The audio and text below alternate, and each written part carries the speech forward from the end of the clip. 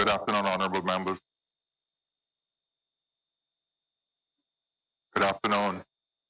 Honorable members, as a result of the COVID-19 protocols and the need for physical distancing, we have, because of the importance of this budget debate, and we would like the presence of as many members as possible, we have decided to add one chair to each row so that we would have 24 chairs now in the main chamber, and in the extended area, the converted gallery area, we would have 9. So we would have now 33 seats within the chamber, and with the speaker, that would make 34. So we have 5 members then who would either be in the minority room or the majority room to rotate in. So all members now are required to be present at the precincts of the Parliament, and those who are not in the chamber will be in the minority or majority room to rotate in. So you will be marked absent if you are not in the precinct on any given day. When the House suspended for the luncheon break, the Honourable Member for Southern Shores had reserved the floor. The Chair now recognizes the Honourable Member for Southern Shores. Thank you very much, Mr. Speaker.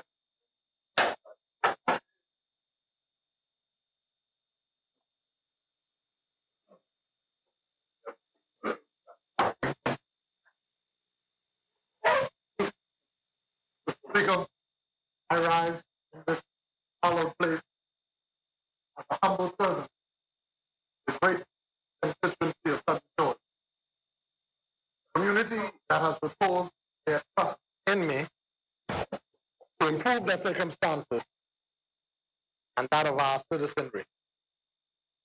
That is a responsibility that I take very seriously. I'm reminded that unto whom much is given, from whom much is given. Thank you, Bishop. To whom much is given, much is required. To whom much is given, much is required. I think that's somewhere from the book of Luke. And so, Mr. Speaker, I've embraced this opportunity to serve with great enthusiasm. And I remind myself that truly, this mission is not of my strength, but that of the Lord.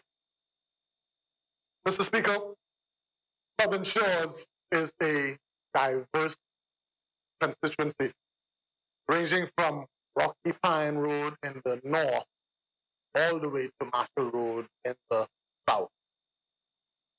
Southern Shores is a constituency that I've had the privilege to work in as a police officer. And so when I presented myself to the constituency, while I was not a complete stranger, I was humbled at the fact that my previous stint in that area was sufficient for me to be able to present myself again without being concerned that my past would block what I desired. And so, Mr. Speaker, it is with that same mindset that I continue to serve in Southern Shores, mindful that present service will be called into account. And it is my prayer that there will be the level of satisfaction to keep us in this symbiotic relationship. Mr. Speaker, I'm pleased to be working with a number of the neighborhood watch associations in Southern Shores. That keeps me in touch with is actually happening on the ground, and it enables me to share in the concerns of the constituency and address matters that are relevant to them, as opposed to attempting to impose my wish or my will. We've had a number of successes in the 3 years that I've been privileged to serve. Notable among them, Mr. Speaker, is the fact that, and I would have mentioned this here before, that there is an area of Marshall Road that gave the constituents much trepidation because it was not illuminated. While there was electricity in the area, there were no lights on the pole. And I'm pleased, Mr. Speaker, that that is an issue that we've been able to resolve. Mr. Speaker, I'm pleased to be continuing the work to ensure that there is recreational facility within all of the various communities. And I'm aware of the concern of the constituent Sewell Manor. That matter with the playground there will be addressed in short order. Mr. Speaker, infrastructural improvement was a priority, and I want in the outset to thank the good member for Michael, Minister of Work, who would have assisted us in a number of road paving, who's now assisting with sidewalk, who would have assisted with ensuring that all of our utility poles have lights on them, who would have assisted in responding to urgent calls to repair potholes until such time as those roads can be repaved. I want to remind the good people of Millers Heights in particular that I do have the assurance of the good member for Long Island with regard to their request for water lines so that they too will be able to tie into the Water and Sewerage Corporation.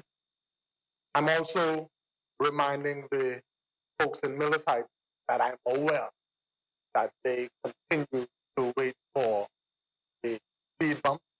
Also the folks in Sunset Park, Sandra Avenue. And I'm giving them the assurance that I have the commitment from the Minister of Work that those number of other matters will be addressed shortly. I continue to work toward the one thing that I thought, continue to think, is very important. That is ensuring that we have a spirit of community. And indeed, Mr. Speaker, incidents stemming from this COVID-19 has demonstrated that there is a growing spirit of community in Southern Shores. I want to commend the neighborhood work group on Flamingo Drive, who, while they were on lockdown, ensured that they had permission to stand out to the front of their respective properties. They had song service. They had church even before some of our churches thought of having a drive-by or church in the yard. And so, yes, Mr. Speaker, that spirit of community is growing to the extent that persons call me, not just to ask for assistance, not just to ask for some need to be addressed, but they call me to encourage me. And I speak of persons from both sides of the political divide. At the risk of getting into trouble, I want to single out the don't do it. Don't do it. So I will single out everybody and thank everyone who would have called and continued to encourage me. I want to thank everybody who call and give ideas and suggestions on ways and means to improve their lot. And I remain committed to partner with them to ensure that they are able to maximize their potential.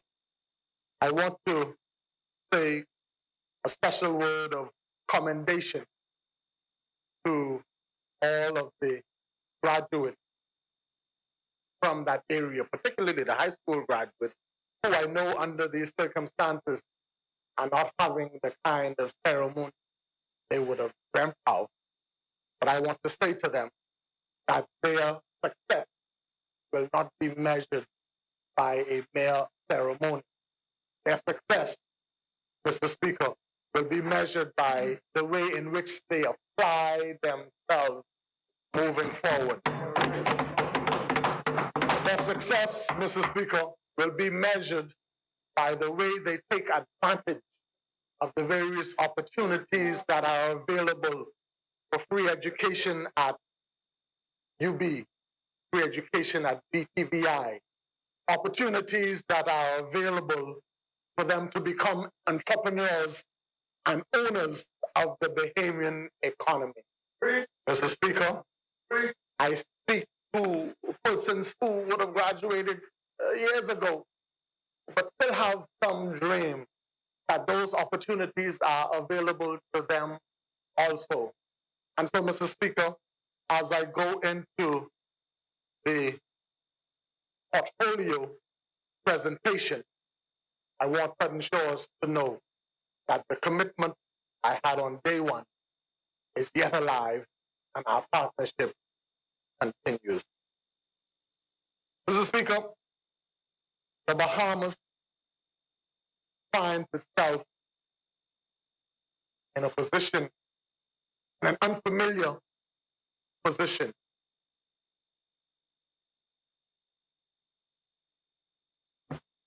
We are recovering from Dorian, and I won't recount the story of Dorian. We've heard it, we know it. And even as we are recovering from Dorian, we are confronted with COVID-19, both of which have significant economic impact, cultural impact on us as a people, psychological impact. These two situations in particular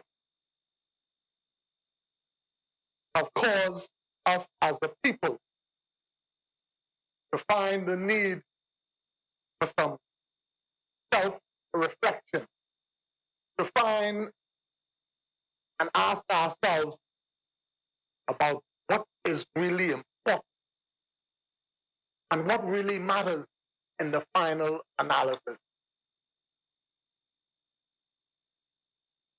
I want to say, Mr. Speaker, that our situation has caused us to realize that it is not just a cliche when we say no man is an island and that no man stands alone. It is not a cliche when we ask how we are brothers keeper.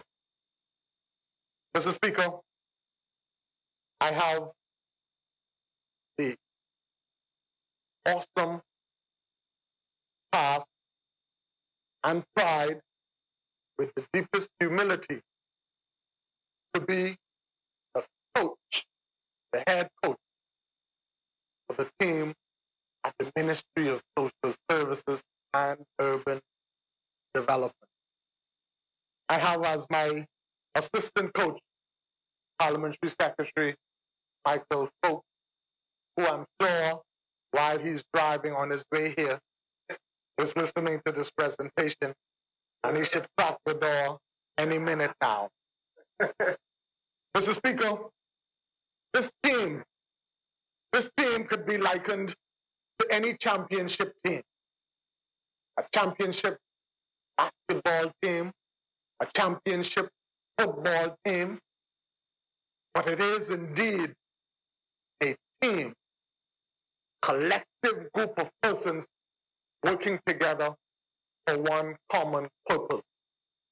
Our purpose, Mr. Speaker, is to deliver to and for the most vulnerable among us. To deliver to and for those who hurt, those who are hurting, those who are in need, those who may have fallen through the cracks, those who just need a boost, Mr. Speaker. That is the purpose and overall objective of this team. This is a hard-working team, a team that I'm proud to be a part of. It's a big team, Mr. Speaker. And you know, if we use the basketball analogy that I'm sure you, Mr. Speaker, would be familiar with, we think of a starting five, then we think of the remainder as the benches. I want to say here, Mr. Speaker, that there are no benches on this team. We just have several groups of starting five. They are all starters in the Ministry of Social Services and Urban Development. I once heard an old woman say, hope is being able to see that there is light despite the darkness. Today, Mr. Speaker, decisions are being made that will define how we interact with social circumstances that the social circumstances have brought us. The resources allocated right now determine the way we live and get along with others in our home, on our jobs, in our community. We erase fear and replace it with hope. There are hundreds of thousands sitting in their homes, outside under the tree, playing in the backyard, driving around in their cars, all good reminders of what is at stake and of who is counting on us to get both the big things and the small things right. This 2021 budget is proposed to strengthen the human resources and to maximize human potential to successfully manage the many stresses and strains which seem to characterize this era of rapid political, social, economic, and cultural change. Mr. Speaker, the government of the Bahamas is compassionate and is a courageous body. Not in the absence of fear, but to triumph over it. Like Nelson Mandela said, and I quote, "The brave man is not he who does not feel afraid, but he who conquers that fear." End quote.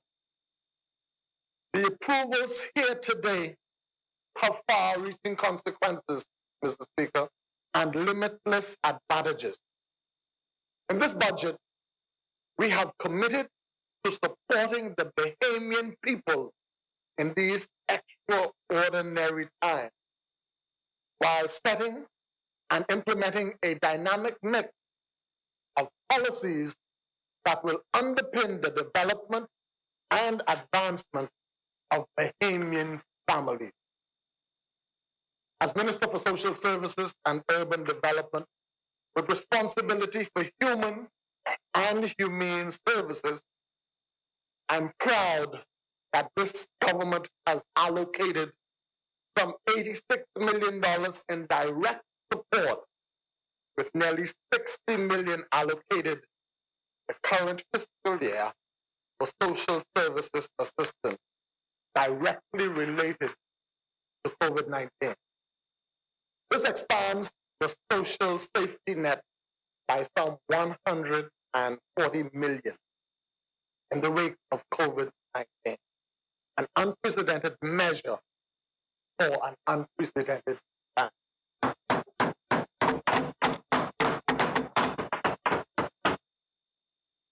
Mr. Speaker, the Commonwealth of the Bahamas finds itself in a situation that is unique in that Dorian visited us and Grand Bahama and Abaco, our second and third pillars in the economy, were impacted so much so that rather than supporting the economy, they found themselves, maybe for the first time in a long time, relying on the remainder of the economy to support them. And that we did, Mr. Speaker. That we did. We provided $10 million, the supplementary budget, Department of Social Services, specifically in response to the challenges of Dorian. From a very young age, the majority of persons are taught that to own a home is a sign of achievement and something to strive toward. And so, when persons would have found that after having that pride of such an achievement, and to find that just a few minutes or a few hours would have been swept away from some natural disaster. Only those who would have felt it could really know how that feels. And then, Mr. Speaker, to have to leave home, which is that familiar, safe place, and to relocate not just to another house, but in many instances to another island, that would have added to the trauma devastation. Mr. Speaker, at this time, conscious and aware that the material things that would have been lost can, hopefully, will be replaced. But I'm also aware that lives were lost. Mr. Speaker, while family members would have heard this over and over, I think, much as they can know, that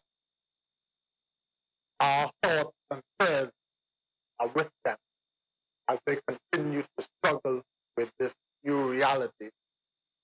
I want to be a part of that continued reassurance.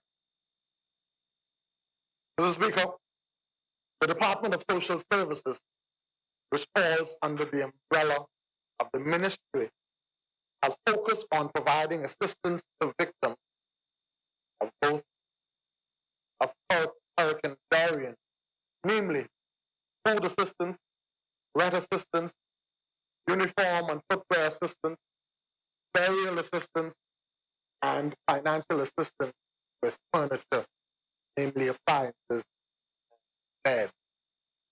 These items, Mr. Speaker, are critical because they address the basic needs of the individual, which we all agree are food, shelter, clothing. Providing social assistance to our citizens remain of paramount importance to our ministry. Since the passage of Dorian on that fateful day of September 1st, 2019, Mr. Speaker, our commitment remains. The ministry was greatly affected in every way. You see, the ministry, Mr. Speaker, is not the building that house us. The ministry is the actual person. And so, Mr. Speaker, in Grand Bahama, while our staff of the ministry, Department of Social Services, were out manning shelters and keeping persons safe, their houses were being blown. Their houses were being flooded. Their family members were calling, asking for assistance, being frantic with the uncertainty that they were facing.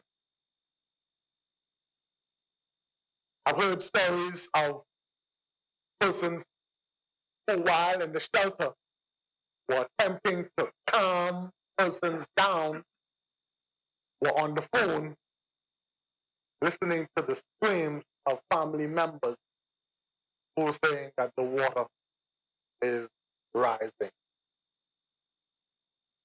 Yet, Mr. Speaker, the ministry, the department, the unit rose to the occasion,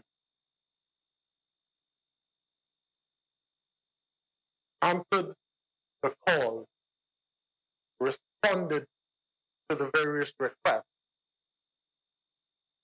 You know the story. They were there before, they were there after. Even as I speak to you today, Mr. Speaker, some of those very same persons continue to man a shelter at Bahamas Academy, where there are some 60-odd persons. They continue to man a shelter at the Pontiana Inn, where there are some 30-odd persons. Mr. Speaker, I'm pleased that the numbers have decreased in total to less than 100. But even if there is one, we must continue to give the assistance until such time as that assistance is no longer required.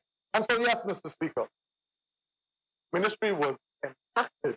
The department was impacted because we lost our offices in Grand Bahama and in Abaco. We lost our files in Grand Bahama and Abaco. We lost our furniture in Grand.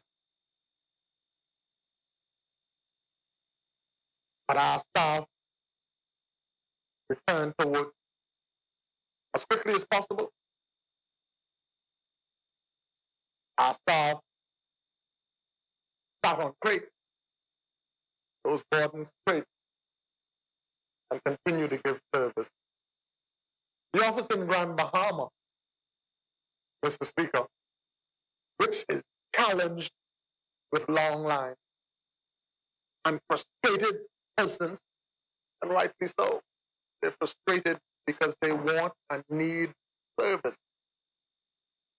The office, to borrow a printer from the office of the Prime Minister in Grand Bahama, the office is functioning today with 3 phones, not 3 phone lines, Mr. Speaker, 3 telephones, like the actual machine, one of which, 3 instruments, one of which, Mr. Speaker, is the receptionist.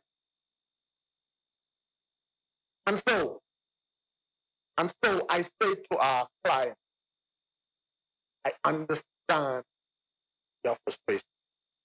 I feel your frustration.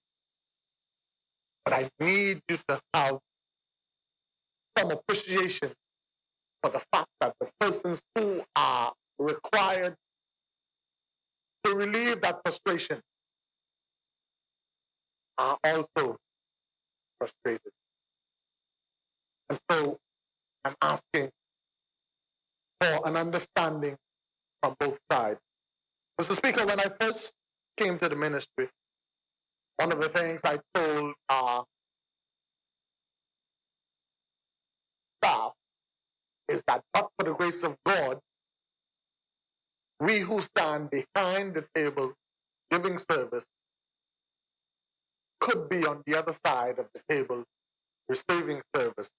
And that was not in an attempt to predict doom, but it was an attempt, Mr. Speaker, to ensure that the requisite compassion and sensitivity was always in place when providing service to our people.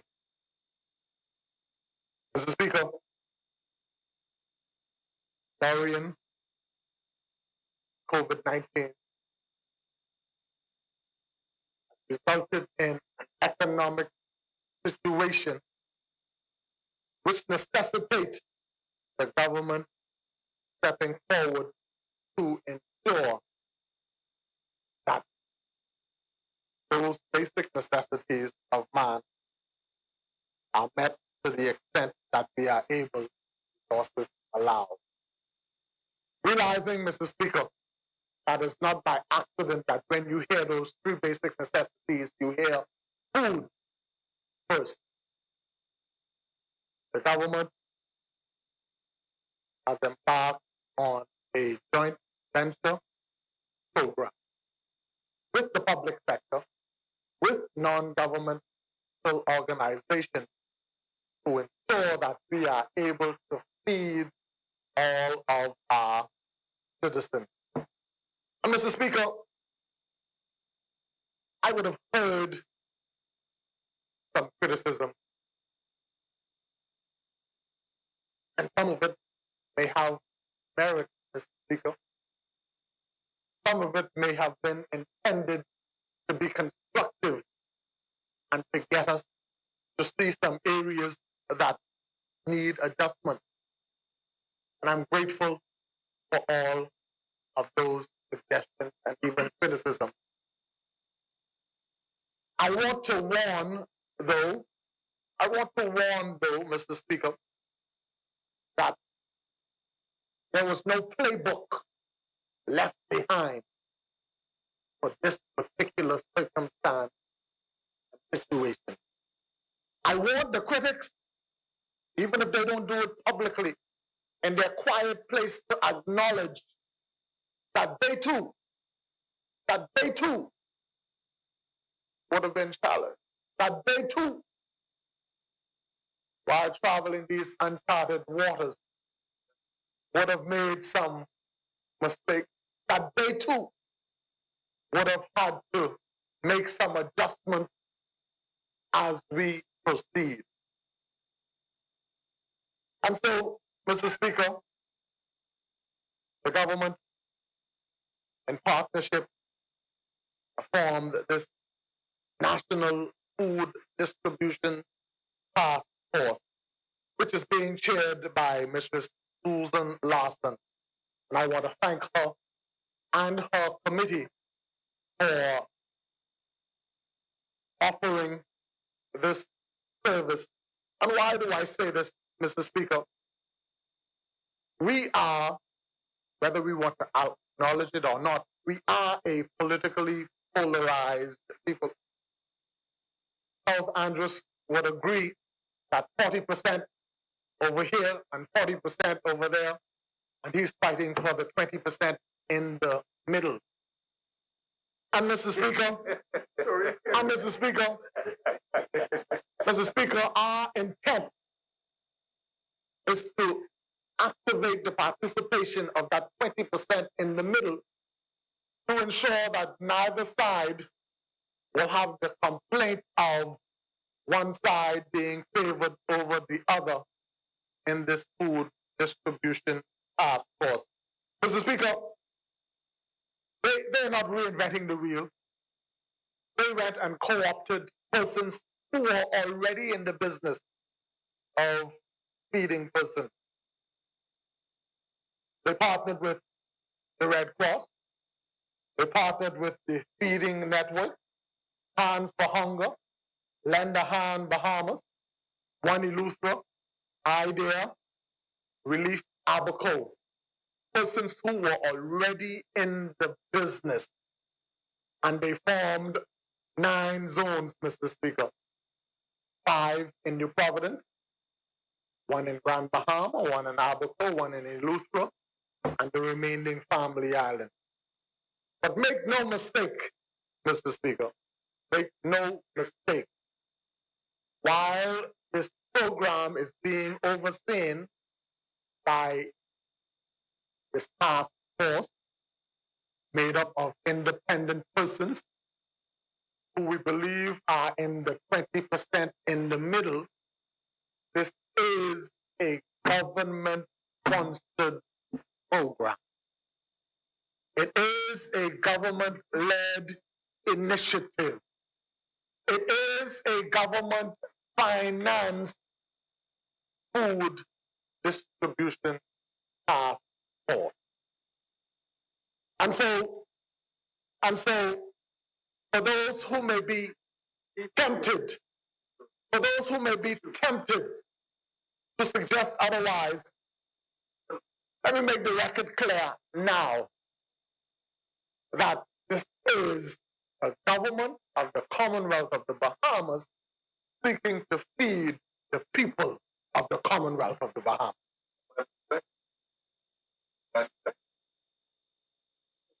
Mr. Speaker, to back this up, I want the record to record that 85% of the funding for this food distribution task force is committed by the government of the Commonwealth of the Bahamas. To drive the point home further,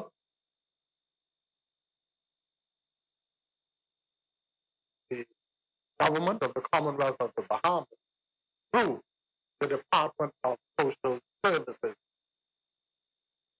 distributing the funds as directed by the Feeding Task Force, the National Feeding Task Force,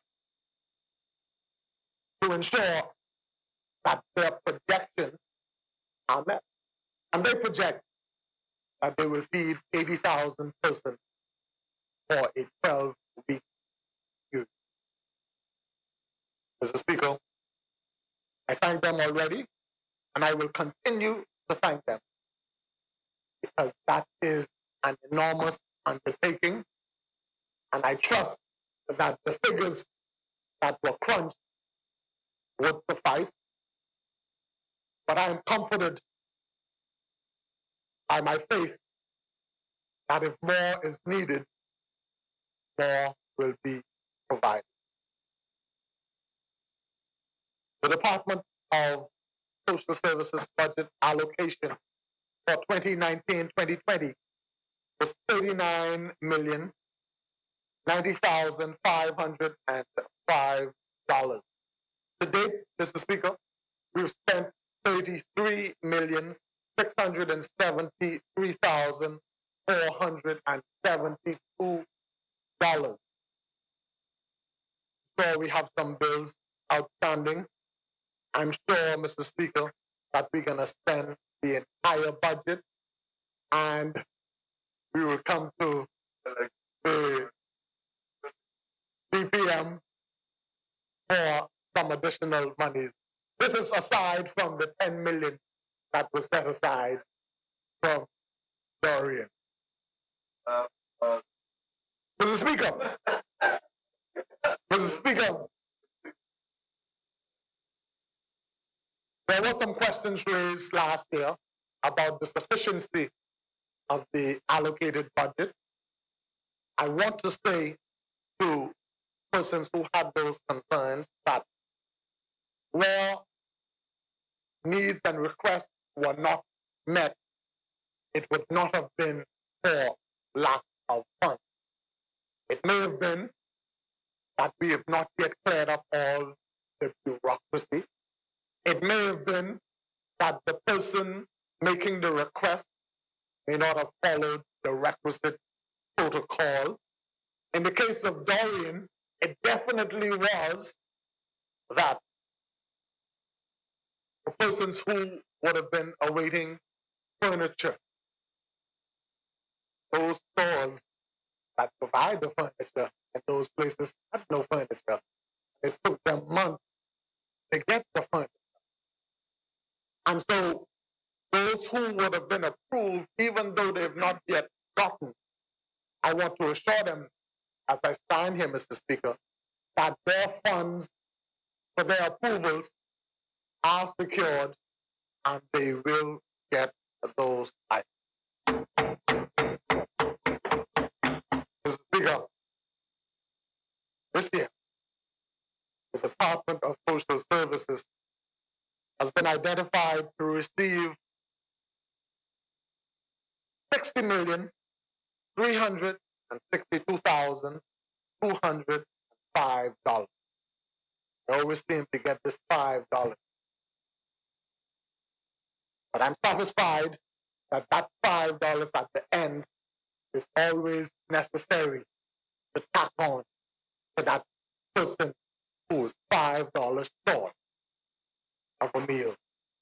Mr. Speaker, the increase of this year's budget, 65. Now, I'm not normally concerned about these percentages, and I don't claim, Mr. Speaker, to be a figures kind of person. But I say that because I want it in the record. In the middle of his contribution, I believe he was at the food distribution point. The chair now recognizes the honorable member for Southern Shores. Thank you, Mr. Speaker. Mr. Speaker, I'm not sure at what point the technical difficulty would have commenced, so I beg your indulgence just to recap. Mr.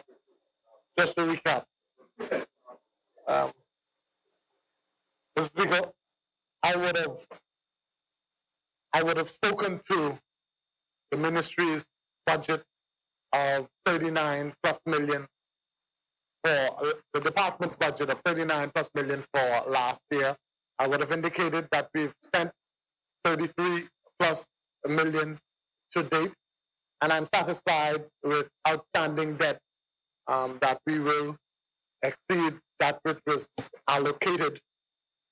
That said, Mr. Speaker, I also gave the assurance that persons who are still awaiting, particularly in Grand Bahama and Abaco, who are still awaiting items or assistance that they would have applied for, some of the delay is owing to the fact that those items, particularly furniture, would not have been available because all the stores would have lost their inventory.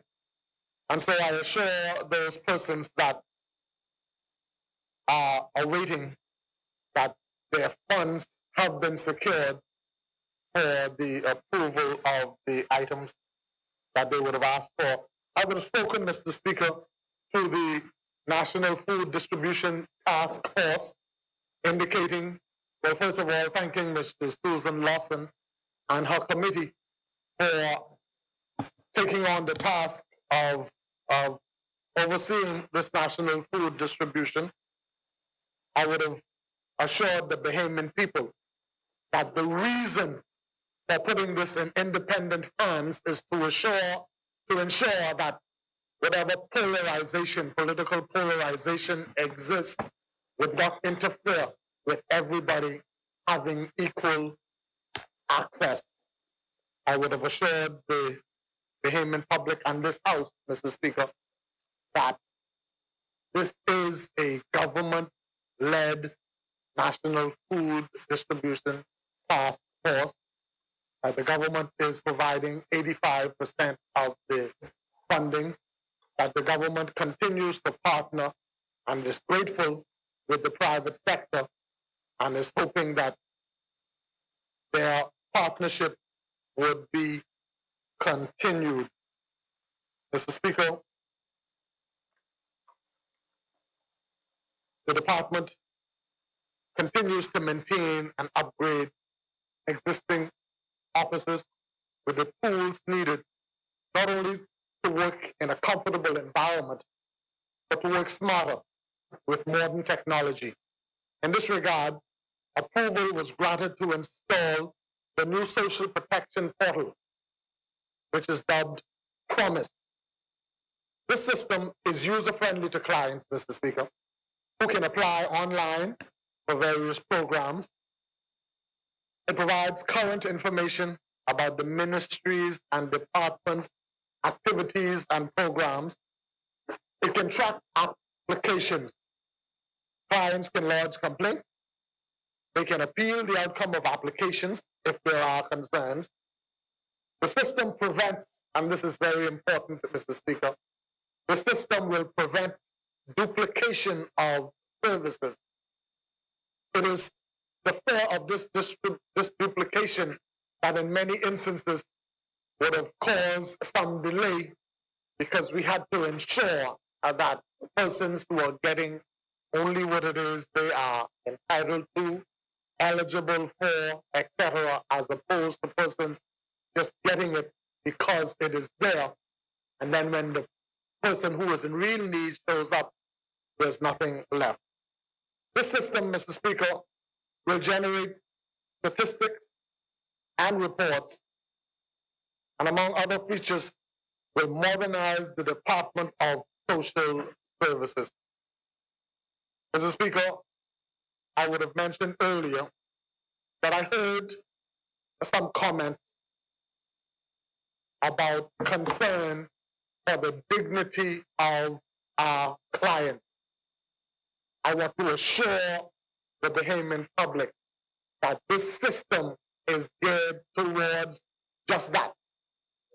This system, Mr. Speaker, will be used in collaboration with electronic wallets that will enable our clients to have the funds on their telephone, on their cell phone, high tech. And they will be able to go to whichever service provider, food store, etc., and they will not be recognized as being any different from anybody else who's using the same technology.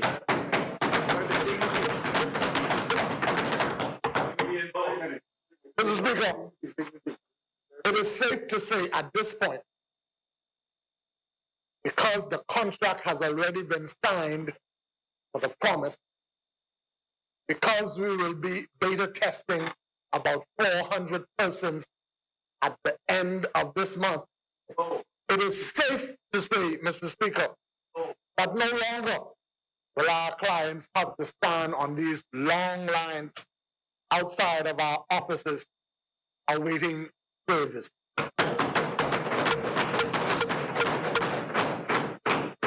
It is safe to say, Mr. Speaker, that the frustration level of our internal and external clients will be dramatically reduced as a result of this Promise.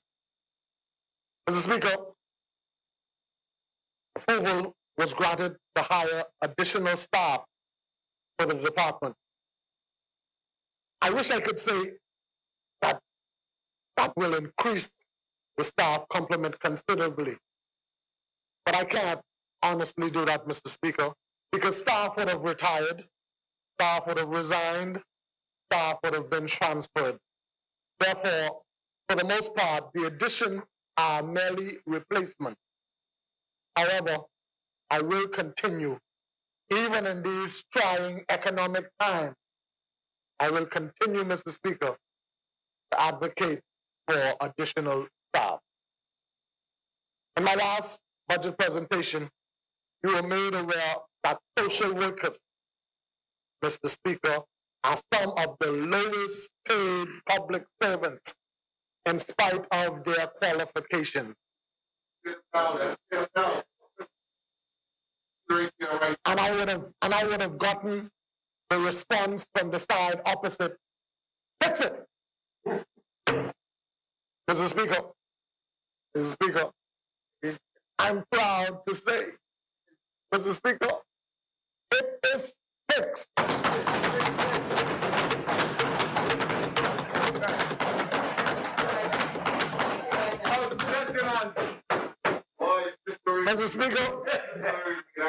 Mr. Speaker, I want the team to know that the head coach and the deputy head coach has interceded sufficiently that the Public Service Commission, after years and years and years of negotiation back and forth, has finally agreed and approved the new career path for social workers.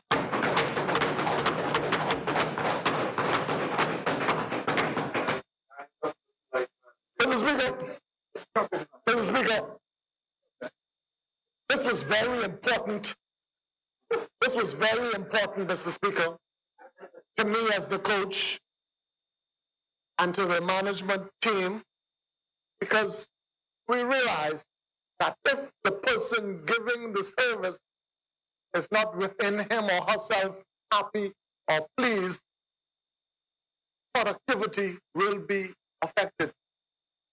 And so, Mr. Speaker, I'm unable to give the effective date because the last bit of nitty-gritty is being worked out with the Ministry of Finance in terms of whether we go back yesterday or whether we start today.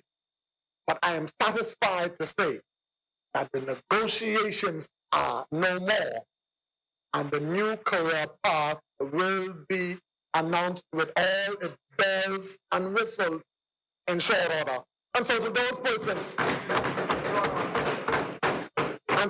to those good, hardworking, dedicated social workers who would have left out of financial necessity, I say to you, come back home. To those hardworking, dedicated social workers who were beginning to pack their bags out of financial necessity because the price wasn't right, I say to them, Mr. Speaker, the price is right. Unpack those bags. Unpack those bags. We believe, Mr. Speaker, that charity begins at home, where we will take care of our internal clients and enable and empower them to take care of our external clients.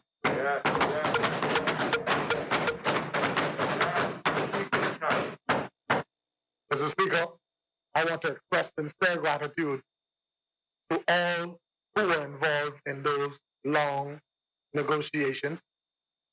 I express gratitude on behalf of our team at the Ministry of Social Services and Urban Development. Mr. Speaker, I've often said in this place that the Ministry of Social Services and Urban Development take care of everybody from the womb to the tomb. There are a number of special groups or categories that we take care of.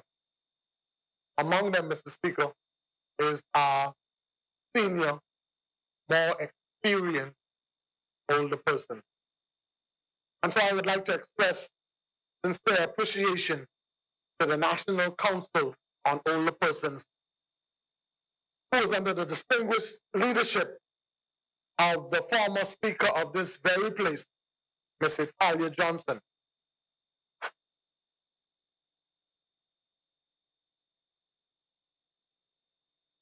The Assistant Coach,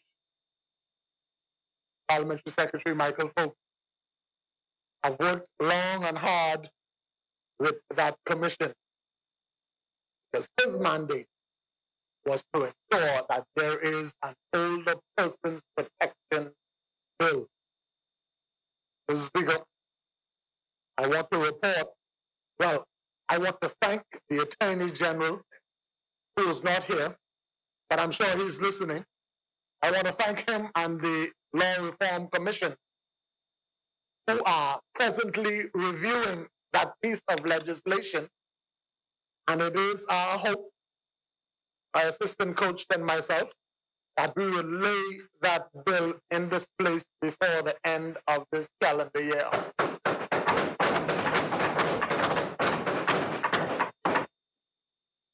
Mr. Speaker, older, more experienced persons have sacrificed blood, sweat, and tears to get many of us where we are. They've paved rough paths, straightened crooked roads, and now, as they are in their latter years, they ought not be forgotten. They ought not be abandoned. They ought not be set aside, and they definitely ought not be mistreated. I'm satisfied that this bill will do just that. And so I assure that grouping that they have our continued gratitude, our sincere appreciation, and our continued support in their endeavors. Mr. Speaker, I continue to participate in the various functions that were held throughout the course of the year. Noteworthy, on the 11th of December 2019, I would have sponsored a luncheon and visited with the seniors at the Persis Rogers Home for the Aged, the Demetrius Center, Nurse Creamy Christie Center, and the Mary Ingram International Center. And Mr. Speaker, I'm going to advise you, don't visit with them if you're ready to sing one sing. When you visit them, Mr. Speaker, they will ask you to sing one sing. And so I invite all of us here to make time, take time, visit with our seniors. Check on the places where some of us might end up, if we're lucky. Make sure that those places are in order and properly equipped, so that if we ourselves are lucky enough to end up there, we're able to enjoy those facilities. Mr. Speaker, another group of persons that are special, near and dear to my heart, is the community of persons with disabilities. Mr. Speaker, I've always said and continue to say that but for the grace of God, on our way here to this place, some reckless driver could have collided with our vehicle, and instead of coming here, we could have gone to one of those medical facilities and suffer some temporary or even permanent disability. And so, Mr. Speaker, with that in mind, again, as I would have said about our persons, our senior, more experienced persons, we have a duty and an obligation to ensure, to secure access and inclusion. Access to every institution, educational, medical, or otherwise. Access to every facility. Access to every offering that is available to everyone else, Mr. Speaker, ought to be available to the community of persons with disabilities. And so, Mr. Speaker, you would imagine how it grieves my heart as the minister responsible for ensuring access to this community, that I know that even as I speak now and intercede on their behalf, the persons who are deaf and hard of hearing are unable to appreciate that someone is speaking for them. And so, Mr. Speaker, I make a plea to you. I make a plea through you as the Speaker of this place to find some way to ensure that there is available sign language when this House is sitting.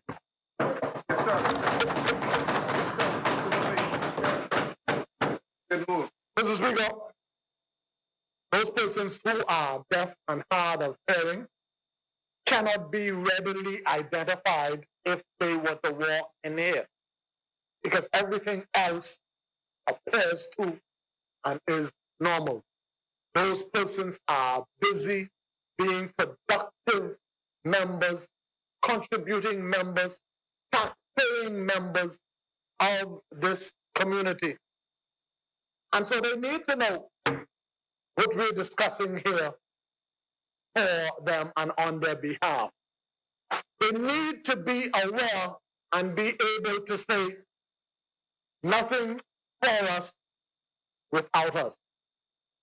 Mr. Speaker, I beg you, do what you can, as much as you can, to ensure that those persons have access to what is going on here. Mr. Speaker, I also want to call on our law enforcement institutions, our law enforcement agencies, to integrate into their initial and ongoing training some sensitivity and awareness for persons with disabilities, particularly again, those that are deaf and hard of hearing. Mr. Speaker, persons driving vehicles with sirens need to know that there are some persons hard of hearing who are also driving and may not hear those sirens. Persons making police stops and routine checks need to know that there is the possibility that the person they're talking to is deaf and hard of hearing and not necessarily intentionally disobeying their command. Mr. Speaker, I have asked our team to work on some logo or something that community is able to put on their vehicles, some piece of ID that those persons are able to have to verify. I recall a story, Mr. Speaker, about a police officer who used to stutter, and he made a traffic stop, and the person in the car said to him, I ain't do nothing. And he said to the driver, don't come with that stuttering foolishness today. Don't do it. But Mr. Speaker, after arresting the driver and taking him to the police station, it was later discovered that that driver actually did in fact stutter. And so we have sufficient to mandate that the necessary sensitivity and awareness training is done. Mr. Speaker, right here in our midst, your very own staff is hard of hearing, and he's been teaching me one or two signs, and I'm pleased that when I see him, I could say good morning, or I could say good day, or I could say good afternoon, Mr. Speaker. He is participating by reading my lips, but not all of them are able to do that. And so, Mr. Speaker, for the third time, I reiterate my plea. Mr. Speaker, there is one more plea I must make on behalf of our persons with disabilities, and that is for the persons who are blind and visually impaired. Mr. Speaker, that should not deny them of their independence. They want to go into the bank and do their transactions. They want to go into an ATM and not necessarily let the person who is assisting them know how much money they got. Mr. Speaker, there are ATMs that are compliant for persons who are blind and visually impaired. And so I appeal to the Association of Clearing Banks that that community has money to spend. That community has money to bank. That community makes a part of their clientele.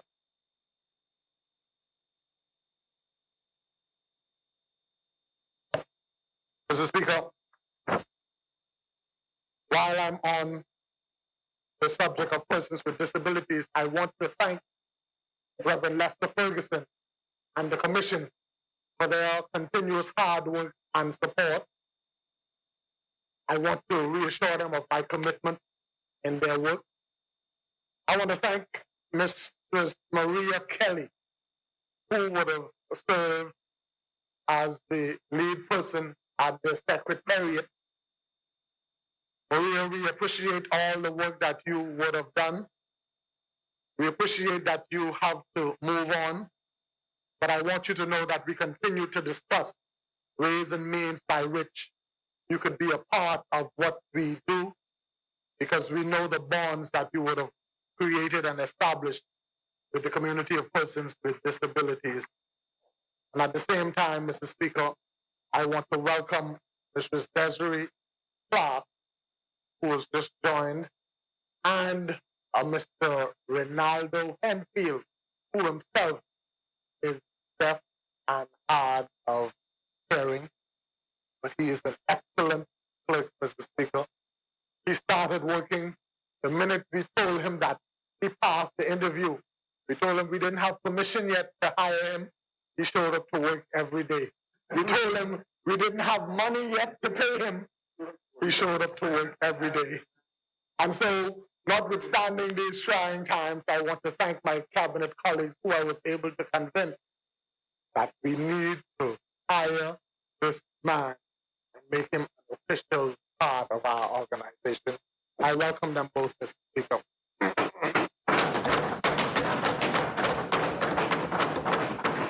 Mr. Speaker, the National Child Care Protection Council, which is chaired at this time by Dr. Novia Carter Lukey. This is a busy council. I don't know where they find the time for all of the functions that they plan, but I do know without a doubt that they have the best interest of our children at heart. I want to thank them for their continued hard work. I want to say to parents and other civic-minded persons who have time that they're wondering what to do with, join Dr. Novia Carter Lukey and the Child Protection Council. Last year they held a number of events. The one among those that stood out in my mind was a pop-up festival held in November 2019 as a prelude to Universal Children's Day, which is celebrated internationally on November 20th. This festival was held at the Columbus Primary School, and it educated our children from a number of other schools about the effects of dangerous drugs, the need to beware of strangers. And that was a time, Mr. Speaker, when someone was picking up our children. I can't comment more on that. Mr. Speaker, they involved the police, the drug dogs. It was an exciting time. They involved the medical professionals. They also, Mr. Speaker, chose to ensure that those children left there knowing that they too have rights. You know, we grew up, most of us, the older ones of us, being in Grandstown may not know about this, but we grew up hearing children are to be seen and not heard. But Mr. Speaker, the international community of which we are a part agrees that children have rights, and those rights include the right to be heard. How do we tell the children they're not to be heard, but we expect them to tell us when something makes them feel uncomfortable? We expect them to tell us if something hurt them. We expect them to tell us if someone did something to them. Yes, Mr. Speaker, we must remind our children that they have the right to be heard, and with that right comes the responsibility to speak the truth. Speaker, our children are our future. Save and accept, we must stop making them feel and think like the future is way down the road. Mr. Speaker, the future right here. Right here. So we've got to prepare, protect them as we secure the future for them. Mr. Speaker, having spoken about Dorian, I want to acknowledge the persons from the Children's Home and Columbus House in Grand Bahama, the staff that were there at the time of the storm, who had the heart-wrenching experience of having to separate with a group of children that they love, having to bring them to New Providence for safety.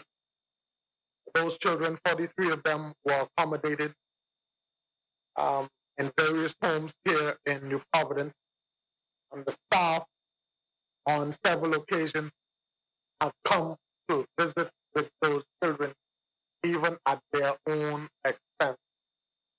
I want to thank the management and the staff of the homes here in New Providence, Ranfully Home, Nazareth Center, Children's Emergency Hostel, who would have taken those children in and treated them just like their own, so much so that there is the suggestion, 1 or 2 quarters, that the children aren't necessarily anxious to go back home. That said, I want those children and staff to know that all efforts are being made to ensure that those facilities in Grand Bahama are returned to a condition that those children can go back home to the environment that they are familiar with and return to a sense of normalcy.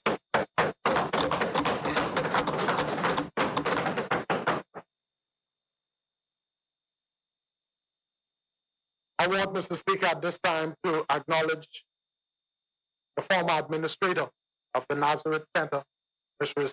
Dean, who retired after giving so many years of invaluable service. Mrs. Dean, if you're listening, know that we appreciate the service that you gave. Know that you deserve, after taking care of our mischievous little one, know that you deserve all the rest that you will get. And we pray that you will be richly blessed in your retirement. Mr. Speaker, our assistant coach, Parliamentary Secretary Michael Polk, is busy ensuring that we have the requisite management agreement with all of our child care facilities to ensure that there is a minimum standard, that there are protocols to be followed, protocols with admission, protocols with discipline, protocols for exit, a proper exit strategy. What am I talking about, Mr. Speaker? I'm talking about ensuring that these facilities do everything necessary to ensure that when our children reach the age of exit, they have their driver's license, they have their passports, they have all the requisite documents that will enable them to transition into this wider world and make the contribution without all kind of hiccup, without all kind of, you 20 years old, you ain't got no passport, how come? Where's your mommy birth certificate? Where's your this? Where's your that? Mr. Speaker, I'm saying to the assistant coach, we are the mummies and the daddies of those children, so we will sign for them now and ensure that they have all of those documents.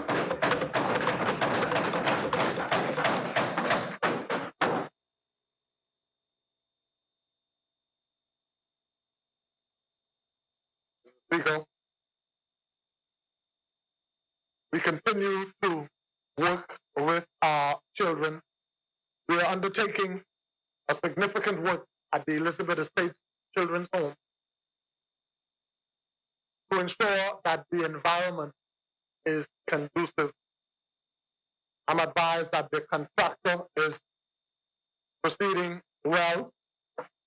He's come upon some challenges, but he is advancing, or they are advancing, and we want to ensure or assure that the same attention will be given to all of our facilities, the Nazareth Center, the Children's Emergency Hostel, all of our children's homes will get the same attention. Even the Old Bight Mission Home in Cat Island, because you see, Mr. Speaker, we are not a Nassau-centric operation. Mr. Speaker, I want to express appreciation to UNICEF in partnership with ADRA for donating 84 tablets to the child care facilities that will assist them with this beautiful virtual learning that the good ministry and Minister of Education has assured is available while we are adhering to physical distancing because of COVID-19. I want to thank everyone who's partnering with us to ensure that our children have all of the possibilities available to maximize their potential. Health, social services is another area. And Mr. Speaker, I apologize. I know this isn't a sexy presentation, but I'm going through this because it is important that our public appreciate all of the functions of this ministry, because too often we are thought of only as the place where you go if you need a coupon, or only as the place where you go if you're having some issues with your landlord. Yes, Mr. Speaker, we are about social assistance on the one hand, but we are also about social development. Mr. Speaker, social health services is the division that assists our clients who are facing health-related challenges. Some of our clients have issues not being able to afford their medication, and they are not necessarily eligible to be on the medical program. I think it is SINIB. And so we facilitate those persons. We also facilitate persons who, having exhausted possibilities of medical assistance locally, may need travel for additional assistance. Mr. Speaker, we are partnering with the University of the West Indies School of Clinical Medicine and Research by providing an opportunity for orientation for our medical students to be a part of and to be aware of what is taking place there, so that when they would have taken their permanent jobs in the hospital, they are aware that this is a place where their patients could get some additional assistance. And so for the year, we've assisted 2,968 persons with Med Card for up to $100.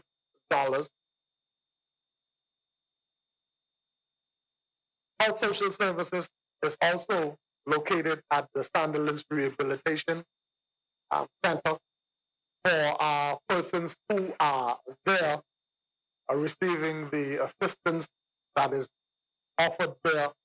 And this includes our geriatric clients in the geriatric center. And from there, we issued 672 Med cards. Those persons from Health Social Services also visit the ward because you would be aware that there are some wards of the state. The former Minister of Health and I had many arm wrestling moments trying to decide how best to address their concerns. Notably, their concerns are of interest to us. I want to say to you, Elizabeth, that I continue the discussion that we started. I look forward to some speedy resolution.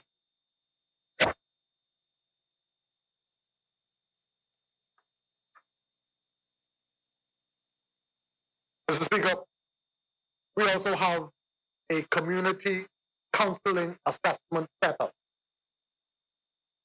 And this center helps to provide counseling for obvious reasons.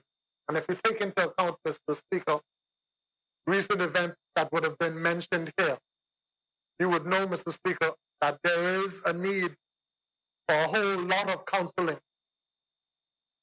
Mr. Speaker, I've advised and admonished my very own colleague not to let pride stop us. And I say us, not to let pride stop us from getting the necessary counseling if it is needed. I want to thank the Methodist Church for assisting us in this work, Mr. Speaker. I want to also thank the Ministry of Health for assisting us in this counseling, psychological evaluation, etc. During the month of June 2019, an assessment by the representatives of the World Health Organization was conducted on the effectiveness of the Bahamas' drug rehabilitation program for adolescents and adults, compared with what is offered in the Caribbean and the United States. The department's representative is on that review committee. In September 2019, staff participated in a symposium on synthetic marijuana. That is a topical discussion these days, and it is important to ensure that as much information is out there so that persons can make informed decisions. A graduation ceremony was held for adolescents who completed the required 12 sessions of the substance abuse program. School Welfare Division. Mr. Speaker, in addition to their regular duties, staff at the School Welfare Division completed damage assessment for islands affected by Hurricane Dorian. Additionally, they worked as shelter managers, assessed parents and guardians of displaced students for uniform assistance and footwear. A total of 878 children were assisted with uniform and footwear at a cost, Mr. Speaker, of $107,612.41. The same School Welfare Division also worked in collaboration with the Ministry of Education in ensuring that persons who need to be on the lunch program are properly assessed and then referred so that they can get the assistance necessary. Mr. Speaker, the Early Childhood Development Center is located on East Street South. That is a facility that is another partnership between our ministry and the Ministry of Education. Social services help to look after the younger ones, pre-K.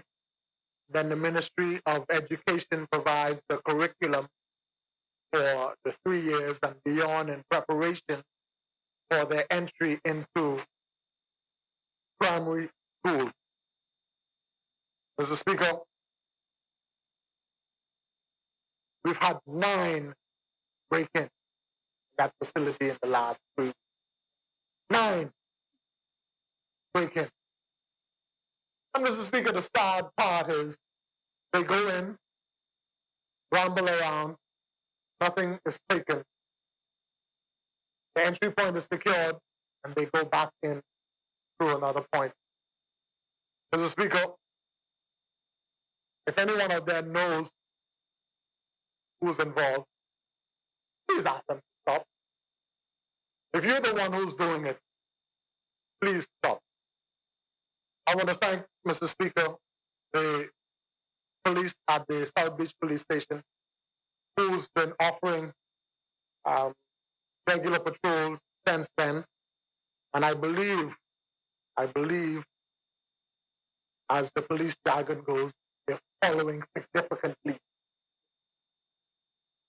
Mr. Speaker, that facility had to be closed because of COVID. But I want to assure the staff there that upon their return, the area will be fully Wi-Fi, which will enable them to take advantage of the 20 tablets donated by the Ministry of Education to be utilized for their education, and to take advantage of the smart television with an S, smart televisions that will be available to facilitate the continued education of our children. The Ministry of Social Services, Mr. Speaker, is involved with the managing of a safe house for women and children. These are women and children who we want to ensure do not become part of any of our detention facilities where there is the risk of exploitation. These are persons who may be victims of trafficking, etc., etc. But these are persons, because of their vulnerability, need the security of the state, and we continue to work with the relevant agencies. The national hotline for the Department of Social Services is 322-2763. 422-2763. Those numbers are manned 24 hours a day, and they continue, Mr. Speaker, to entertain calls from victims of domestic and other abuse. And I must say, regrettably, that those numbers of calls have increased since the passage of Dorian. We remain vigilant. We remain collaborating with the various agencies to ensure that incidents as such can be minimized and reduced. We have a family services division that is attached to our domestic court. Mr. Speaker, they are attached to the magistrates and Supreme Court to monitor domestic situations to ensure that the requisite intervention is made. We have a placement unit, Mr. Speaker, that deals with foster care and adoption. And I'm pleased to say, Mr. Speaker, that they were able to process 40 of those matters during the past year. Mr. Speaker, one of the most significant accomplishments of that unit was ensuring that every child that is in the care of the state has a care order from the court. That has been prior to a troubling issue, because we found situations where other family members felt that they could just walk in and take these children. We would have had difficulty in ensuring that we are the rightful guardian for those children. We have a unit for domestic violence counseling. We are working with the Trafficking in Persons a unit, law enforcement led. But Mr. Speaker, we are aware that like anything else that is untoward, we are not exempt from being used as either a conduit or a transshipment point for persons who may be trafficked. And so we are actively involved, and we are pleased to know that for five consecutive years, the Bahamas has been named or maintained a Tier 1 status in the fight in trafficking against persons. So I thank, Mr. Speaker, all of our law enforcement partners who are involved in this most important work. The Department of Rehabilitative Welfare Services. This department, Mr. Speaker, works closely with our two juvenile detention centers, also with persons who, having been incarcerated, are now desirous of returning to a normal life, contributing to our society. We're working that, Mr. Speaker, in conjunction with the Citizens for Justice program in the Ministry of National Security. And there have been, Mr. Speaker, remarkable achievement, and we continue, Mr. Speaker, that partnership. We have, Mr. Speaker, a national parenting program. A program, Mr. Speaker, that assists parents who, for whatever reason, are facing some difficulties in their relationships with their children. We find that a number of our clients are court-ordered because, Mr. Speaker, I've come to the conclusion that if a child is rendered uncontrollable by a parent, it is important to have that parent assessed to make sure we identify where the problem is. Mr. Speaker, early in my tenure at this ministry, we would have heard of escape from the Simpson Penn School for Boys. And I would have indicated that those escapes were partly owing to physical deficiencies in the infrastructure. I'm pleased to say that we invested $91,000 to upgrade the security, to put in a generator, to upgrade some plumbing, to ensure extermination services were there, to ensure that the physical condition is conducive both for the residents and for the staff. We continue to work on the human resources department where we know there are some deficiencies. I want to, Mr. Speaker, thank the Red Cross who would have taken time out to assist the youngsters with first aid courses. I want to thank the police, especially the mobile division, who on several occasions would have written requesting permission to go and spend some time with the boys. I want to thank all of the other civic organizations who would have taken them out on field trips, who would have taken them out to church.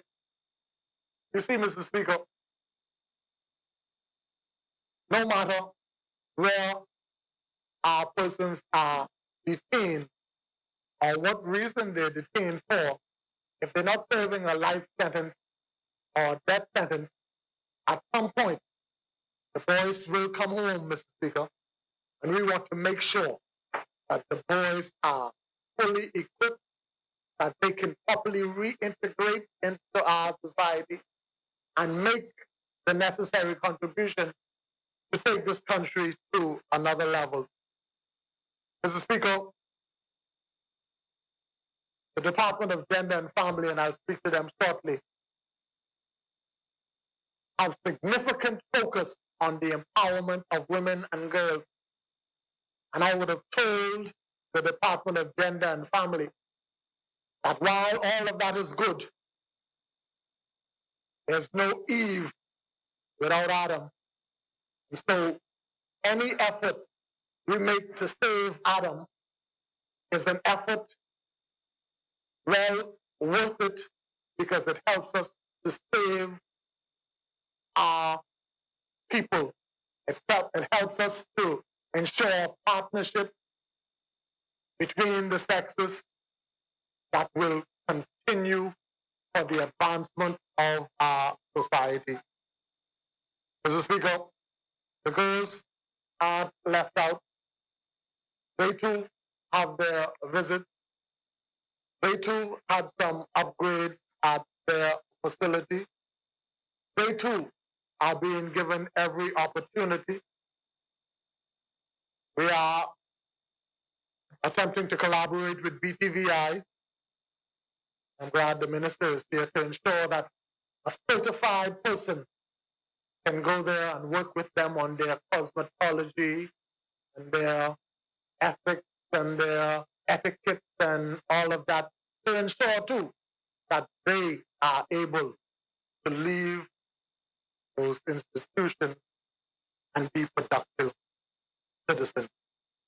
And I want to put a plug in, Mr. Speaker, for those of us who may wish to label or stigmatize the group of children that I just mentioned.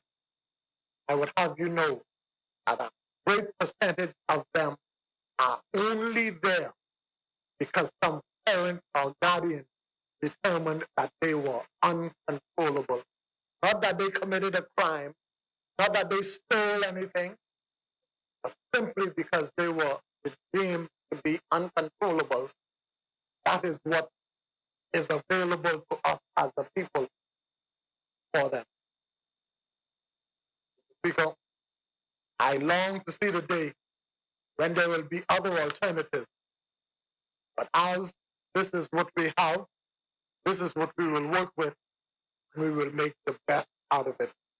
I want to applaud the staff at both facilities for their effort, for their continued support. I want to remind them that I'm aware of some of the complaints. I want to remind them that management is seeking to address them on a case-to-case basis. I ask for their continued support, if not for me, for the children. Mr. Speaker, we have the Community Support Services Division. These social workers rotate shifts to complete interviews and assessments as a result of the influx and increased demand for assistance. So, Mr. Speaker,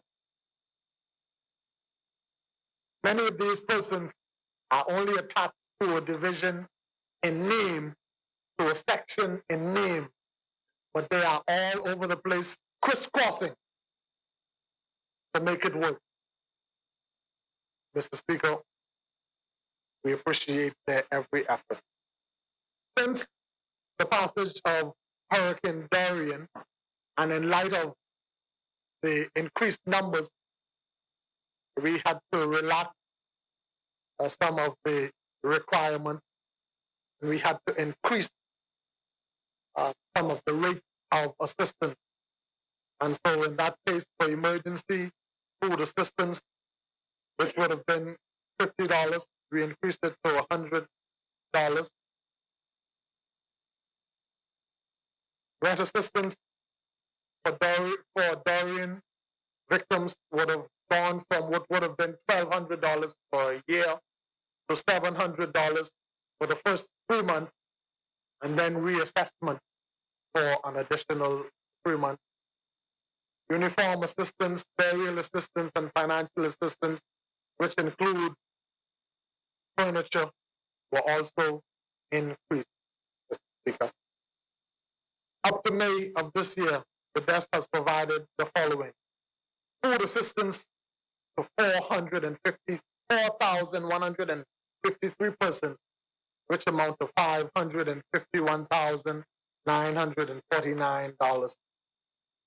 Rent assistance was granted to 489 persons, which amount to the payment totaling $1,464,529.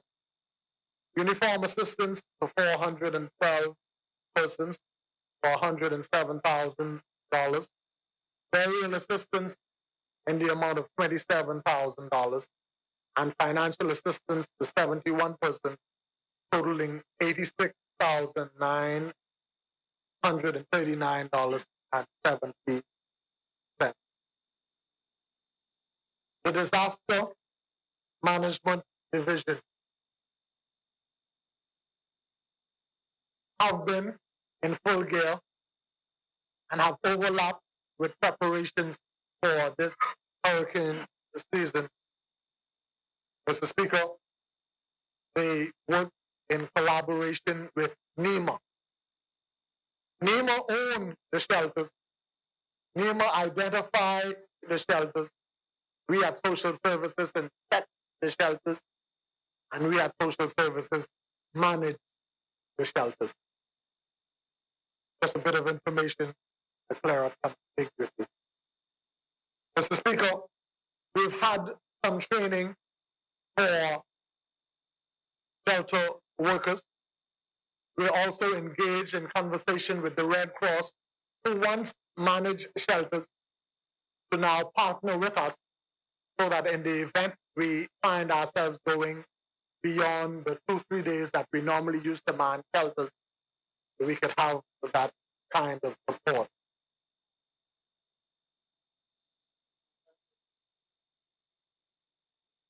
Mr. Speaker, in 2019, 29 shelters were identified in New Providence. 95 shelters were identified in the Family Islands. Mr. Speaker, I want to unequivocally thank, Mr. Speaker, those private and faith-based organizations that would have allowed us to use their facilities as shelters. Mr. Speaker, I want to apologize if there had been 1 or 2 instances, but I won't number it, but if there had been incidents where some damage was caused and we didn't repair it. But Mr. Speaker, I beg those persons not to let that be the reason not to allow us to use those facilities again. The truth of the matter is, we are in the hurricane belt and we need those facilities to be able to secure our citizenry. And so I thank you for the partnership. I apologize for any inconvenience caused, but I beg you, let's keep on keeping on, because ours is an important relationship. Mr. Speaker, this year, shelters have been identified, shelters have been inspected, and as I speak, I'm being reassured that the list is being finalized for the usual publication by a written and social mainstream electronic media so that we can all know where they are should we need them. I'm satisfied that that is something that my good colleague will reinforce and shed additional light on.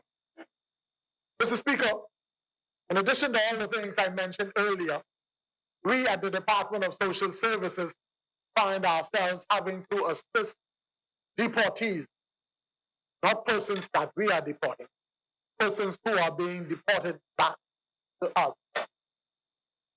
Mr. Speaker, a number of those persons would have spent years and years and decades in those other countries.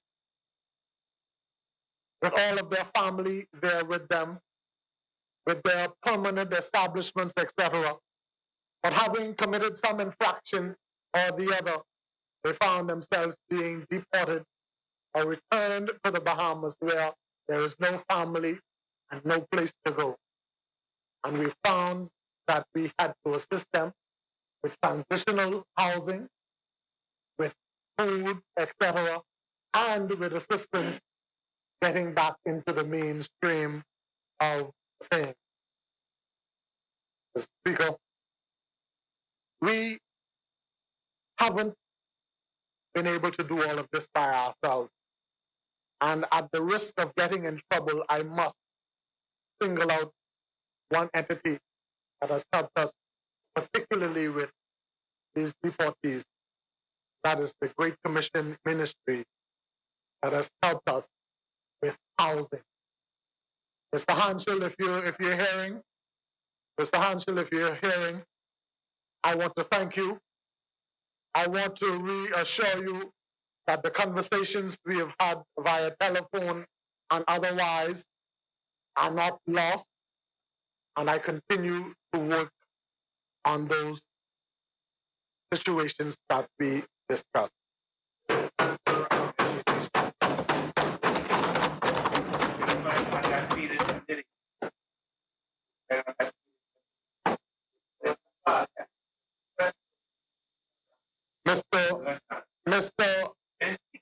Mr. Hanschel is not personally on the committee that I'm aware, but I'm aware that the Great Commission Ministries is part of the food distribution network, and his expertise are being used, and the Bahamian people continue to benefit from all that he's been doing.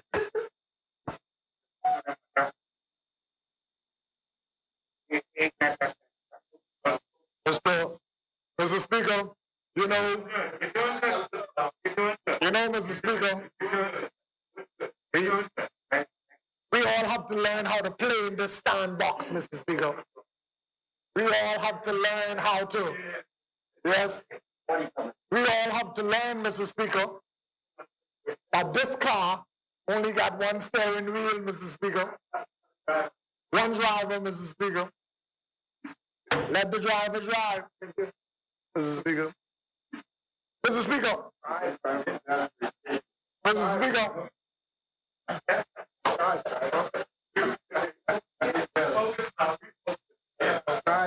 We in the department have embarked on the formation of an IT unit that will drive the promise. An IT unit that is made up of from 12 to 15 persons co-opted from different sections of the ministry, including urban renewal, to process the onslaught of online applications that we anticipate, but to ensure that they are processed sufficiently quick that we won't resort to the long lines that I mentioned earlier. This IT unit will ensure that persons are available even to assist persons who may show up and are not sufficiently aware of how to access. This IT unit is made up of persons from the urban renewal section, whose centers will also be used to facilitate persons who may not have the requisite device to access our online services. I'm appealing to us who sit here, who have constituency headquarters, to reach out to this IT unit and find out how to help your constituents access our online services.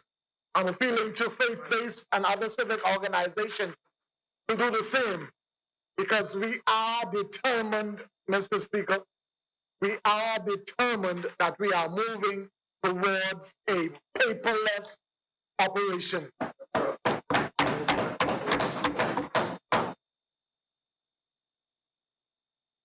change is not always most comfortable, but the end result, Mr. Speaker, the end result, we are satisfied, would be greatly appreciated and beneficial to all. Mr. Speaker, this IT unit is also made up of persons from the Department of Gender and Family. This IT unit is headed by Deputy Director of Cooperative, Ms. Judy Simmons. And Marco City, I must thank you for loaning her to us. I can't say to you that she's coming back anytime soon, but know that she is about her good work. Know that she is, and I thank you. I welcome her as she heads this IT unit and all of the good work that I know this IT unit will do. This IT unit, Mr. Speaker, will deliver the promise. And the promise is to eliminate all those long lines.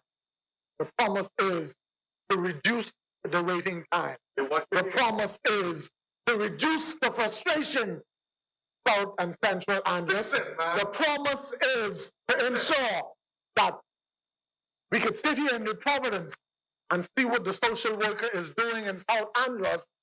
So when you make an inquiry, I can get on my tablet and say, I'm going to fix it, South Andros. That is the promise. And that IT unit will deliver the promise. I thank the unit in advance for the work that they are doing and will continue to do. Digital transformation is a must in social services and urban renewal because digital transformation is a must in this minister-led government. Mr. Speaker, I would have mentioned earlier that we will be beta testing 400 persons on the electronic wallet by the end of this month. And it is this IT unit that is going to make that happen. Mr. Speaker, the Department of Gender and Family Affairs is another unit that is charged with all matters relative to the family, but more specifically to ensure that the Bahamas reports to the international agencies that we are a part of and committed to ensure that that reporting is not merely for the purpose of reporting for the deaf assistant coach, but that reporting is as a result of the intentional and deliberate steps that we are taking to ensure equity and equality among the sexes, to ensure that our young women, our girls, are sufficiently empowered, have a sense of value for education that will result in their independence, which will result in them being able to say no to a toxic situation, no to a toxic relationship, no to any form of domestic violence or abuse. Mr.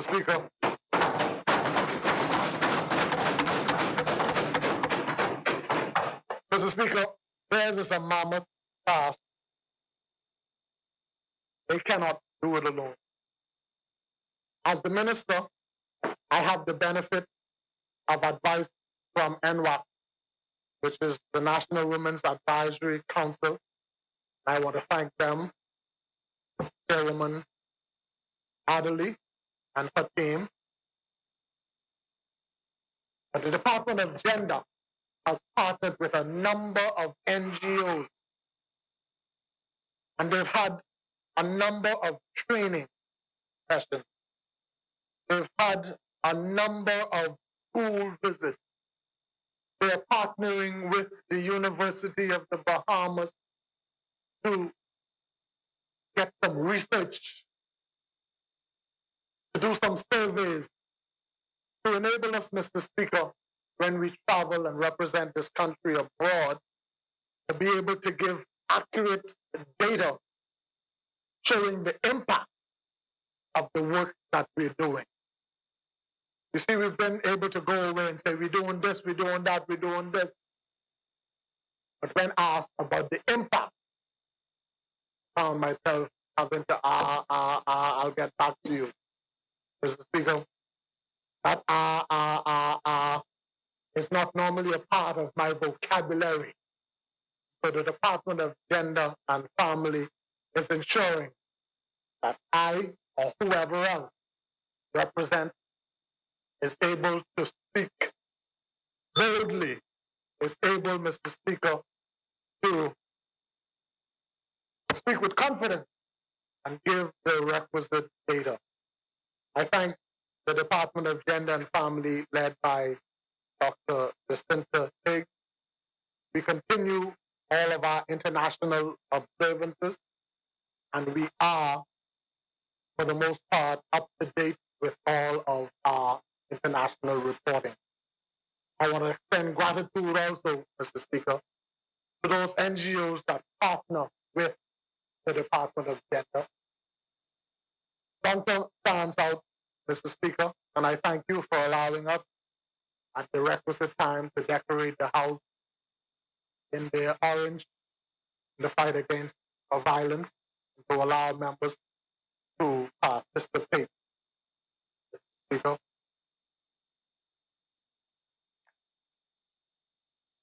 I feel like I was robbed of my time, Mr. Speaker. But Mr. Speaker, I want to speak, Mr. Speaker, of the Urban Renewal Commission. We have Urban Renewal, 10 centers here in New Providence, 5 in Grand Bahama and Bimini, and 8 throughout the remaining Family Islands.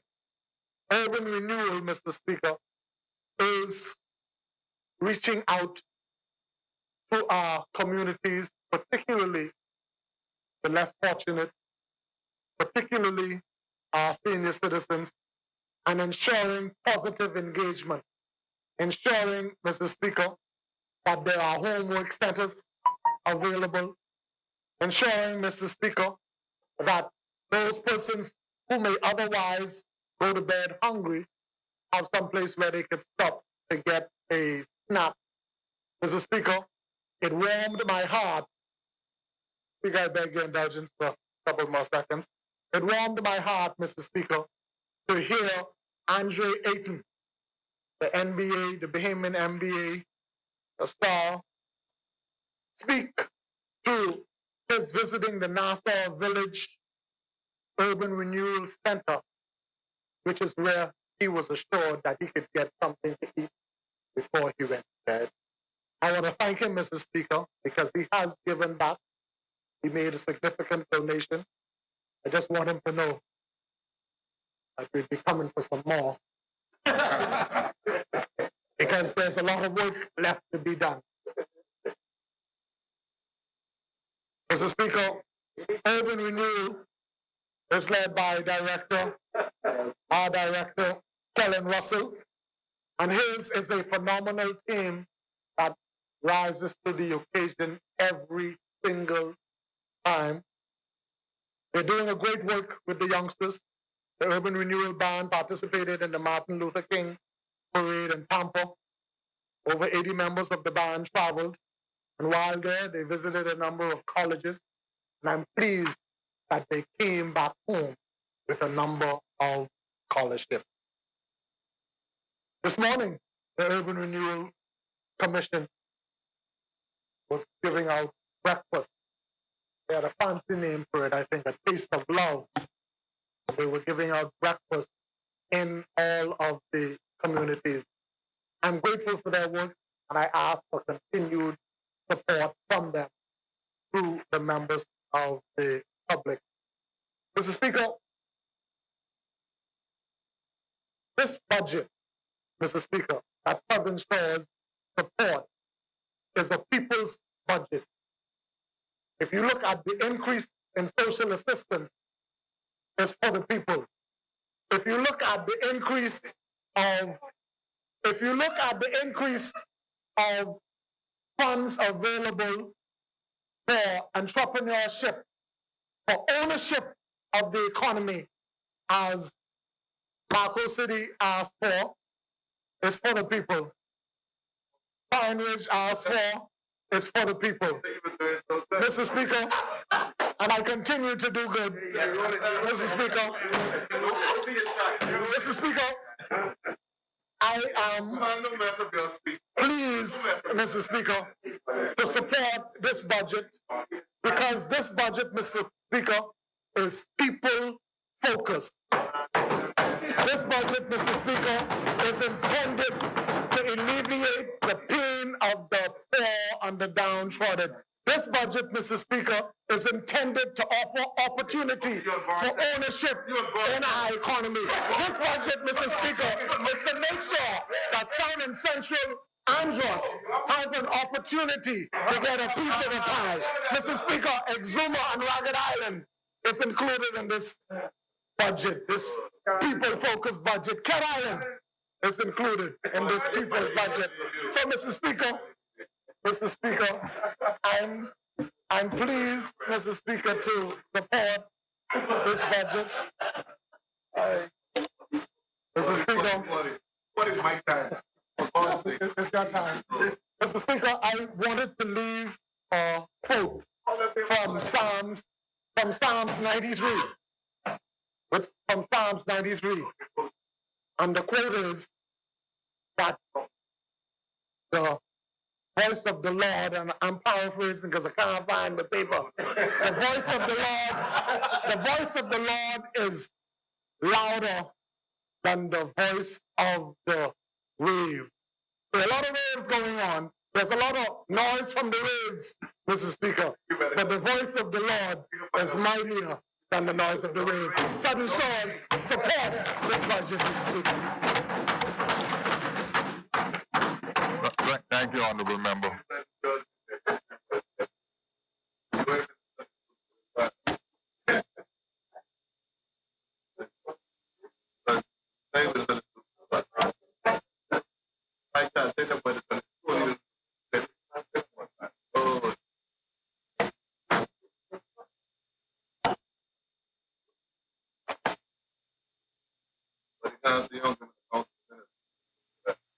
As many.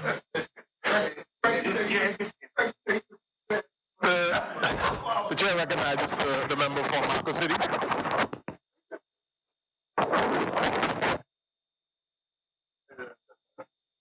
Thank you. Thank you very much, Mr. Deputy. Mr. Deputy, I want to thank God for this opportunity to be in the House of Assembly once again. Support, first of all, this budget, but to do so not on my behalf, but on behalf of the people of Marco City. Mr. Speaker, in my involvement in political life, I've stated in this place before and I'll state again, that the most important part of my political involvement is the work that I do in Marco City on behalf of the residents who've given me this opportunity. And I wish to say to them that it is an honor to continue to work with them and on their behalf. And to once again thank the team in Marco City and those persons who support us from throughout the Commonwealth of the Bahamas and overseas with the various initiatives that we continue to carry out, not just in the community of Marco City, but throughout Grand Bahama. Mr. Speaker, we continue to work diligently. The work that we started in the aftermath of Hurricane Matthew, the work that we have continued after Dorian, working with various groups to land multiple planes, receive containers, contributions from persons in other countries and from persons in New Providence, and to work with residents regardless of their political persuasion. We certainly have a mantra in Marco City: we don't watch colors. And we recognize that our commitment is to people first. Mr. Deputy Speaker, we've continued that work. We've run out of resources and we replenish it and continue to work. And we want residents to know that we'll continue to work with you, that you ought not suffer in silence, that if you have a need, reach out to us. We are candid. When we can help, we don't hesitate, we will help. If we're unable to, we try to be upfront about what our capacity is, but we will go and seek resources or refer to persons who have the capacity to help. We've done so with the most extensive feeding program in Grand Bahama. We do so sometimes quietly, other times. In order to give an account to those that have contributed, we document and we distribute the facts. We assist senior citizens through providing transportation, courteously donated by persons like Etrick Bow and others. We continue to assist, whether it's with various bills, when persons are at their last and the process to get them assistance is slow, we try to intervene to reduce any inconvenience residents of Marco City suffer. And while resources are not inexhaustible, we certainly attempt to find resources to touch as many. Our priority has been senior citizens and, of course, persons with disability and single parents. But we have assisted able-bodied men and women on an ongoing basis, and it has been an honor to be in a position to do so. The Deputy Speaker, we will continue this work as we did last week with roughly around 500 packages. We will continue this week to assist persons who have been challenged. This week, we will assist a number of persons who are in need of appliances so that we are able to help them get back to a life of normalcy. And we wish to thank Bahamians, both in the Bahamas as well as in particular in the Florida community, Bahamians who've come to the rescue of the community to assist to ensure that there is distribution of appliances for families who've lost it in Dorian. There are many houses that are on the surface structurally sound, but persons lost everything in it.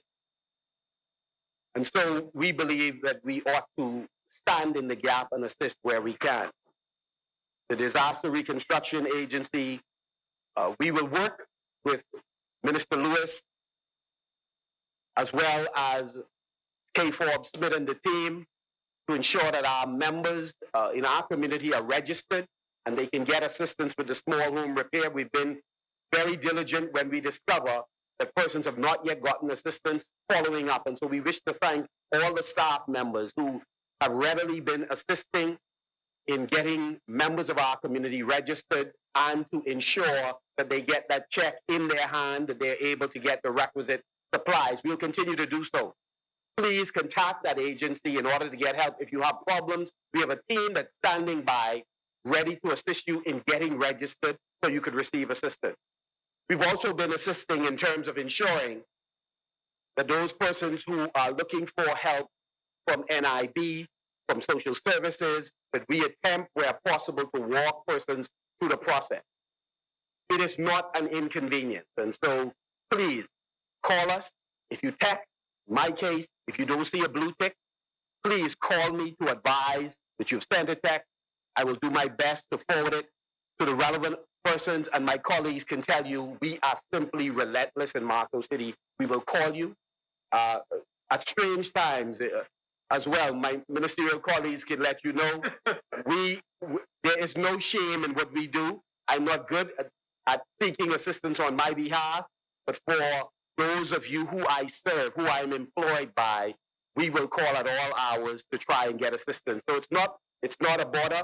Please contact us. I work my team, we work for you. And I wish to say to that team, some of whom have had issues themselves due to Dorian, thank you for making the sacrifice that you continue to make.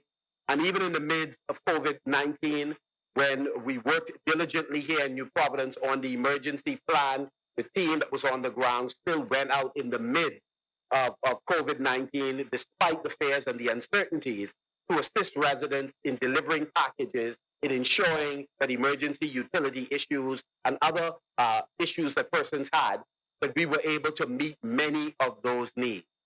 And so, again, we stand with you. We identify with your pain, and we try to focus on the mission that we have signed up for. And so, despite the frustrations many days, we feel your pain and anguish, and we recommend to all that is serving the community to do so as if unto God, for no other purpose. And so I've said to some of you residents, you would know when you call and you begin the recitation by indicating that you need help and how many votes are in the House. I've stopped each and every one of you at that sentence because it's absolutely irrelevant to me. We serve as if unto God. We don't serve because we're anticipating what happens a few years down the road. We know in the Bahamas, oftentimes you're as good as your last good deed anyways. So the issue is not about what will happen in an election. It's about knowing what your calling is in life and living up to that calling by trying to meet the needs of persons who need help. And I know that God has called me to help empower persons at every stage of my life. That has been my commitment. And so when I serve as if unto God. What you do later on is entirely up to you. And I'm not bothered by it, which is why in this place, since I've been here for 3 years, my focus has never been on and will never be primarily on the issue of election. For me to be talking about election year 1 in, year 2, year 3, is to look past the immediacy of the mission that we have, the job that we have to do to change people's lives. So Mr. Deputy Speaker, I will have an opportunity on multiple occasions to talk more specifically to the persons in Marco City. Just know, do not suffer in silence. We work for you. Call us if there is an issue. We will be straight up with you in our conversation, but we're here to serve you. And to those families that have lost loved ones, we will continue to do as we have been doing to assist as you go through this difficult period, not just in terms of emotional support. We try to be very practical, knowing that the needs are in fact great. And so as we have been there for dozens and dozens of families over these last 3 years, we'll continue to do so. Mr. Speaker, in my role as Minister with responsibility for agriculture and marine resources, Mr. Speaker, we've covered a lot of ground over the last year and a half. My task this afternoon is to briefly talk about the work we've been doing over the last calendar year. Mr. Deputy Speaker, the ministry is a diverse one. We have responsibility for the Department of Agriculture, the Department of Marine Resources, the department responsible for cooperative development. We are also responsible for agriculture lands. There is quite a bit of acreage, not only in the Ministry of Agriculture's inventory, but also in BAIC's inventory. We're also responsible for what is one of the most incredible experience anyone would have, and that is sailing, in particular sloop sailing, regattas, and an incredible department with the regatta desk who also focus on homecomings and festivals. We have 3 state-owned enterprises that are also a part of our ministry: BAIC, the Bahamas Agriculture and Industrial Corporation, and of course, BAMSI, the institution tasked with conducting the requisite studies and research so that we can inform farmers and other stakeholders of best practices in the area of agriculture and marine sciences. And it is also the institution that we believe is the preeminent institution in the country in agriculture education. And as it grows, we expect it to have even greater impact on this sector. And of course, BASFA, the Bahamas Agriculture, Health and Food Safety Authority, that's been doing an incredible job with dynamic leadership. Mr. Mark Humes, the executive director. Of course, you have Mr. Christopher Wall and their team who are setting important standards, protecting animal health, plant health, and food safety. This department has been doing a number of things I will come to during this discussion.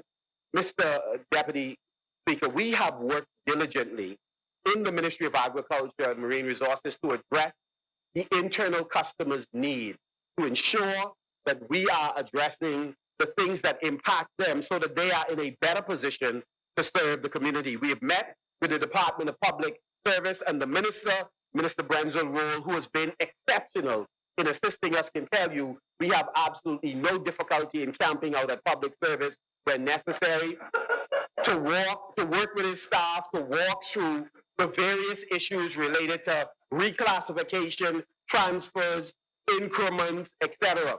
And we want to say publicly to the Department of Public Personnel, we are appreciative of your patience with us. We know we have not been easy with you, but we know that many of our team members have suffered in silence and some not so silent because of the challenges that they have faced over the years. Our public service in many ways have been beaten down.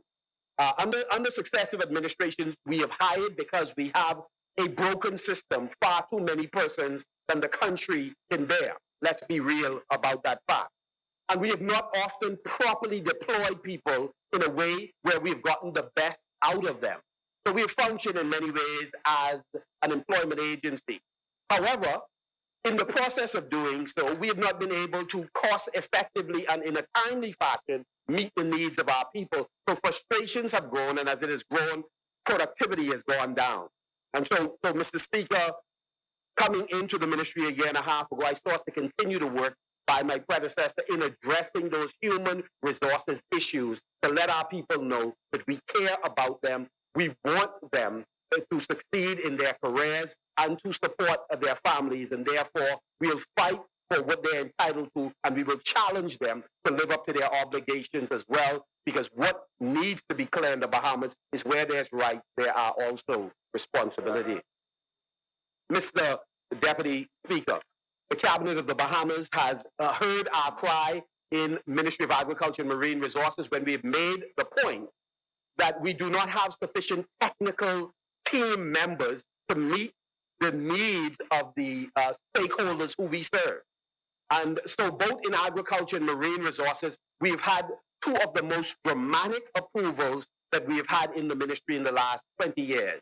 We've gotten approval to hire the requisite number of fisheries officers to ensure better enforcement, to ensure better compliance by our stakeholders. And I want to say to Cabinet colleagues, thank you for recognizing that we need far more qualified persons to do the work of protecting the marine environment. We are not merely a small island state. We are a big ocean state with a series of very important islands. And with 100,000 square miles of water, we have an obligation to protect our patrimony and to provide the personnel required. In agriculture, we have done the same thing. We've gotten approval to hire extension officers who are coming in qualified with bachelor's degrees, master's degrees, in order to do this highly technical work in agriculture. And so we are grateful. We believe that you will see over time transformation in this sector because we are getting the personnel required. In addition, we have also brought on from the Bahamas Development Bank a chartered accountant who is helping to transform our business review committee, working with the team out of BAIC and other dimensions of our ministry. We are now finally picking up those cold files and dusting them off and reaching out to agribusiness persons to walk them through the process of getting their projects back on stream.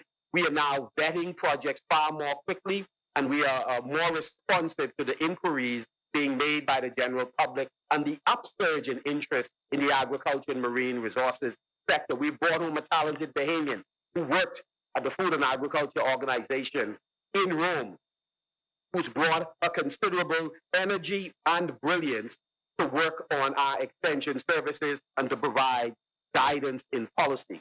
And of course, we have a policy division that has been doing a yeoman's job in helping us make evidence-based decisions by commissioning a range of studies. And so over the last year and a half, we've quietly sought assistance from the Inter-American Development Bank, from the Food and Agriculture Organization, from CARDI, which is the agriculture arm of CARICOM. We've also asked for assistance from IECA, which is the agriculture arm of the Organization of American States. As a result, we have commissioned and received the results of numerous studies as well as missions to the Bahamas that answer critical questions and give us the data needed so that we are not making decisions on the basis of suppositions, of conjecture, of some political bias, but we're making it on the basis of hard facts. And so it is this kind of approach to agriculture development that we believe is going to catalyze the sector. We've also done so staying in close contact with all of our predecessors. We have sought to create in agriculture a politically neutral environment as best possible in this tribalistic country. What we have sought to do is at every turn where we make critical decisions that affect the future, the strategic direction in which agriculture goes, we have sought to seek input from former ministers. Renwood Wells is on speed dial and has been accommodating each time we have called. We've called Minister Gray. We've called prior to his death, Tennyson Wells. Earl DeVoe is on speed dial. We have called persons who've worked in this sector so we could benefit from their wisdom and assistance in guiding what we are doing going forward. We believe that governments are continuous. I say to my colleagues that it's important not just to say that when you're sitting on the other side, but we must live it every single day. And so at the end of the day, we believe that by having the opposition look at the proposals that we are making, we are in a better position to benefit from them, and we don't get into unnecessary arguments in the public domain. And so I was grateful that they made time for us, and we in fact had a chance to share all of the issues that we are proposing to do as an administration.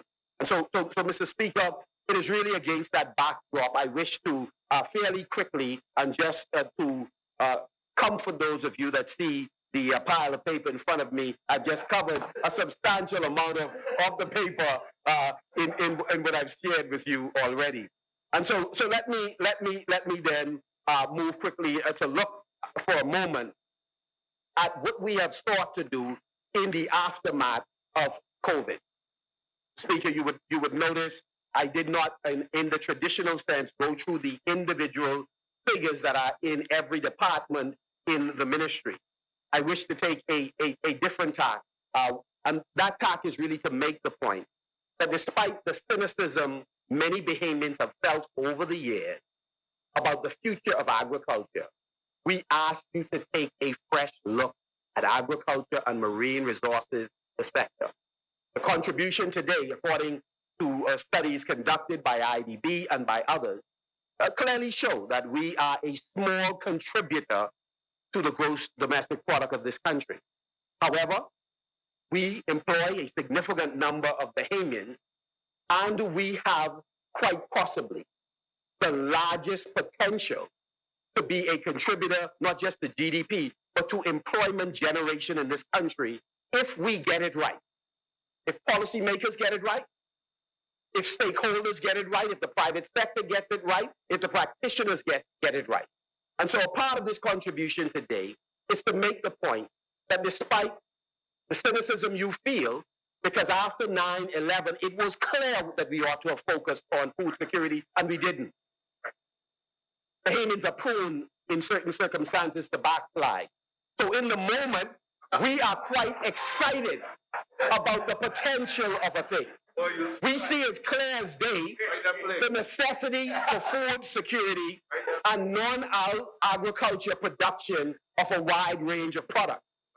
But when the moment passes, when the shipping lanes were open again, when travel resumed, we went back to our dependence on tourism and financial services, both of whom in recent times, it is clear, cannot be the pathway, cannot be the twin engines on which we solely rely to drive economic growth and development. There is a need for fundamental structural changes.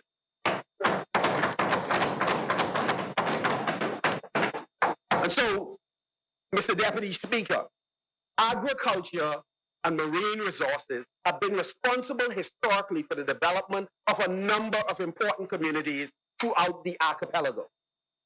The revival of these communities, and in international parlance it is called, in terms of rural development, if there is to be rural development, there is a need for us to find those economic engines that have the potential to drive these communities. I submit today that agriculture and marine resources are the correct subsectors of this overall national economy to help drive the development of our family islands and now our urban centers. Mr. Deputy Speaker, this budget is correctly themed around the issue of resilience, ability to bounce back from adversity, which Bahamians have demonstrated over and over again. And our story is not unique. We're part of a wider Caribbean community that has done the same. And so in agriculture, we seek to demonstrate with what has been allocated to us and forecast to be allocated to us through partnerships with other ministries. We hope to manifest for those we serve that resilience is possible. Mr. Deputy Speaker, one of the studies we conducted was a study by the IDB, which isolated about 77 agriculture items. So by number, we have a clear sense of what we are spending on items, whether it's fruit, vegetables, foliage, proteins, that is beef, pork, sheep, other small ruminants, poultry, all of these items, we have a good sense of what we're paying to import. And one of the clear indications of studies we've conducted is that we have the potential, out of the $600 million we're spending every year on fresh food and, of course, adding to it ornamentals, we have the potential to save substantially on the $600 million we're spending every year. We are a consumer-driven society, and if you were to add value-added products, you could throw in another $200 to $400 million, $1 billion that we're spending importing from around the world. And so, Mr. Speaker, to speak to a point raised by the Deputy Leader of the Progressive Liberal Party, and I share the view that import substitution alone is not enough, but it's important, and we agreed on that in our discussion, that it is important for us to grow and produce those items that we have the ability to produce. And so it is clear to us, based on the studies by IDB, that we do have the capacity to produce cost-effectively at global standards in a sustainable and consistent manner, roughly around $200 million worth of products that I just showed you on that graph. $200 million. So when we invest in this sector, the private sector, when we invest in this sector, central government, by increasing the allocation to agriculture over the years to come, as we invest in this sector, that is practitioners, farmers and fishers and others fine-tuning their craft, we have the potential to substitute over the short to medium term some $200 million.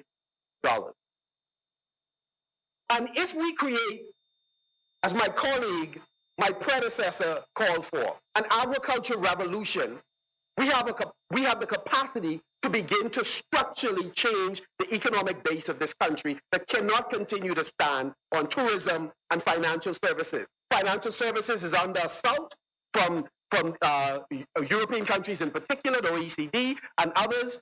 And just for the record, it wasn't the Minister of Finance that said it, was the Minister of Agriculture. The reality is the sector is under assault.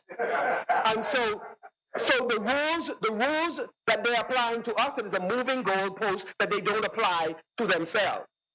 And tourism, which is extremely important for our development, has not been sufficiently integrated through linkages with other productive sectors of our society, such as agriculture. Vincent van der Poel Wallace said many years ago that even if we didn't get a single extra tourist, if in fact the tourists that were coming were eating the things that we produce, we're using the matches and the candle and the mattresses in the room that we produce, we would reduce the economic leakage. That is 80 cents of every dollar that's going out the country to feed the sector.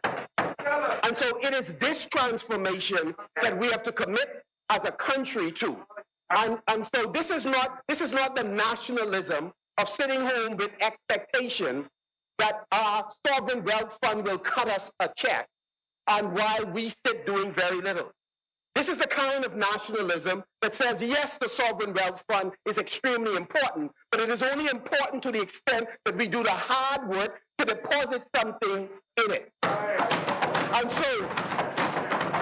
so, Mr. Deputy, we have an opportunity, and we are happily working with Dionisio de Aguilar and Janet Johnson and the tourism team, establishing important linkages so that we are in a position to meet not just domestic demand, but also meet demand of the tourists that visit our country. And that's not merely a domestic operation or import substitution. It is in fact an export. Every time you feed a tourist, you are exporting Bahamian produce.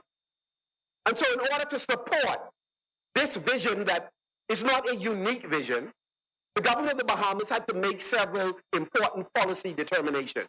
One of the policy determinations that was made by the government is that we will require all of our importers, persons who are serving food to end users, to in fact source those foods from local producers. So Cabinet has said 40% of all food that will be consumed by persons in this country, tourists or Bahamians, must come from Bahamian producers. But in order for us to have the moral authority to do so, in order to have the moral authority to do so, the government itself must demonstrate through its own spending that it is prepared to support Bahamians. And so the Cabinet has approved that 75% of all money spent by various ministries and departments on food must come from locally produced food. It must come from Bahamian producers. And so we will put in place a robust monitoring system to make sure that we in fact do this. And so it's extremely important for us. It's extremely important for us. Yes, sir. It is extremely important for us that now that we have guaranteed market access, we must now ensure all along the value chain that we plug the gaps that have hindered us from supplying the market. And so one of the things that BASFA has done, and I applaud the team, we have looked at processing, we have looked at market and receiving,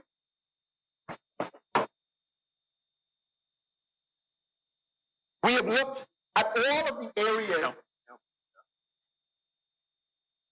at harvest and slaughtering. All of these are items along the food value chain. Right there. So we want to look for, these are the two that I want you to pay attention to, Mr. Deputy. Yeah, right. These are the two. Yeah. Come on, hurry up. Mr.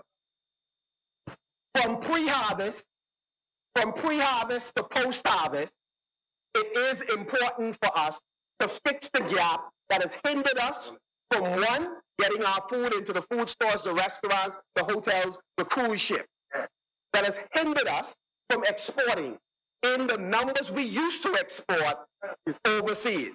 And all along the value chain, from pre-harvest to production to packaging to the logistics of getting items to the market where they need to go, to marketing them and of course selling them, we have to fix the gap.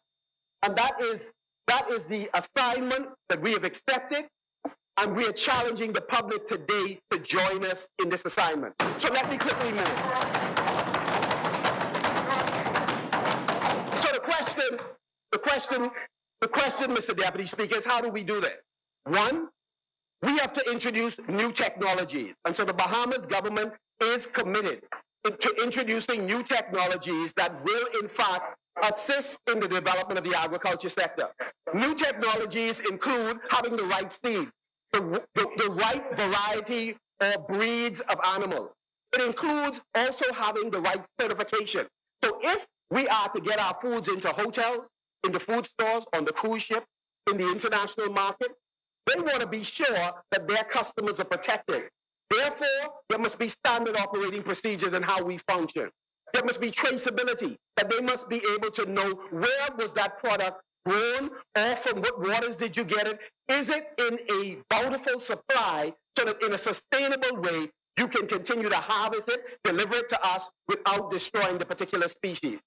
They want to know that you have the requisite certification, best agricultural practices, best manufacturing practices. And so we're working in BAMSI, we're working with universities overseas, we are working with a number of the multilateral organizations, whether it's CARDI, FAO, IECA, we're working with all of them to build the capacity of the sector so that our farmers and fishers would be in a position to get their products in the requisite location in order to earn foreign revenue for the Bahamas.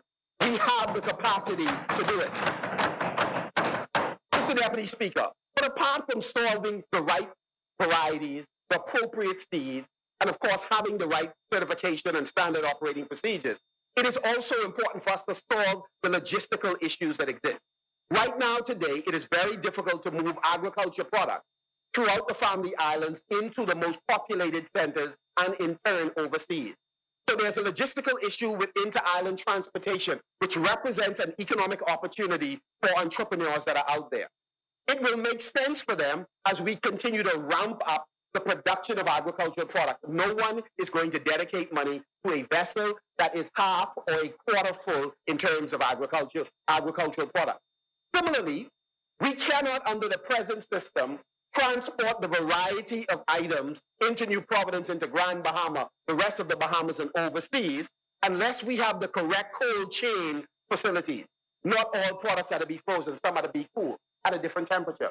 We need dry storage, cool storage, frozen storage. And so what we have done is we've completed an inventory of the storage capacities throughout the Commonwealth of the Bahamas. We've looked at the cold chain storage facilities and we recognize they are inadequate at the moment. BAMSI, to its credit, has been using reefers to transport items from Family Islands to New Providence. However, this is not necessarily a sustainable proposition. And so we are simply making the point, Mr. Deputy, that we have an economic opportunity that the private sector in conjunction with the public sector must take advantage of. Mr. Deputy Speaker, so new technologies are important. Sensors that can assess soil moisture while you're at home on your cell rather than having to drive in the midst of COVID outside to go and check to see if your plants need to be watered at a particular time. Having portable weather stations that can serve smallholder farmers. Incidentally, Mr. Speaker, the work that this country has been doing in conjunction with IECA has guaranteed that IECA, along with Microsoft and the Ministry of Responsibility for Technology in Costa Rica, will transfer to the Bahamas a newly designed irrigation system as well as weather station to augment the work that we are already doing. New technologies are important. Setting up hydroponic systems, setting up aquaponic systems. All of these are part of the climate smart response to agriculture. Mr. Deputy Speaker, hydroponics and aquaponics give us a real opportunity at addressing several issues. Using smaller spaces for larger production, and of course, it assists us in attracting crop insurance. Mr. Deputy Speaker, we have an opportunity to grow the agriculture and marine resources sector if we were to bring into it a new generation of farmers and fishers.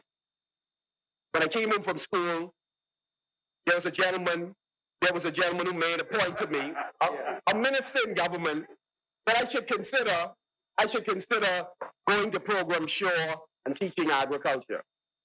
I've grown to respect and admire the gentleman, but back then, there was a simple misunderstanding. The assumption was that those that are not doing well academically are best suited for the agriculture sector. And incidentally, I quit. I'm 6 credits away from a bachelor's in chemistry and a bachelor's in biology, by the way. Just so that they would know that it is not a field because you are perceived to be slow. And those that are unsure are not there because they're slow. They have challenges, but they have the potential to be leaders of this country. And so we have to look at the sector in a different way. And the young Bahamians who have had the privilege to have meetings with in recent times in agriculture, they continue to demonstrate a restlessness about us doing business as usual. And I've had a chance to meet with the Agro Youth Network, who are doing incredible things, who we are partnering with in some very exciting projects. If agriculture and marine resources is going to change, a new blood has to be introduced. We ought to honor the veteran farmers and fishers, but we ought to integrate at every level in agriculture new energy and vision. That's why in the recent board appointments that we have made, you have a new crop of agriculturalists who will be reflected on those boards in cooperatives, in fisheries, and in agriculture. In fact, much of the $55 million earmarked for business persons will go to young entrepreneurs, not exclusively, but much of it will go to young entrepreneurs who are coming with bankable business plans and solutions for the new economy that we must construct as a nation. And so one of the things that we've committed to do is to put in place a youth cadet corps program so that we could train the next group of young people who will become agriculturalists, marine scientists. We are, through our summer programs, we're introducing them to the range of areas that they can get into in terms of this sector, including value-added products. Processing holds a huge potential for the Bahamian people. Most of us, unfortunately, on a daily basis, we are consuming value-added products, or what we call processed food. Listen, Bahamians are as talented as anyone else anywhere in the world. And we have to demonstrate it. As we say in Junkanoo, you don't sing it, you bring it. And one of the ways this government intends to bring it is to ensure that we help build the ecosystem for food processing. Many of our young people have a particular interest in this sector. And so new technologies attract our young people. The second thing that attracts them is the opportunity to engage in value-added products production. And so one of the things we are seeking to do is to continue to offer courses, and BAIC has done a yeoman's job, as well as Pete Daly at the Food Technology Lab, in conducting courses in growing a new generation of food processors. We intend to work in conjunction with UB as they strengthen their labs to also assist in this process. BASFA continues to do an incredible job in setting standards, not just for pre-harvest activities, not just for production activities, but even in the processing space. They are now putting in place a whole regime in ensuring that we are safe in terms of how we manufacture food, in much the same way we are safe in terms of how we grow food, in much the same way we're safe in determining what crosses the border to come into the country to feed our people. And so what we are seeking to do in the Ministry of Agriculture and Marine Resources is to create a holistic, integrated ecosystem for agriculture and marine resources development. The days of departments working separately is over. We are breaking down the walls where silos exist to ensure that we are cooperative. In fact, our efforts are informed by recommendations from Ministry of Health. So one of the things that we benefited from, the former Minister of Health, who did an incredible job as Minister of Health, and I wish to salute you publicly and thank you for the incredible work that you have done, and I know you will continue to do in the Commonwealth of the Bahamas. Our food program has been driven by the recommendations from health in terms of the types of food we ought to eat as a country. And so when we looked at purchasing backyard gardening kits, when we looked at purchasing from overseas the hydroponic kits, we looked at those items that we know would contribute not just to providing the requisite amount of food required by Bahamians, but the right types of food for human health. And so our strategy of what we should focus on in terms of producing has been informed by what are the correct types of food we need to consume. Secondly, what can we produce cost effectively in a sustainable way at global standards so that we can, in fact, reduce the amount of money going out of the country so that we can reduce economic leakage. And so I want to say to the staff at Ministry of Health, thank you so much for your guidance in terms of the appropriate kinds of food that we ought to be growing. Listen, buying Bahamian, supporting the 242 is the right thing to do. You know what's in your food, and it's fresher than anything that comes from anywhere else. Mr. Deputy, the reality is if agriculture is going to succeed, there is a need for financial resources. It's just a simple issue.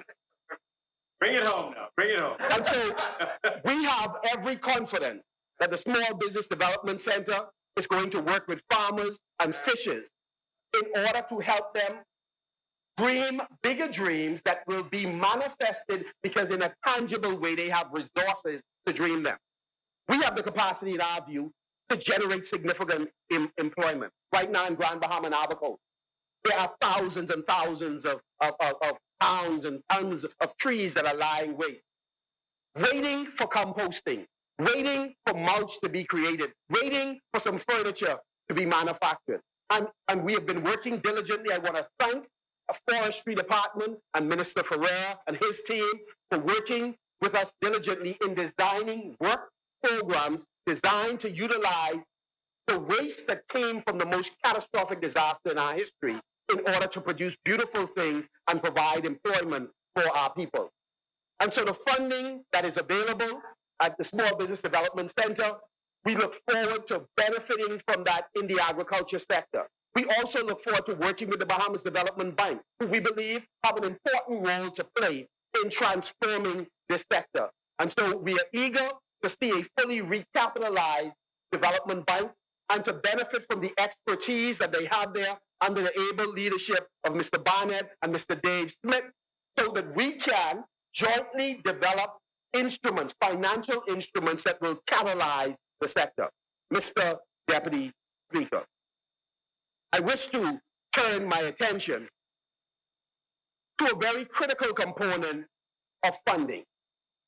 The Bahamas government has a tremendous amount of land that unfortunately has been misused over the years, and a lot of it is underutilized. We have persons who've gotten land, and I speak to my brothers and sisters out of complete love. The reality is we have leased lands for agricultural purposes. We've instead grown roadside garages. We've grown apartments and houses, which we seek to will, though we don't have the ability to will them to the next generation. We've also built some wonderful edifices, and I have no doubt that persons have been saved in them. However, the reality is, in the initial agreement, it was for the purpose of agricultural development. We have been conducting an inventory of all lands, whether it's in the inventory of DAIC or the Department of Agriculture, in order to determine how the lands have been used. And I should pick a pen and make the point. We've looked at gender in terms of who pays the least fees faster on a regular basis, men or women. I think that's a no-brainer. We all know who win that one hands down. No, definitely not. Persons, women have demonstrated tremendous control and discipline in honoring commitments relative to lease arrangements. The challenge we are having, however, is many persons are on lands that they are not adequately using. And so it's important for them to honor the agreement, and I once again wish to mention a very important policy decision made by the government. Agriculture has asked that the moratorium on the leasing of land be lifted so we can get on with the business of exploding this sector, and the Cabinet of the Bahamas has agreed, and I want to say thanks to my colleague, and now I want to say to the public, we are coming to make sure that you put the land under cultivation. We will support you through extension services, taking the science from BAMSI and the Gladstone Road Research Center and from others who have knowledge on best agriculture practices. But we need you then to put the land under cultivation or through animal husbandry to grow livestock for this country. We do intend to reclaim some of the land that persons are not in fact using, so that we can reallocate it to the new breed of agriculturalists and farmers who are rising up throughout New Providence and other family islands, but lack opportunity. Land should not be a constraint in our family islands and in New Providence. And in New Providence, we need to ensure that the new farmers, people who want to get into microgreens, who want to produce bush teas, persons who want to do the kind of work that Switch is doing, create beverages from a wide variety of fruit, we want to make sure that they get set up. And so we're coming to make sure that you do what you ought to with the land, and we assist you, and for those that are not, to reclaim some of that acreage to ensure that we can move on and produce in the agriculture sector. I think it is a non-starter for us to begin the discussion with you by saying where your house is, particularly brick and mortar structures that have been there for 30 years. I'm not entertaining personally the discussion about moving you. I think we find a way to deal with that particular issue, ensuring that whatever compensation is necessary, you deal with that. But all of the other land that has never had anything on it, we then need to reallocate. But I mentioned land.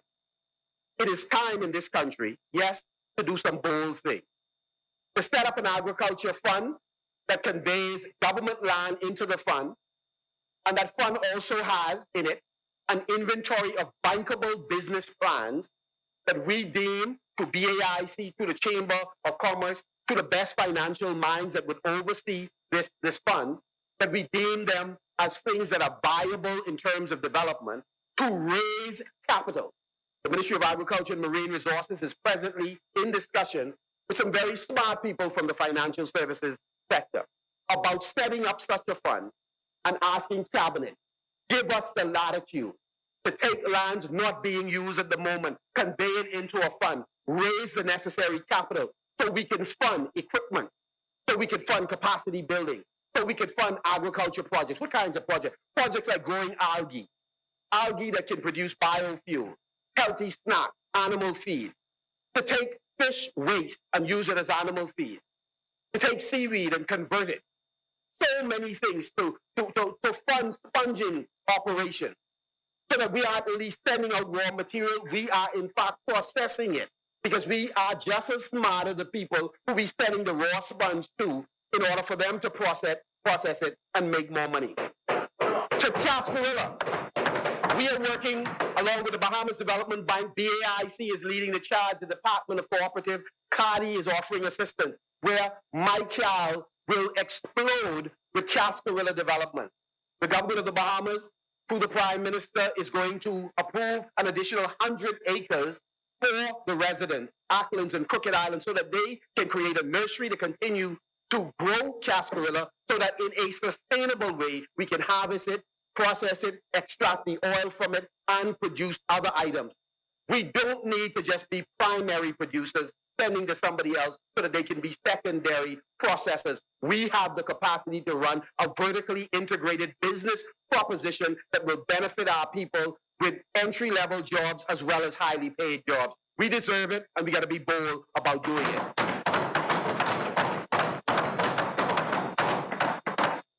Funding remains the largest constraint, followed closely by lack of access to land.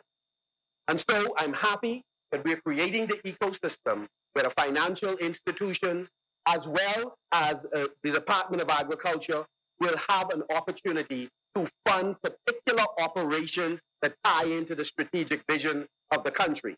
We are going to produce a demand-driven agriculture sector. In other words, you don't produce just because you like it and you've been good at it and granddaddy and grandmommy did it. You do so because there is a clear market where you can sell it. I was encouraged in having the meeting with the members of the Progressive Liberal Party, the shadow for agriculture in the House, the Lower and Upper House, and the deputy leader, because I wanted to share with them some of the bold initiatives that the government was considering, and to make sure that we were not on a different page. And I'm pleased to say from the outset, we were not. One, we do not believe that the feed mill is serving the interests of the Bahamian farmer. It was a prototype, a pilot project that we converted into a going concern, and the going concern has not been benefiting the farmers who we serve. They deserve better.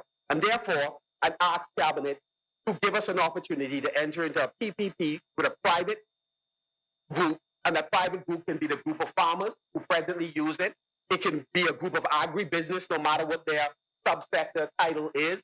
It could be an investor, whomever it is, that we ought to enter into a public-private partnership, being careful to protect the concessionary rates we are already giving to farmers to make sure they are not disadvantaged, and giving the new owner latitude. They can now, rather than just produce a feed for a selected group of animals, they can expand into pet feed. They can petition the government for additional land so that they can produce the primary stock that goes into their feed mix. They could diversify however they determine. And to the credit of this administration, finally we are getting serious about the issue of public-private partnerships and divesting of these state-owned enterprises. For the feed mill, you will see the request. The request for proposal will be released in the month of June. The second thing that we're going to do, and we encourage entrepreneurs, and other persons have already begun calling us, that the packing houses, the government should not be in the business of packing houses. We should not set as a ceiling $9,000 as the sum total of what a farmer can make. We ought to build the capacity of our farmers so that they could go from field to fork on their own terms. That they don't have to go to a parking house and that they've met their ceiling, they have to determine what they're going to do with their produce. We have to put them in a position where they know how to get to market, or we put them in contact with a distributor who can, much like Bahamas Food Services, purchase from them and sell to the end user. And so we are asking that we move towards a public-private partnership for all of the parking houses throughout the Commonwealth of the Bahamas, and we're asking farmers, we have a bias towards you if you have the right management. No, not the loudest management, not the person who is the most visible, the person who has the business acumen to run a distribution chain, who can take a parking house, add to the parking house a processing facility to convert produce into value-added product.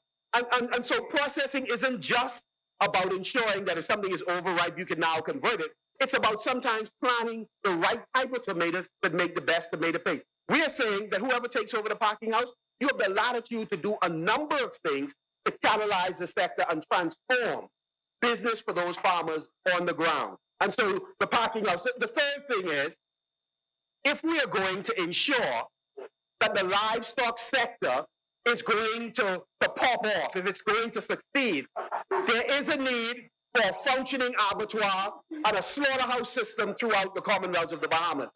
The government should not be in the business of running meat processing facilities and slaughterhouses. Let's put it through a public-private partnership in the hands of the private sector. And so we intend to issue an RFP as well on the slaughterhouse that we presently have, ensuring that the veterinary services would have oversight to make sure that the conditions in these slaughterhouses are sanitary and that we're protecting human health and, of course, animal health. Private money. And so we believe, and we are grateful that the team opposite supports the proposal. And so we are going to move ahead in a very transparent way, looking at public-private partnership. And so, in addition,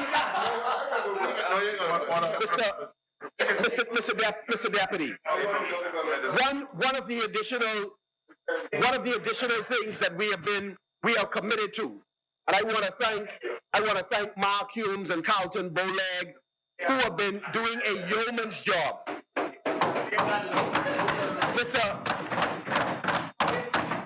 Mr. Deputy, in order for us, all along the value chain, all along the supply chain, in order for us to plug the gaps to ensure that Bahamians are able to get their products to the end user.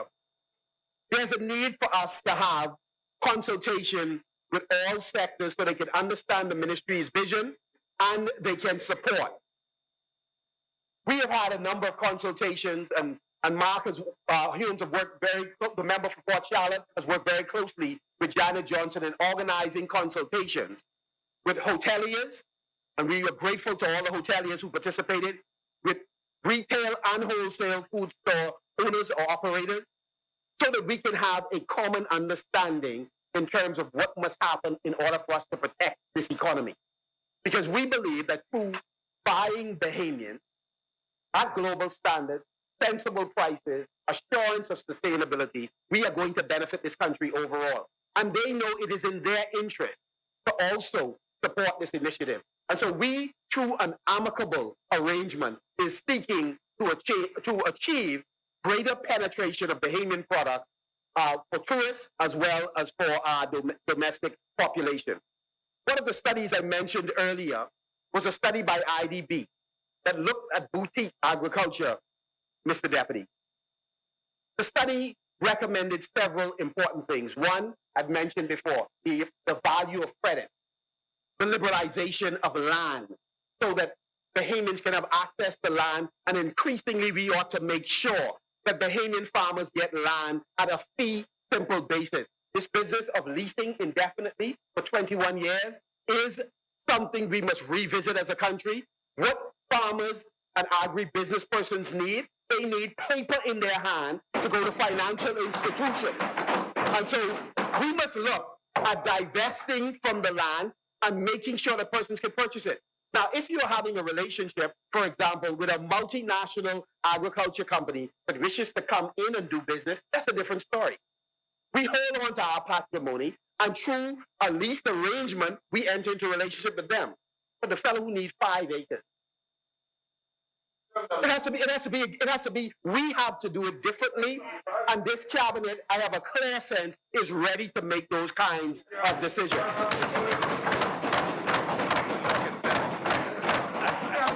So in boutique agriculture, I mentioned land and credit. The other thing was they asked us, we need you to modernize your extension services.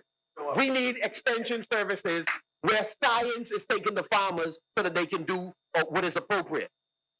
But here's the interesting thing. It also recommended something that's very special. That we needed to create a package of information on the demographics of the country, the profile of the agriculture sector, and go on the road show so we can attract investment to the Commonwealth of the Bahamas. It is not only financial services that have the capacity to sell the Bahamas. It's not only the Ministry of Tourism, Ministry of Agriculture, those persons responsible for light manufacturing ought to be equally at the table to make sure that we are saying to the world, we are saying that BAMSI is open for business. Is it production business? No. BAMSI is getting out of the food production business. BAMSI is best suited to continue to breed, to produce the next generation of farmers. BAMSI is in a position to produce short-term courses that empower already existing farmers. BAMSI is in a position to continue to work with Prescott Smith and the Flats Fishing Association so that we are in a position to produce a course that will train hundreds of young people in flat fishing to have a lucrative job in order to protect their family and our patrimony. Yes.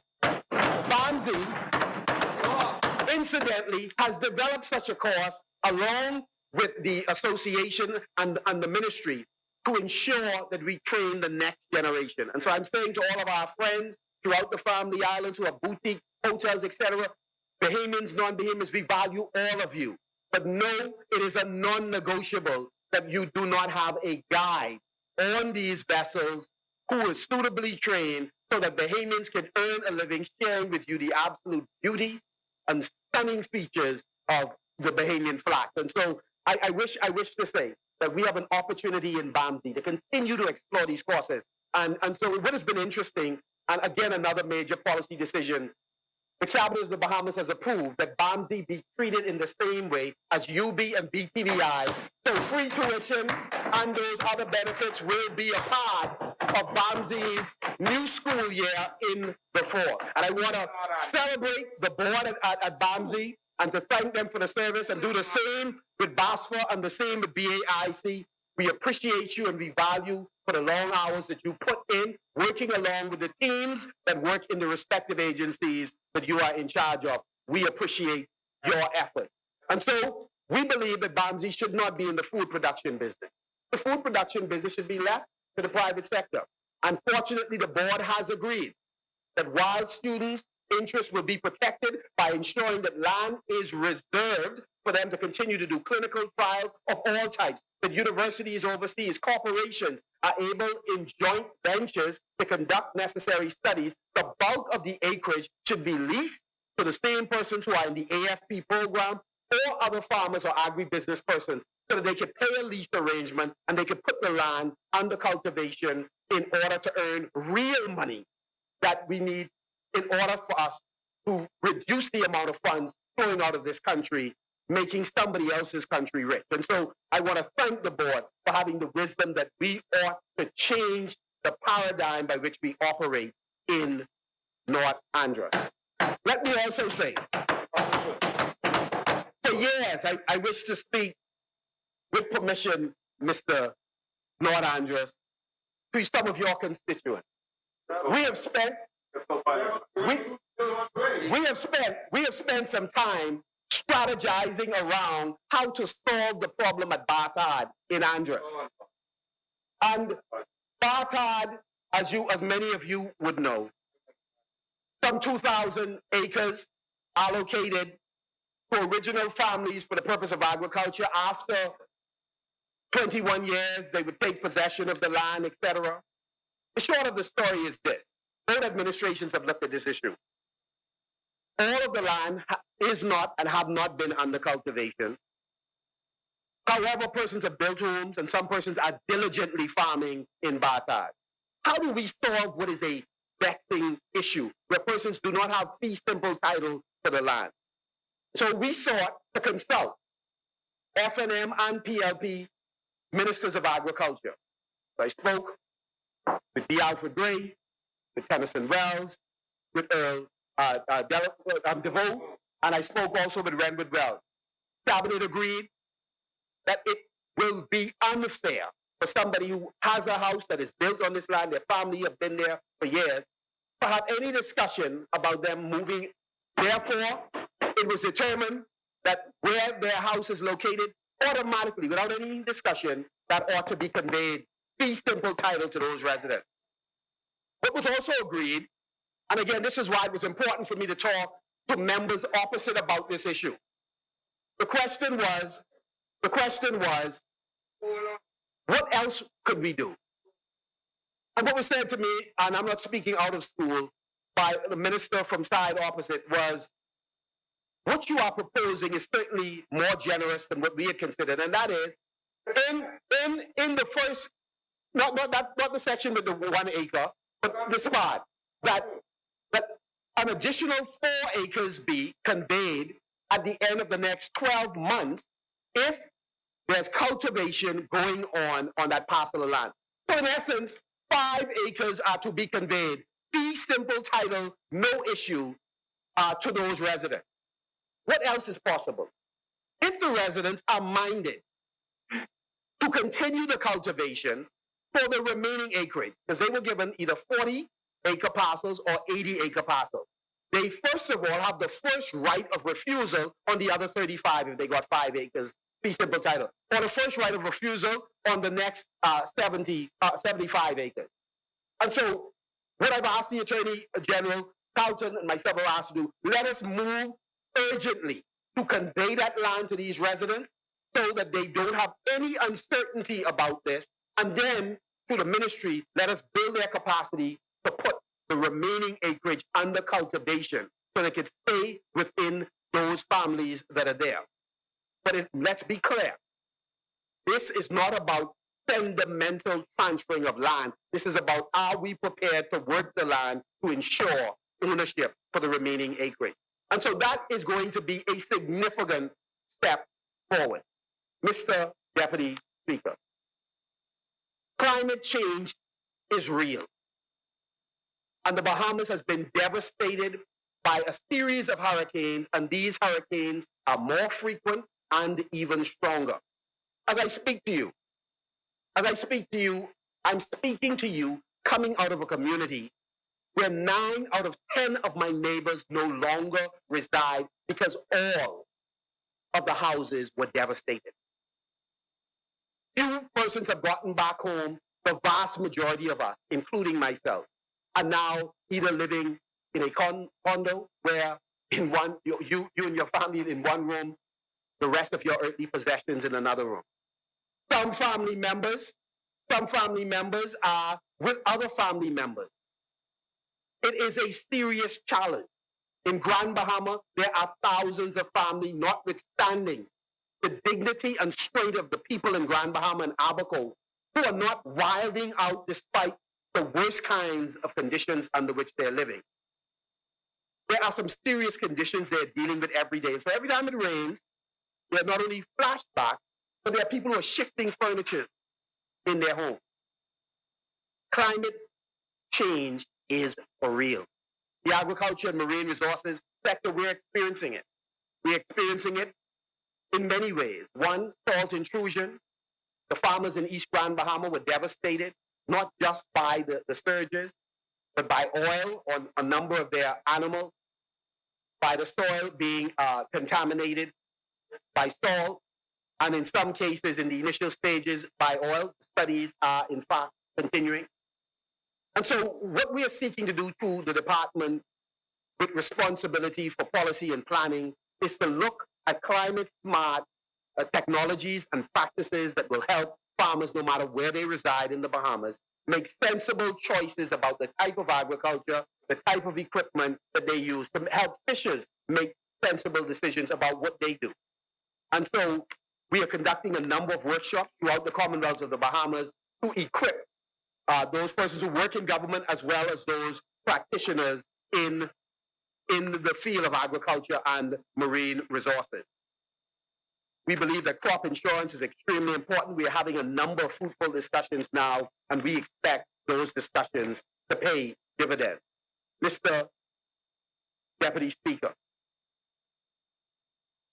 fisheries is an extremely important area in the Bahamas. I want to come back to two other significant areas in agriculture, but I want to pause for a moment since we're on the issue of climate change.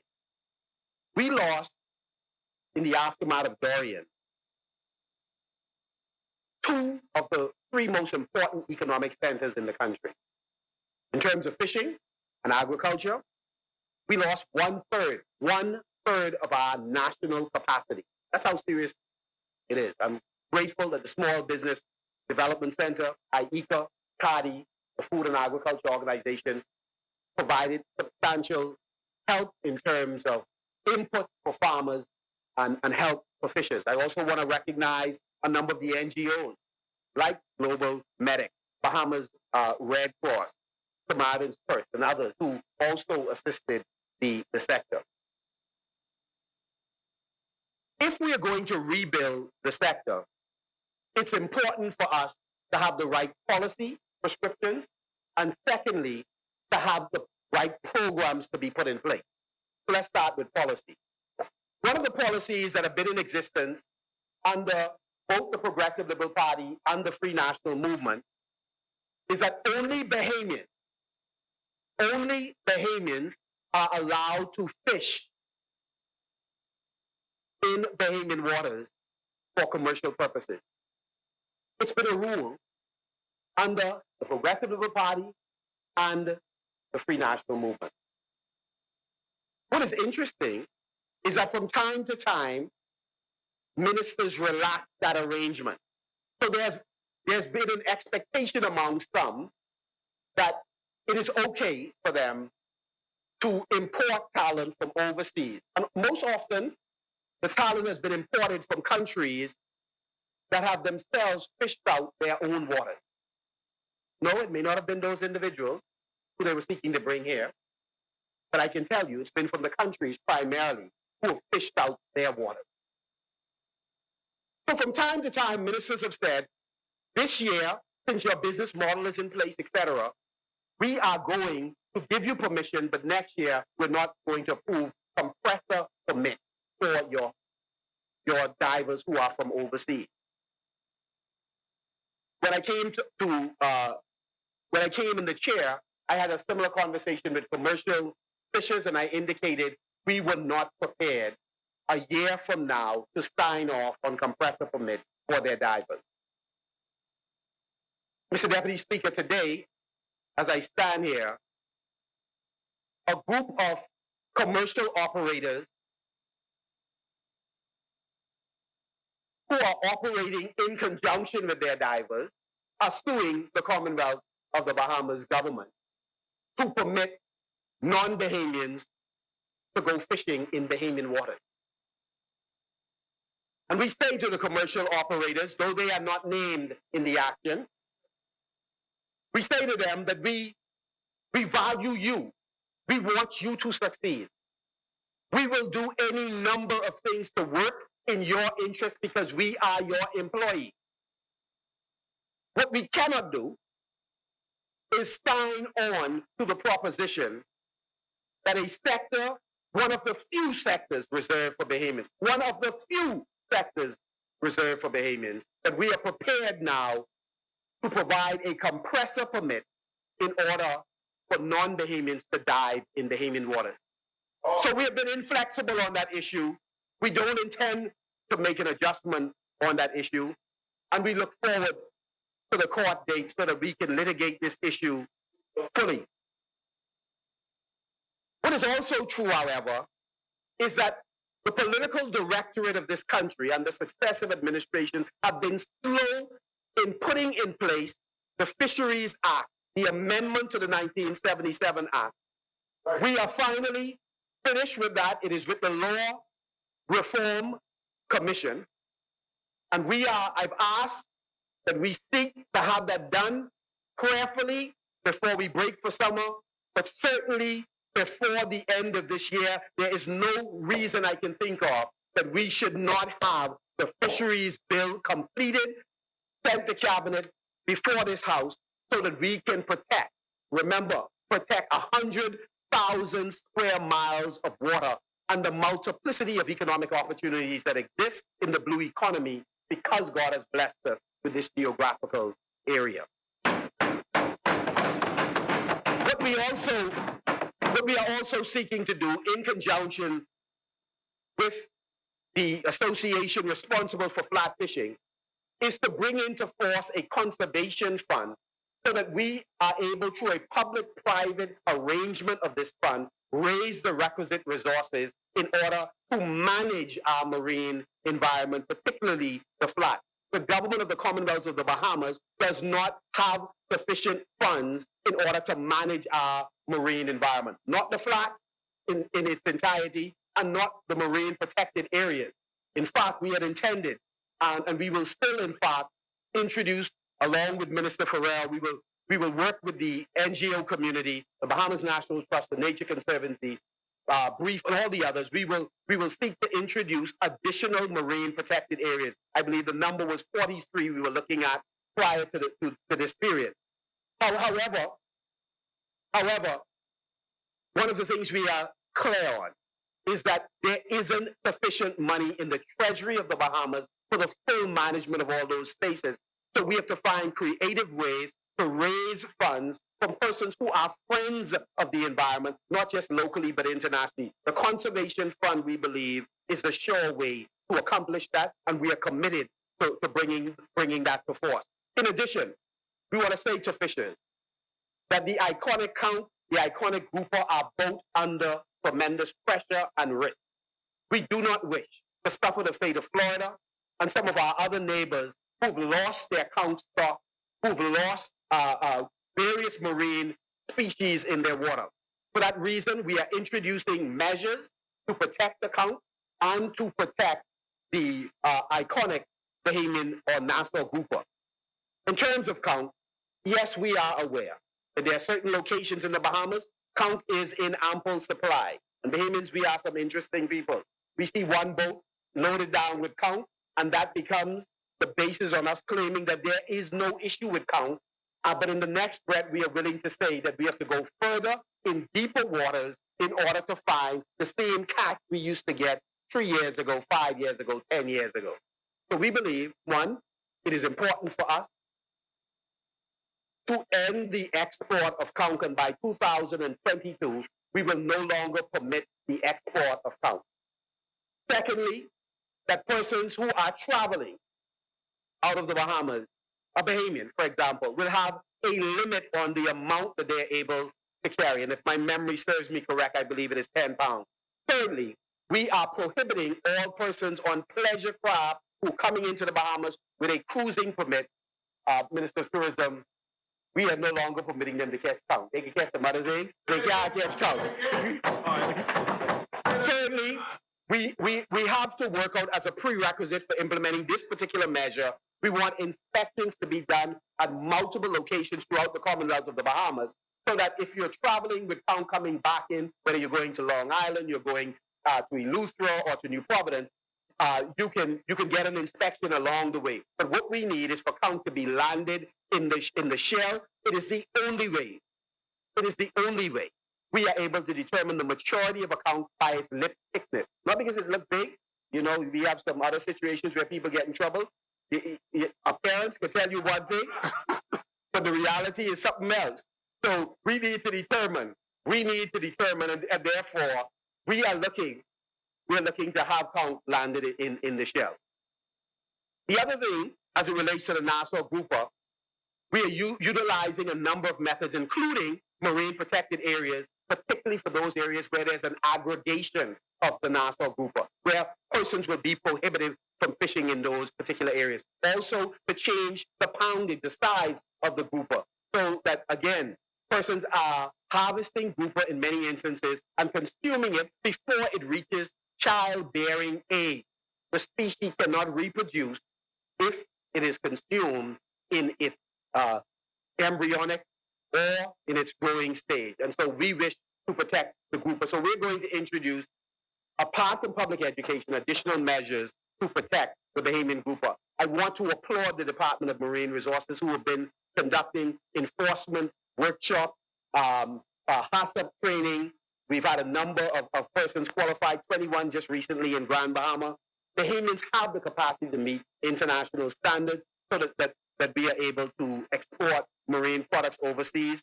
We have, for the spiny lobster, obtained the Marine Stewardship Council designation, which clearly says that we are harvesting and managing the spiny lobster stock in a sustainable way. And so, again, I want to applaud those members in the private sector, the NGO community, government officials, the multi-sectoral approach in accomplishing that. That's the kind of designation we want for all of our marine species. We will work diligently in this budget year so that we can introduce new ways of generating revenue in the fishery sector. One, to look at the pelagic species.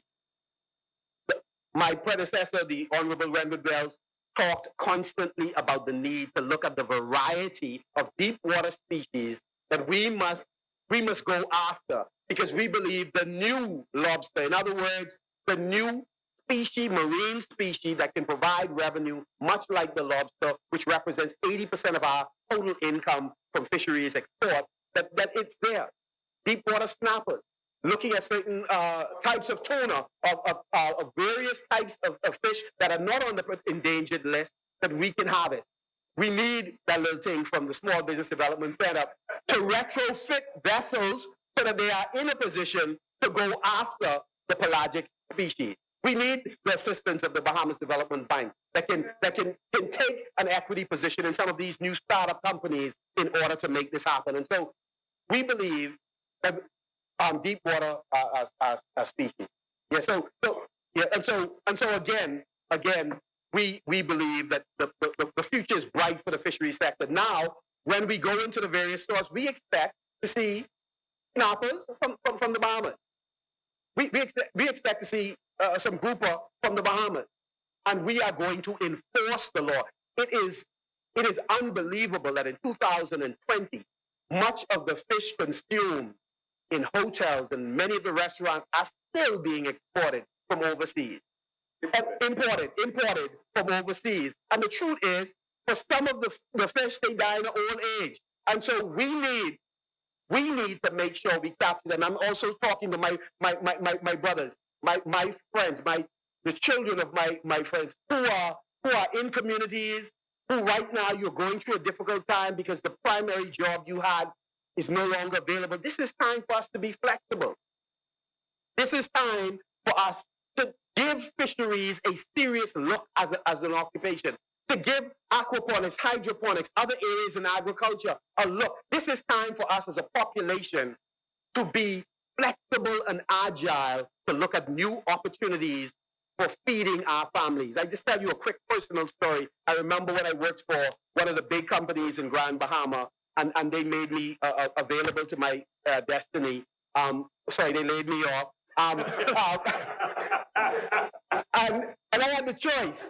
I had the choice after that wonderful job whether I should return to New Providence, to the traffic, to the level of anger that existed in the streets at the time, like all of the things, right? Or should I stay? And I stayed. Actually, I met my wife. That helped a great deal.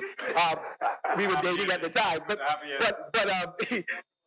on multiple levels. And so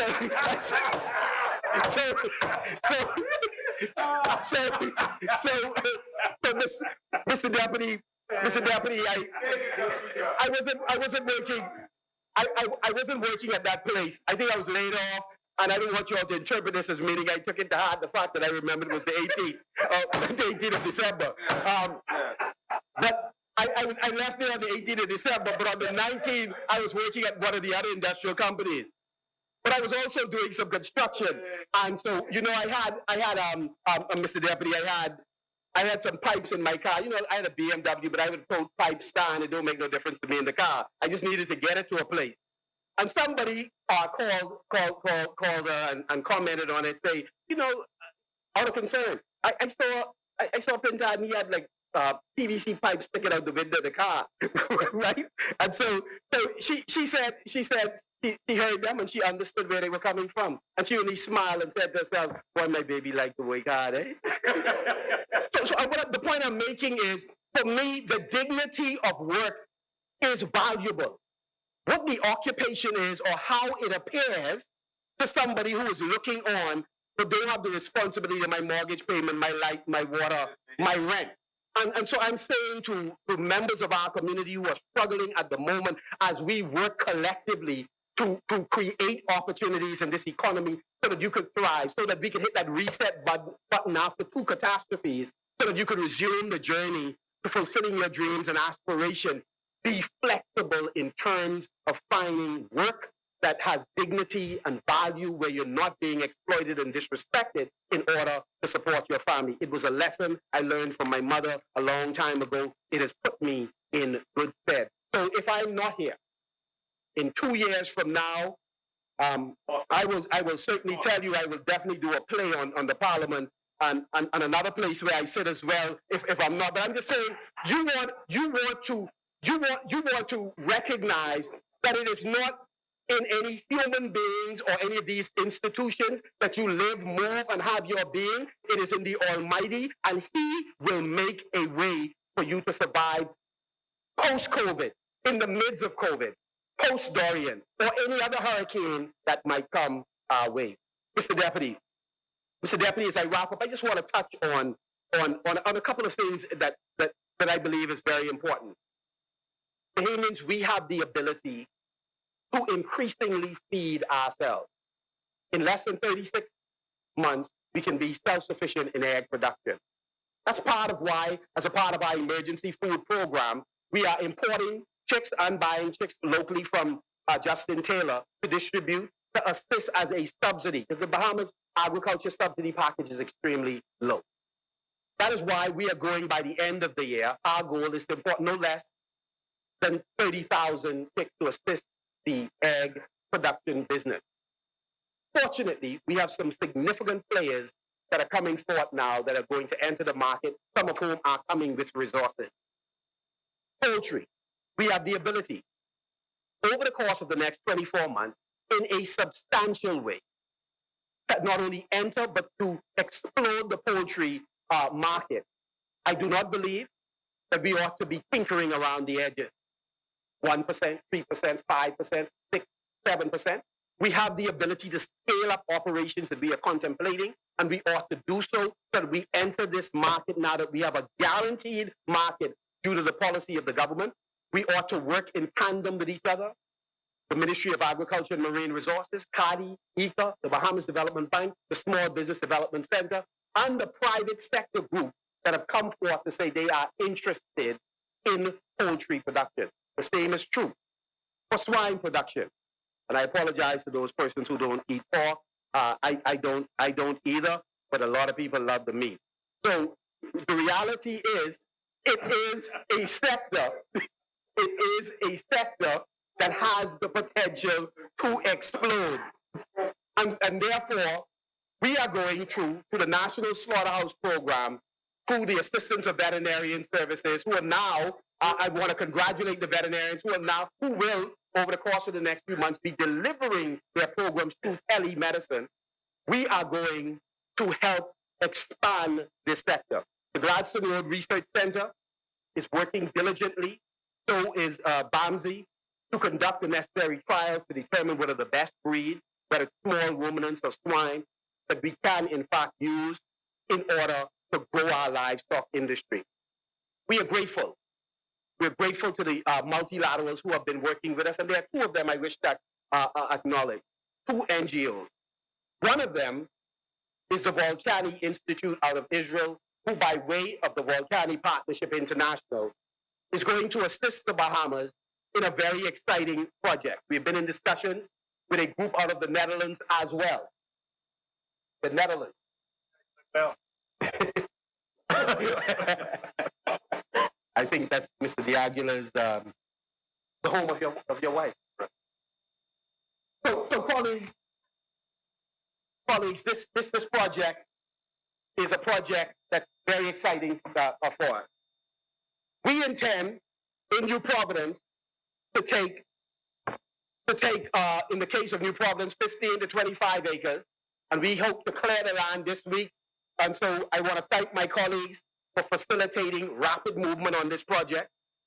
And what we seek to do is to create an agro village, giving young farmers in particular an opportunity to set up their operations using greenhouses, shade houses, polytunnels, open fields, in order to grow a wide range of crops.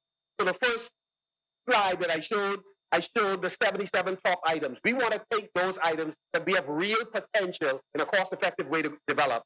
And under greenhouse, we want to develop models of what is possible so that we can replicate these kinds of operations. And so some of the persons who we're talking to, some of them are educators, others are agriculture consultants, young, talented, gifted Bahamians. Jomakin Cargo, Makita Bethel, Justin Taylor. So many young people who are ready to explore this sector. Persons who want to do value-added products. Others who have already perfected it, like Mervyn Sweeting. Wonderful switch to drink, eh? Other talented Bahamians like Lincoln Deal and his part. The bottom line is we want to collaborate with a cross-section of Bahamians to create a space where fruits and vegetables are being grown, where seedlings and cuttings are being grown, where persons are doing composting, creating animal feed, fertilizers, not just the traditional meat production, but rabbit production, ornamental fish production, looking at hatcheries, a whole range of items. We want this to be solar powered. We're talking with a company now that is prepared to offer solar power at 12 cents a kilowatt. So we've sent them the proposal, and we are looking forward to forming solid partnerships with the Volcani International Partnerships, and by extension, the Volcani Institute has guided Israeli development in terms of its agriculture space. We are looking forward to collaborating with the NGOs that work in tandem with the government in the Netherlands. And we're talking with any number of solar providers, inclusive of Safe Haven Solutions. We want to hear from you if you believe you can add. Imagine for a moment, Adil, this is a destination for your guests, our guests. Coming in, they're going through a welcome center where you have a retail section to purchase all things Bahamian relative to produce. You can sit at a deli and you can consume what came from the field on your fork. You can drink, not libations that some people immediately thought about, but smoothies and other drinks produced right here in this field. You have a computer lab where you could be online with ICA or CADI or FAO. You are able, and incidentally, I should mention, the Food and Agriculture Organization, the largest multinational or multilateral organization in the world under the UN system, has agreed to set up an agri-tech, agri-business incubator in the Bahamas to service this region. They've also agreed to allow the Bahamas to implement their first hackathon. And so imagine for a moment, you're able to actually be workshopped, mentored by these persons who've perfected beverage creation, who've perfected food processing. We intend to put in place a laboratory to do soil testing, food testing, etc. We intend to put in place a small parking houses. All of these are investment opportunities for persons in the agribusiness space. We wish to replicate this to have this on 6 islands, inclusive of Ilustra, Abaco, Grand Bahama, Exuma, Andros, and of course, New Providence. The bottom line is, imagine a cluster of smart farms working in a cooperative way, sharing best practices, demonstrating the importance of biosecurity to make sure pests are not coming in, who are informing the sector policy makers about what are the appropriate decisions to make in order to benefit their sector. And so this is a project that we are excited about.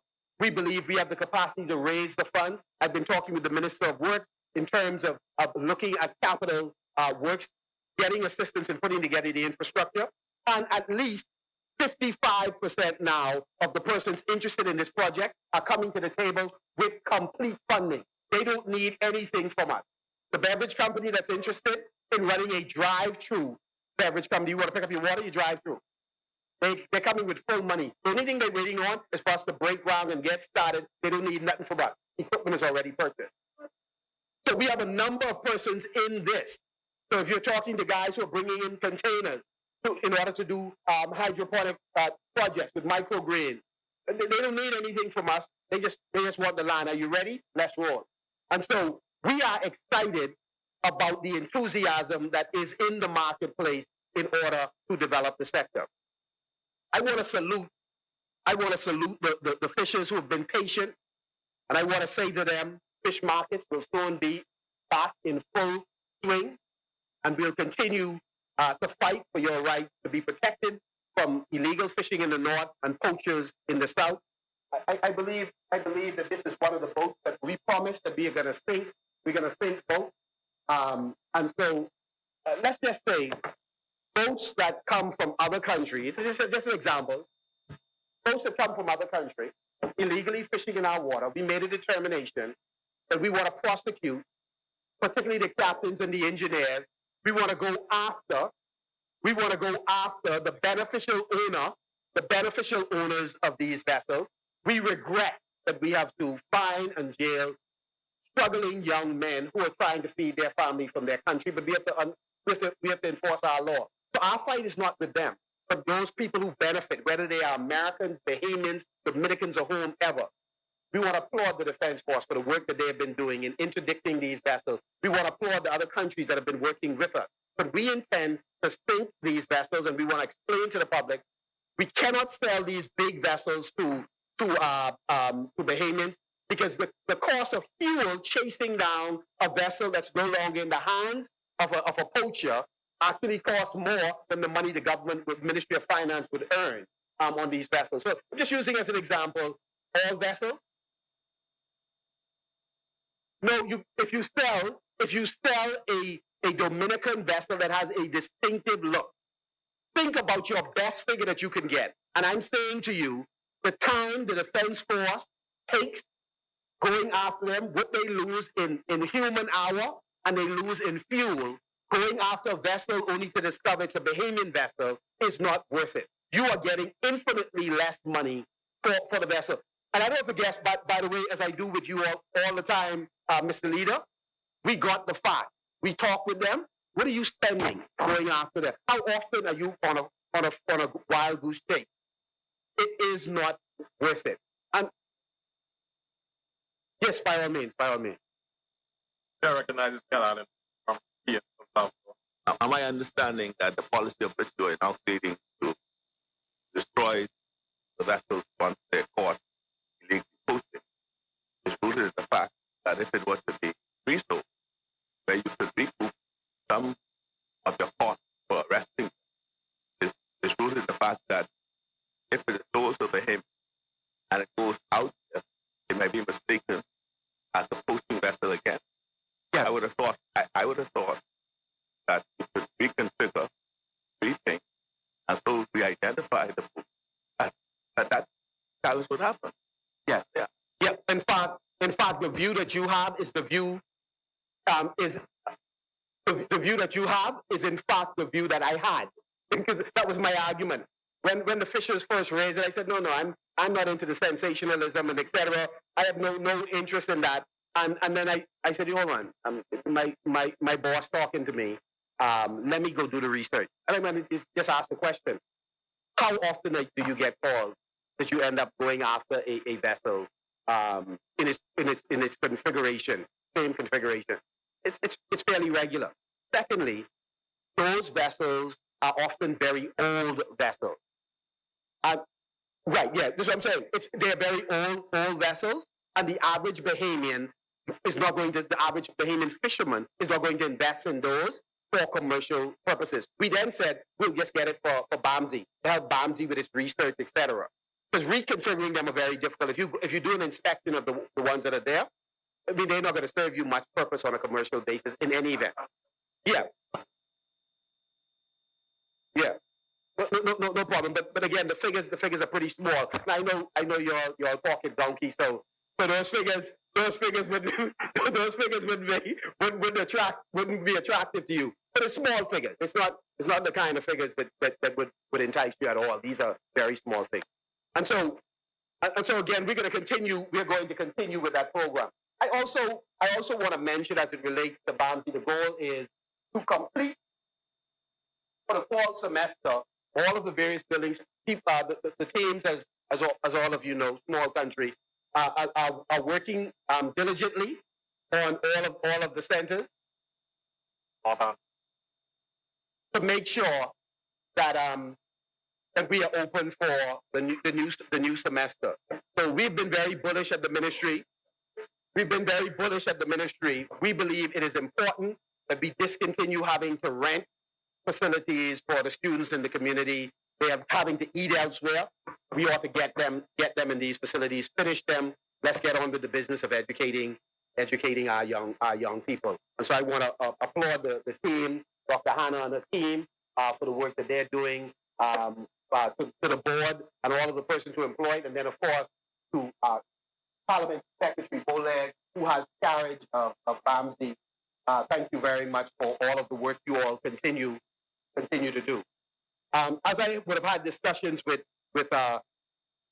colleagues and of course members opposite with respect to the crab vendors, we have sought to get the word out to all the members of Parliament and all the vendors to please use the locations.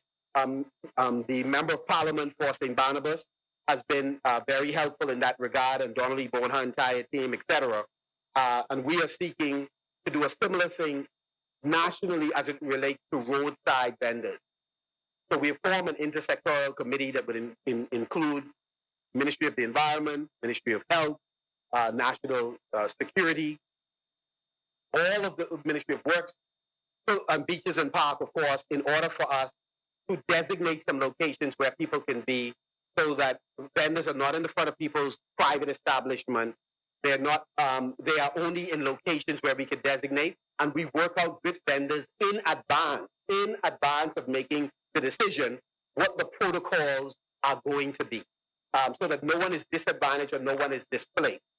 In cases where people already have attractive vending booths, we want them not to be stationary, so that people can come to a location, they can set up their operation, and they can leave, so that we don't have the continued proliferation of booths all around wherever people decide to build. Because the real question that the public asks us, why Mr. Johnson is able to have that booth there, but you are restricting me from having a booth here? It's a question that people ask continually, and we need to have a proper rationale for why we're doing what we're doing. So one of the things that we are in the preliminary stage of doing, and obviously health has some serious concerns in terms of unregulated vending. And so what we're seeking to do is to ensure, for health reasons, for zoning purposes, for ease of the flow of traffic, so that traffic is not being held up, blocked, etc., for vending purposes, we want to organize some zones, have discussions with existing vendors, come to an agreement in terms of where they would be located, the kinds of operations that they would set up. So I've been working with a couple of architects in conversations, and these are proposed structures that we're just contemplating at the moment. These are working documents, so that we can look at two models. A model that you could hook up to your car, drive to the location, set up, do your business, and then head home, as opposed to makeshift operations that continue to expand. I won't identify any at the moment. But I think you all have seen some that have been growing exponentially over the last several months. And this is a second model. So we're looking at multiple models, and to work out a work program. Imagine for a moment we have some young people who are building these under the supervision of the architect or the engineer.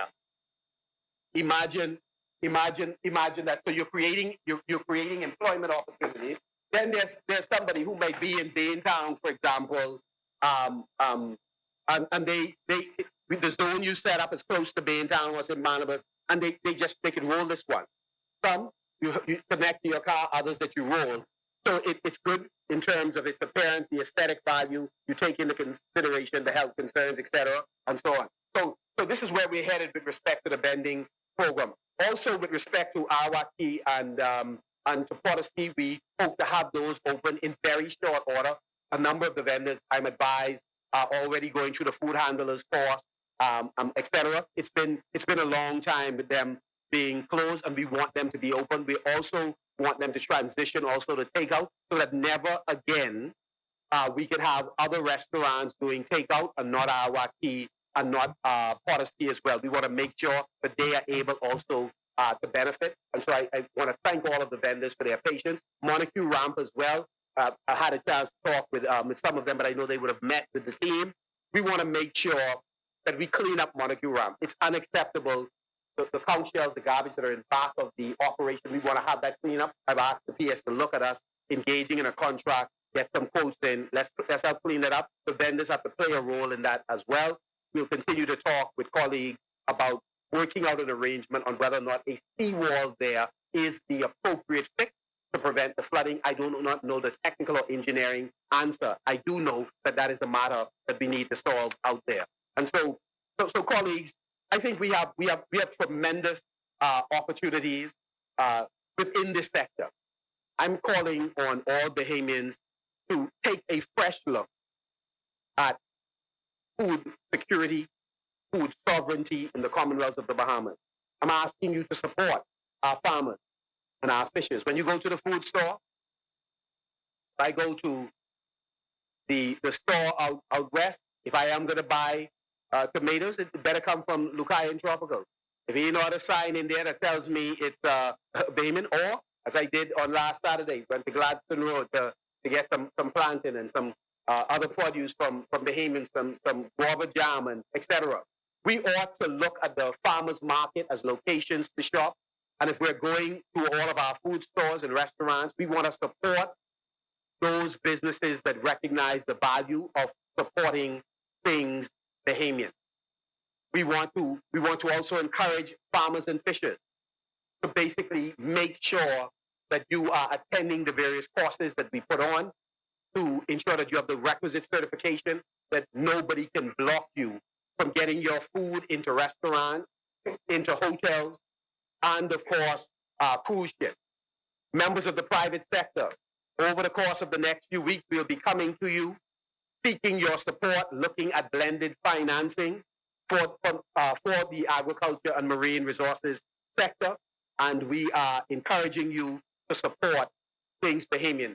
The NTA, we want to say to the NTA and the Defense Force, thanks again for helping us design the divers program so that we increase the number of Bahamian divers available to be on fishing vessels in the Commonwealth of the Bahamas. I want to also say to those members of the land unit, be encouraged. You're going to see them in Gladstone Road very shortly with additional inspections of farms. We're commencing additional work on Bonefish Pond Road in order to fix the road, and they will continue the work there. We will also continue the work with the various non-governmental organizations that are looking at the stony coral tissue loss disease that exists on the southern part of Grand Bahama. This is a very serious threat to our marine environment, both tourism and fisheries. It is a potentially catastrophic occurrence in Bahamian waters, and we are going to be working diligently with the NGO community, locally and internationally, to address this particular issue and to make sure we do not lose any more coral throughout the rest of the Bahamas. We are also working with international organizations to address the cane toad issue, which has arisen again in the Bahamas. We believe that this is a serious threat that we have, but we have been conducting workshops along with IECA to prepare Bahamians to address this particular issue. And then, of course, finally, I would like to say a special thanks to all of our partners, the NOAA agency that has been assisting us with the implementation of port state measures, all of the multilaterals who've worked with us on dealing with IUU fishing, that is illegal, unregulated, unreported reported fishing. I want to thank those software developers who we have commenced conversation with in order for us to put in place a management information system for data that we collect on the agriculture and marine resources sector.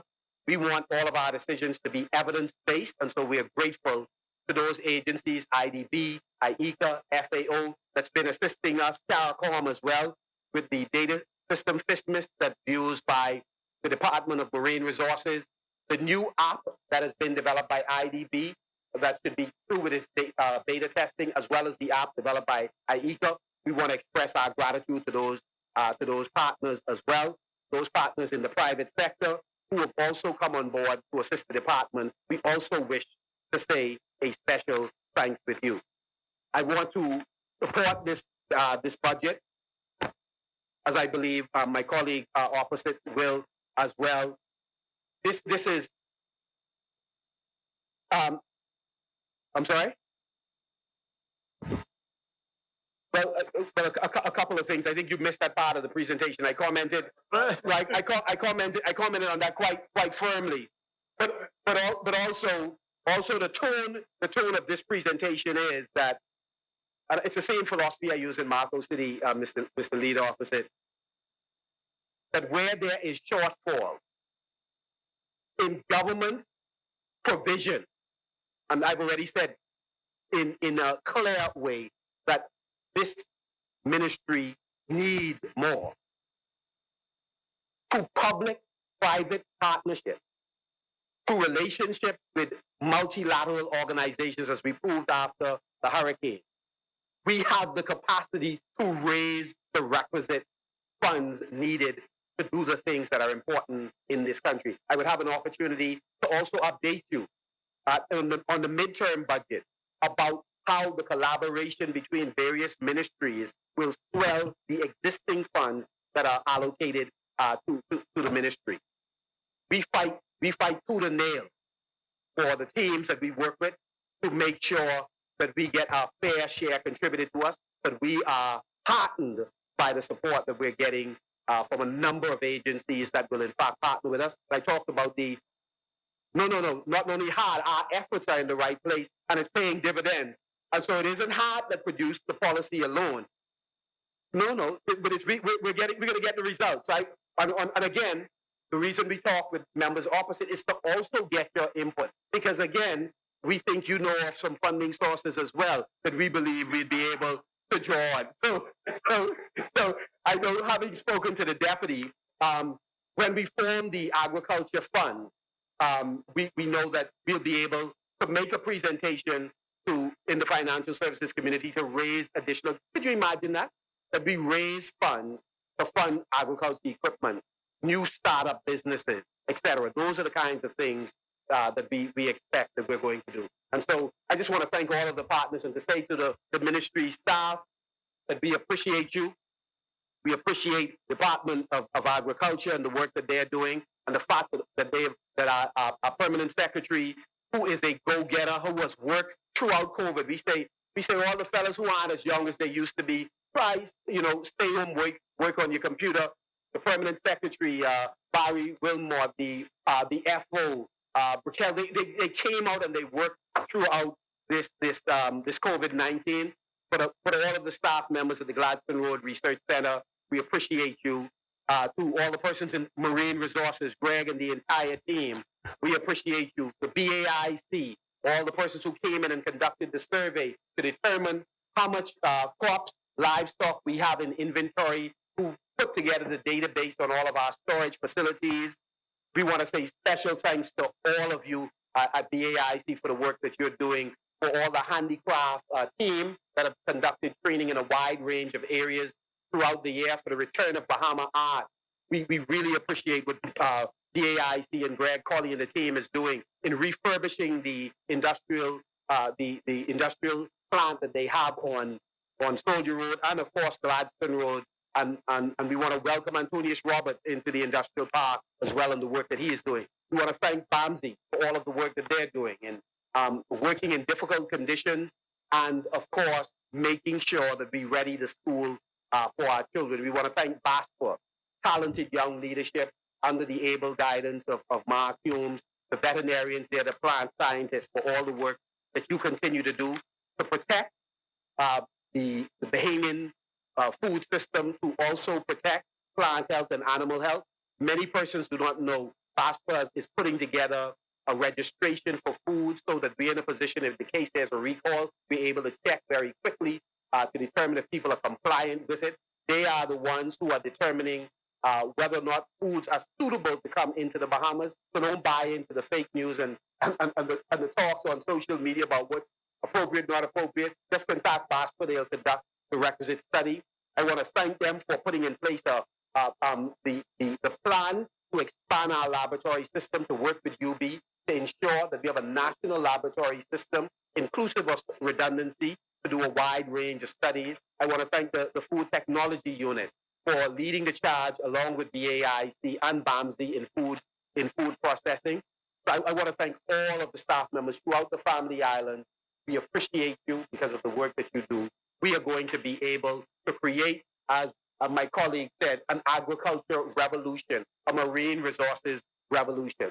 And finally, to the regatta community, and this is part two of the finally, to the regatta community.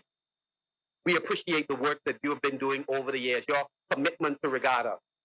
We have met with 14 federations out of the 23 that we were provided with. I believe we have 18 of them have agreed or offered no objection to sailing becoming the national sport of the Bahamas. And so we are steadily working towards that end. We have spoken with former ministers of agriculture and sport, both in the PLT and the FNM, that support this initiative. And so in the fullness of time, working in conjunction with the Minister of Sport, we intend to bring this to Cabinet for approval, and we will support the Minister and the Prime Minister in whatever determination they make beyond that point. We simply want to simply participate in helping to deliver that baby that has been promised by successive administration. We are on our way in regatta to expanding the inventory of regattas throughout the Commonwealth of the Bahamas. We have funded quite a few of them, at least 18 of youth regatta, and of course adult regatta, similar number. The best of the best this year. We fully expect to have all boats eligible for entry, since some of the regattas had in fact been cancelled.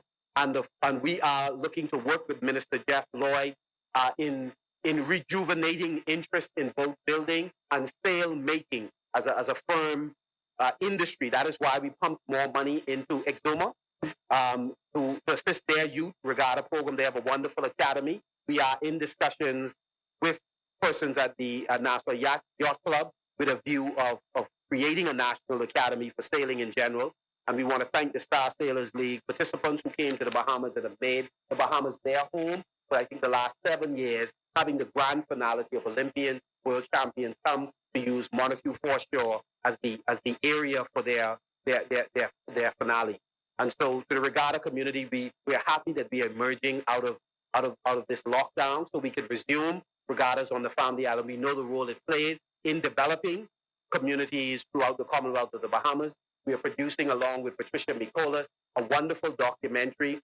And so we hope to execute that final contract in order to get her started interviewing all the luminaries in regatta. I wish to remind the member for East Grand Bahama and the member for Central and the member for West Grand Bahama, member for Pine Ridge, we agreed to make sure we have a boat that we jointly fund to get a vessel in regatta in Grand Bahama.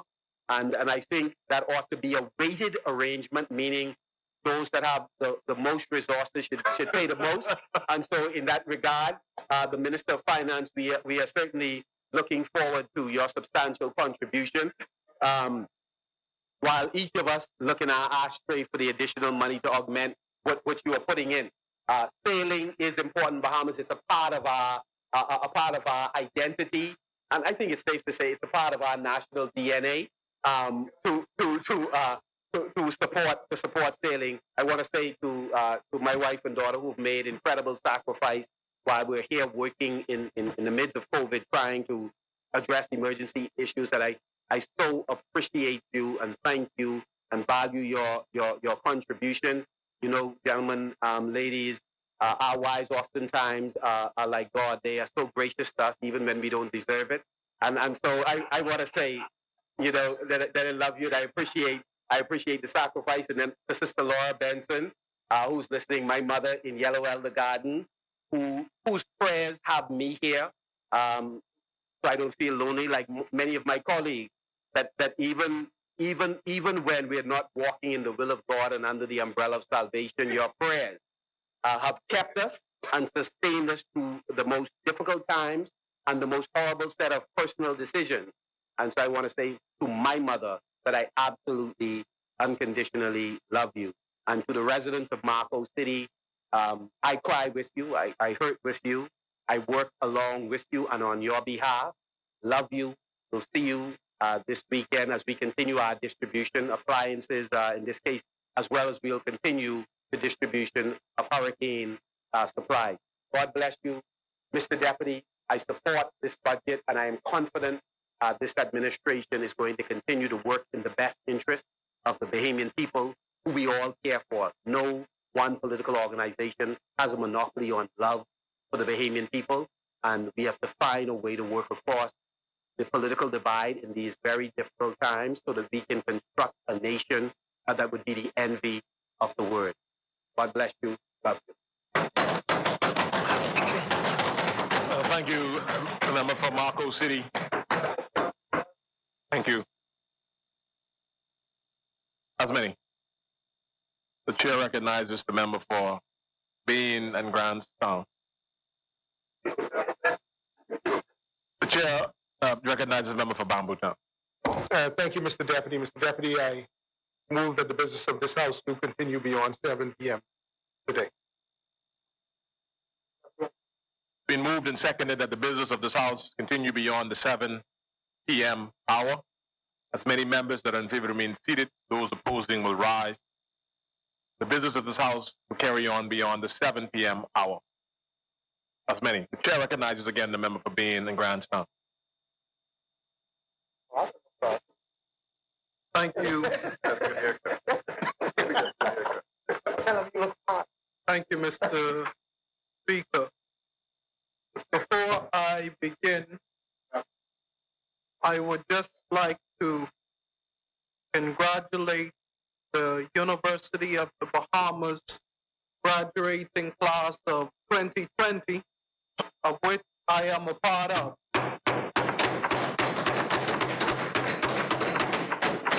Mr. Speaker, I have completed my Bachelor of Science in Tourism Management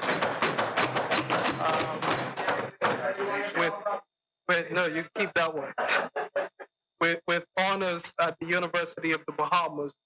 And I would like to just take this time to congratulate all of the others who are part of the class of 2020. And I would like to say to each of them that we have completed our studies at extraordinary times in the world. Unlike any other graduating class, we face today the uncertainty of what today will bring. At a time when the world is trying to pull itself back together, we enter the ranks of millions around the world whose education pursuits have put them front and center to find solutions and recommendations to remedy the world's challenges.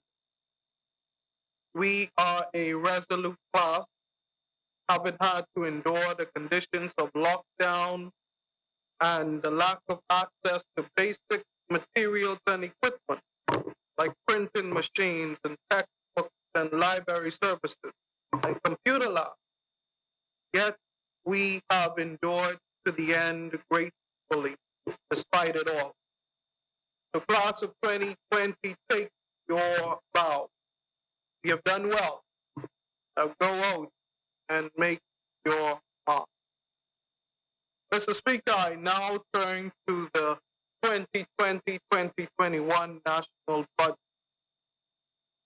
And whereas for 481 years ago, the rediscovery of this family of islands, rocks, keys, herald the rebirth of the new world.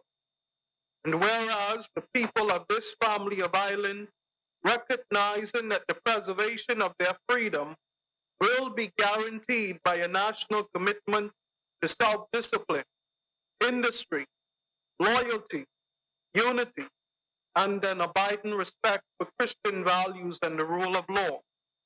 Now know ye therefore, we the inheritors of and successors to these family of islands, recognizing the supremacy of God and believing in the fundamental rights and freedoms of the individual, do hereby proclaim in solemn praise the establishment of a free and democratic sovereign nation, founded on spiritual values, in which no man, woman, or child shall ever be slave or bondsman to anyone, or their labor exploited, or their lives frustrated by deprivation, and do hereby provide by these articles for the indivisible unity and creation under God of the Commonwealth of the Bahamas. The preamble to our Constitution. In the words of my mouth and the meditation of my heart be acceptable in your sight. Mr. Speaker, may it please. I rise on behalf of the industrious people of Bain and Grantstown to impart my invaluable contribution to the legislation being debated in this honorable House. Today, our nation stands at a vulnerable point, trying to recuperate from the ravages of Hurricane Dorian that reaped havoc on both Grand Bahama and the Abaco Islands, as well as trying to subdue the economic and health stranglehold of COVID-19 pandemic. This budget, transparent with its numbers, strategic with its allocation, and hopeful with its projection, is the sum total of a nation transitioning from crisis to opportunity. Our Bahamas, in all her years of splendor, triumph, struggle, and prevalence, has never seen such health and economic hardship like what we see today. The reality for thousands of Bahamians and thousands more who live in Bean and Grantstown and other inner city areas is that no amount of words and fancy speeches or promises will remedy the situations they are experiencing today. The National Insurance Board met its match with the record-breaking unemployment figures projected to reach a whopping 40 to 50%. The government sprung into action to provide stimulus packages, waiving requirements for thousands of Bahamians to qualify to receive benefits from NIB and other social services programs. However, the reality that has dawned on all of us is that these benefits and programs are not sustainable in the long term. Yes, like many Bahamians, I too commend the government for its efforts to mitigate and soften the burden as best it could for thousands of Bahamians. Much of the effort that has been undertaken by this government from 2017 to today are indeed praiseworthy, and I am sure will be echoed by my colleagues both in this honorable House and in the Senate during their presentation. But the question that beseeches us today is how on earth did we get here as a nation, and how are we going to get out of this economic crisis? COVID-19 has amplified and exposed in no uncertain terms the gross economic vulnerability of thousands of Bahamians and the antiquated systems that no longer serve the Bahamian people any good. It was not more than 1 week after the competent authority closed businesses down in the country that thousands flocked to NIB, and rightfully so, to claim their unemployment benefit. In 2017, the governor of Central Bank, Mr. John Roll, revealed that a whopping 90% of Bahamians have less than $5,000 in their savings or depositing account. And while the reasons for this is unique to each account, what is common to all is that the current system does not serve them justice, nor is it empowering the masses to become economically independent and stable. Mr. Speaker, the Bahamas is a nation whose number one industry is tourism. Statistics reveal that a whopping 48% of GDP, 70 cents of every dollar, and 80% of direct and indirect employment are the benefits of tourism in the Bahamas. And yet, while these numbers are exceptional on paper, the math does not add up. The equation is crystal clear. 48% of GDP plus 70 cents of every dollar plus 80% of direct and indirect employment should not equal less than $5,000 in 90% of Bahamian bank accounts, as stated by Mr. John Rowe. The math does not add up. Mr. Speaker, in this country, with so much potential and natural resources, be it our sun, our sand, or marine life, no Bahamian should ever have to settle for a life beneath the poverty line.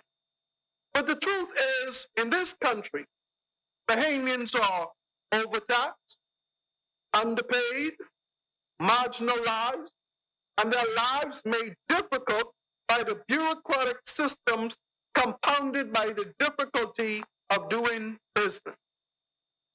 To be clear, Mr. Speaker, this does not fall solely on the shoulders of the current government, but we share some responsibility. As a government, we are expected to pass policies and laws that protect Bahamians from all walks of life and in every sector, especially the tourism industry, where 80% of the nation's workforce is employed by either direct or indirect means. In 2020, we still have hotels in the Commonwealth of the Bahamas where employees who have worked 10, 15, 20, 30 plus years cannot get a job letter to take to the bank to qualify for a house mortgage. If some hotel workers don't save up their entire week's pay each month for a down payment or outright purchase the house in full, owning their own home will never be the reality for thousands of them. In the hotel and tourism industry, this should not be a privilege, but a right for all hoteliers, granted to them by law. The same way that a government employee can take their job letter to the bank and qualify for a host, so too should all hotel workers have the same right. It is these kinds of injustices and inequalities in the workplace that led to the formation of unions in our country. And let me be clear, Mr. Speaker, I support unions. I support all unions who fight for the rights, privileges, and freedoms of their workers. No government should ever be able to hold workers hostage by withholding promotions, back pay, hazard pay, and all other forms of payment entitled to them. Mr. Speaker, I acknowledge the reality that the current economic position of our country does not permit such large payouts at this time. So I encourage unions and other Bahamians whose right it is to petition the government to get what's rightfully due to them, to be cognizant and understanding of the government's reality at this time. Mr. Speaker, this country is cash strapped. This is an administration that came in on the heels of 4 downgrades under the prior government, a burnt down Bamsey building in Andros that had no insurance coverage, a Star Academy school being built on Wolf Road to the tune of $13 million on private land that doesn't belong to the government and needs an additional $10 million for completion. An under-budgeted and overinflated $22 million baseball stadium across from the government high school that has now missed 2 completion dates. A canceled hurricane insurance contract by the former Christie Davis administration that forced its government to borrow for damages that could have been covered had they not canceled the insurance. And the never-ending city dump fires that kept on burning for years with no end in sight, that is finally fixed today, thanks to this F&M government. Mr. Speaker, Bahamians have had to endure much over the decade. The oppression by failed antiquated systems and failed lousy governments that have not advanced the fight of the Bahamian people, ownership and empowerment is part of the reason why government systems are overburdened and crashing today. But Mr. Speaker, I am hopeful because when I look at the budget, I note the increase in allocation for small and medium-sized businesses from $5 million to $55 million. This is empowerment in its truest form. If we empower our people, we could lighten the burden on NIB, social services, and all of the other benefit programs put in place by government. And the people would be in a better position to take care of themselves and their family. Nobody wants to stand on NIB or social services line if they do not have to do so. But the only way that this will happen is when we continue to support small and medium-sized businesses like this allocation is attempting to do.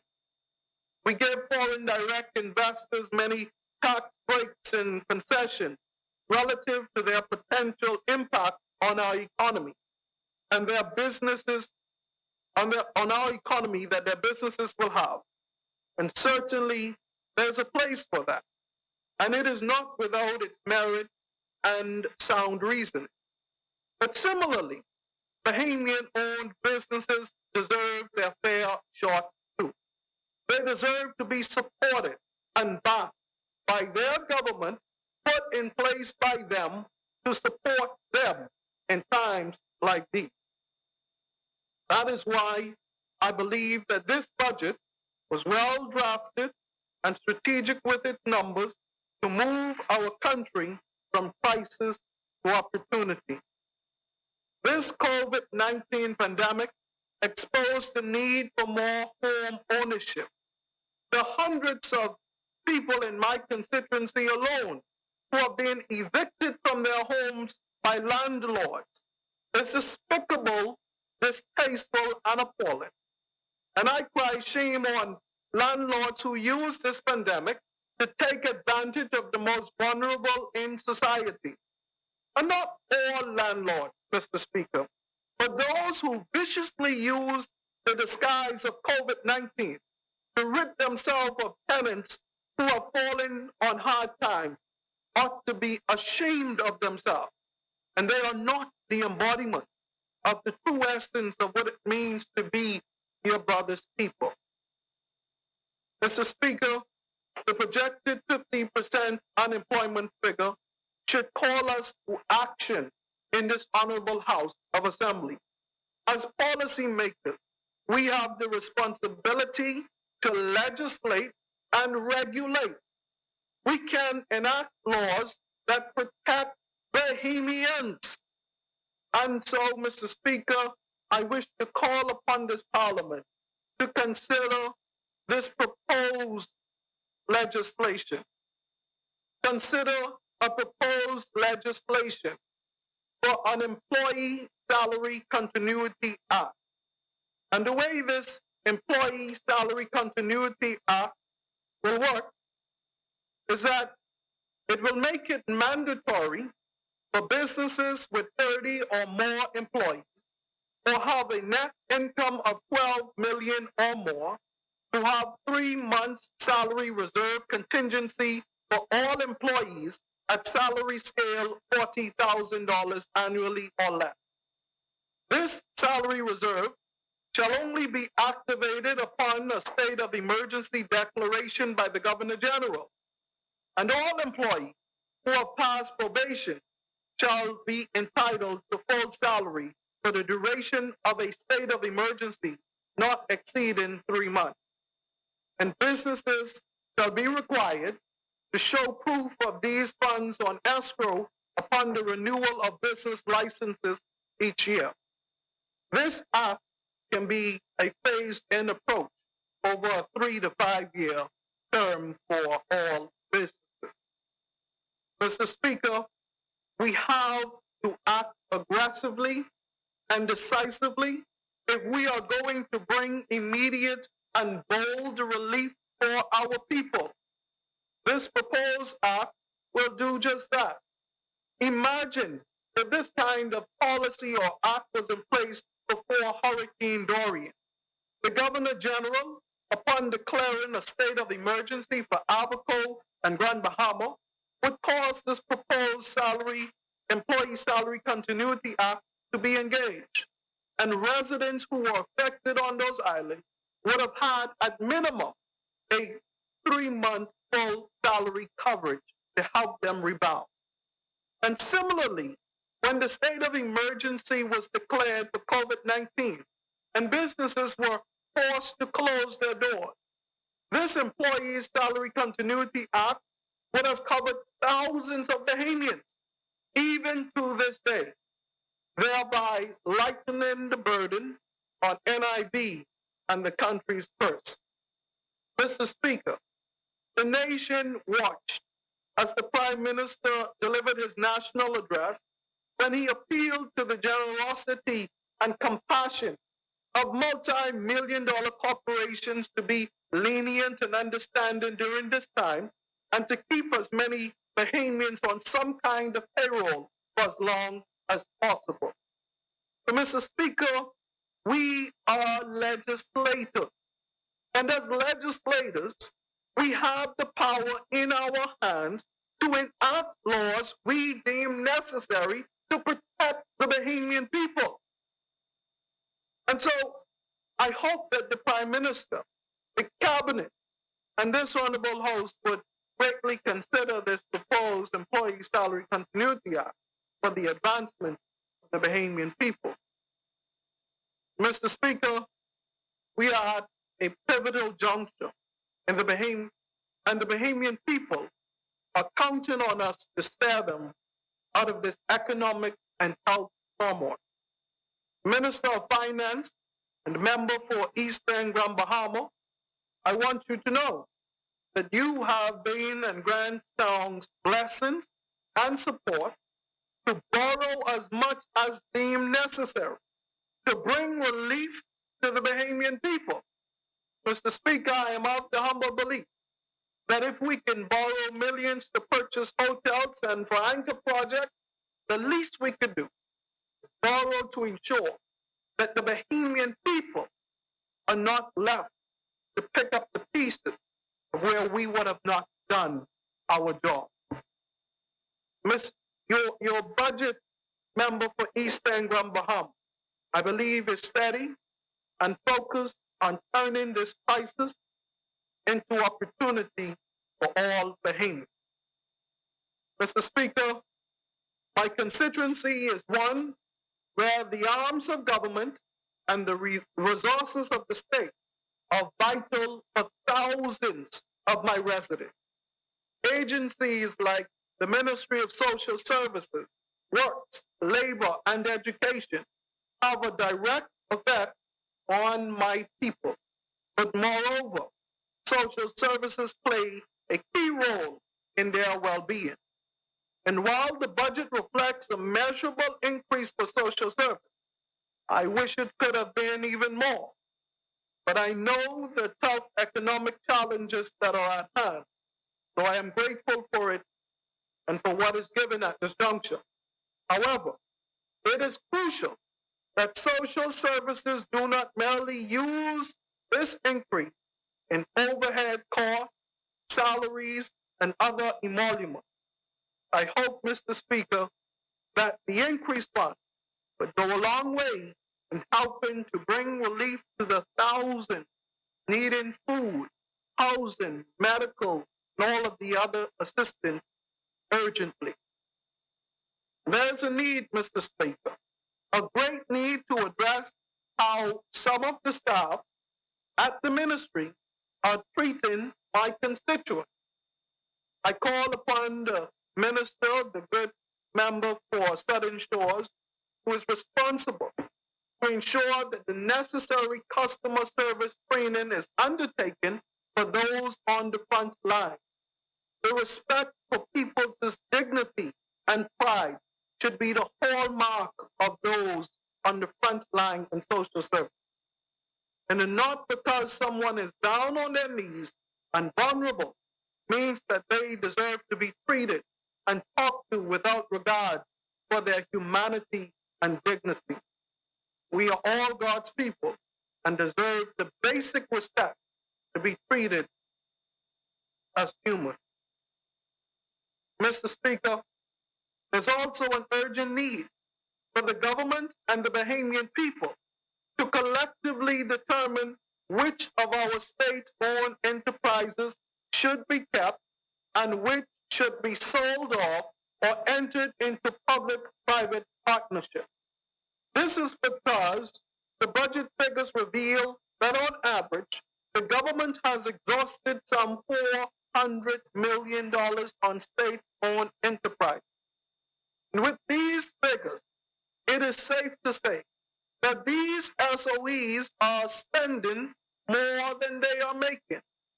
And we all know the basic sum equation that if your outgo is more than your income, then your upkeep will be your downfall.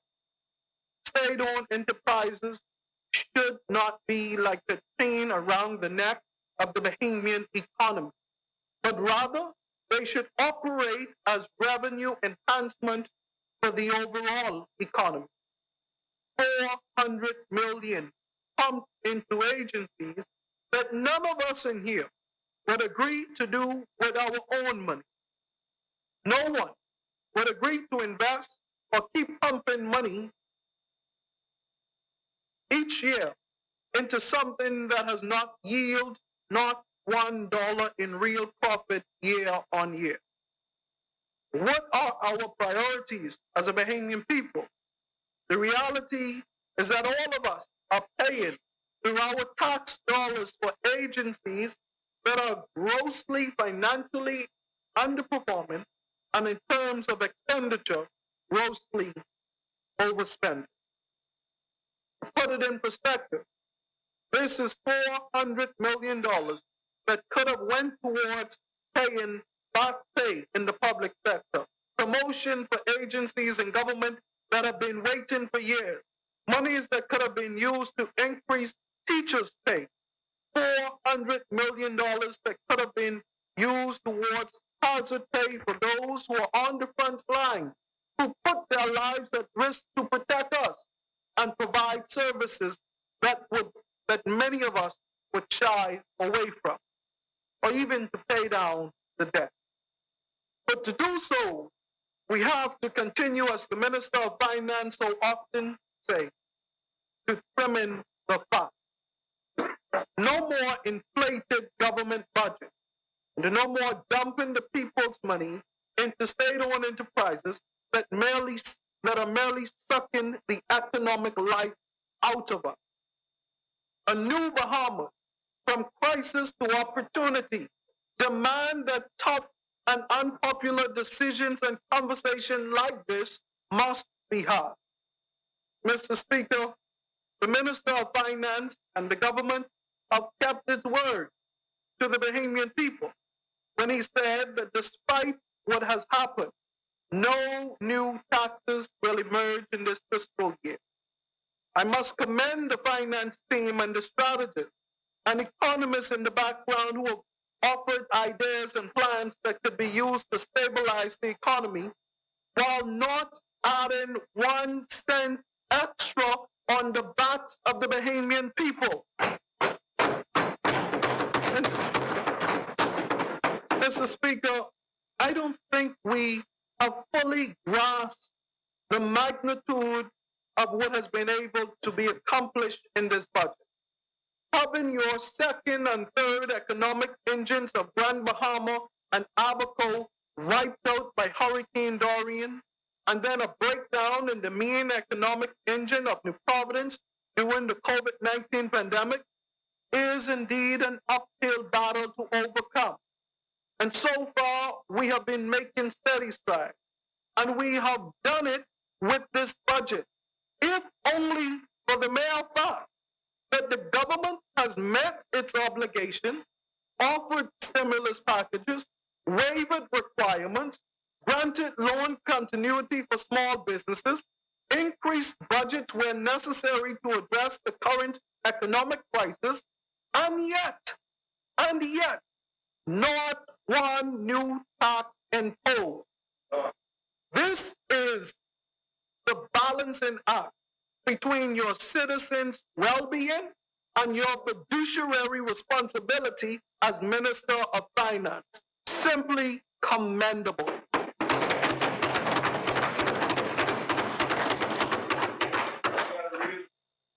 Mr. Speaker, we are still in the middle of one of the worst health pandemics in the world.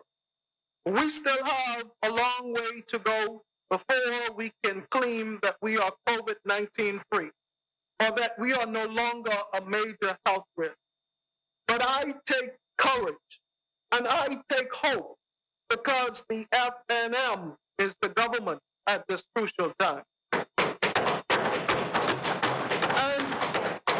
I want to remind the Bahamian people that it was the same Minister of Finance, the member for East and Grand Bahama, who before the Hurricane Dorian and the onset of COVID-19 achieved on record the lowest annual fiscal deficit in the Bahamas in 10 years and recorded the lowest fiscal deficit ratio in over 17 years. So he has been tested, tried, and proven. So, Mr. Speaker, the FNM did it back then, and with this crisis to opportunity budget, we are positioning ourselves to do it again. But the last thing we can ill afford as a country is to go back to those who got us in this economic mess before Hurricane Dorian in the first place. But I believe that the Bahamian people have got their minds made up, and they won't be turning back now. We've made too much progress to abort mission now. And Mr. Speaker, I say steady as she goes. Mr. Speaker, the Prime Minister decided to ban the import of non-medical masks and hand sanitizers to encourage the development of local Bahamian-owned businesses to produce these goods. Yes, we are in a crisis, but we must pull out of moments like these the possible opportunities that can be had. And I wish to encourage all Bahamians to take advantage of this opportunity and to create something of national pride that we can all be proud of when we see the label that says, made in the Bahamas.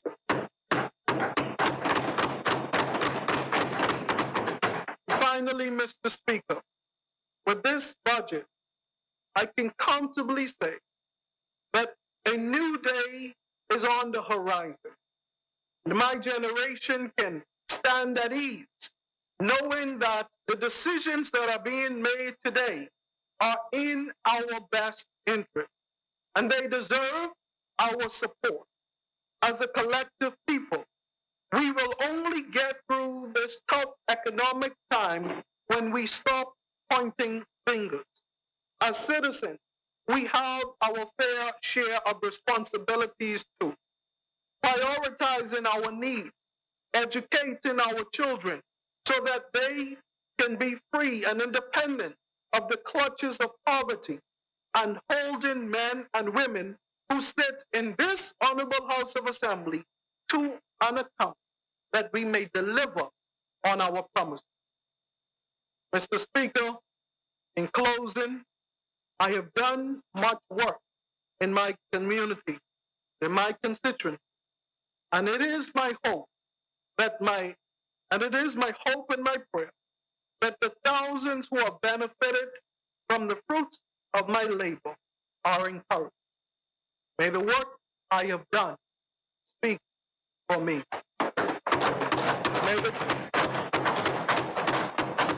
May the grace of God, good fortune, and favor follow this administration in the execution of our duties on behalf of the Bahamian people.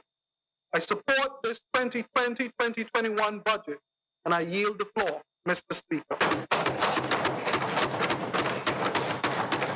Thank you very much, the member, for being in Grand Town.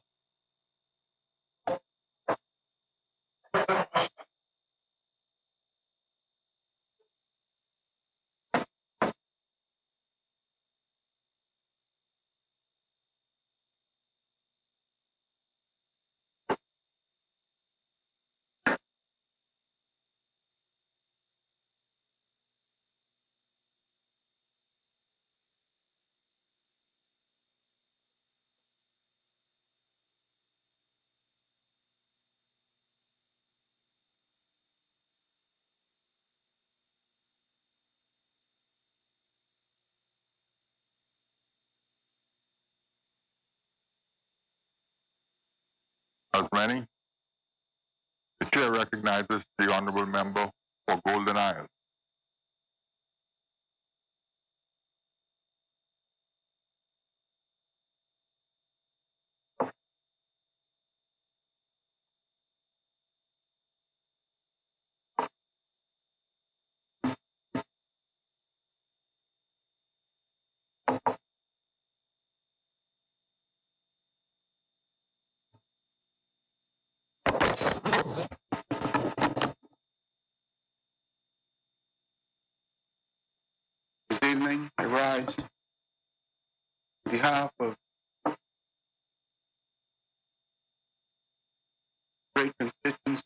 Golden Isles.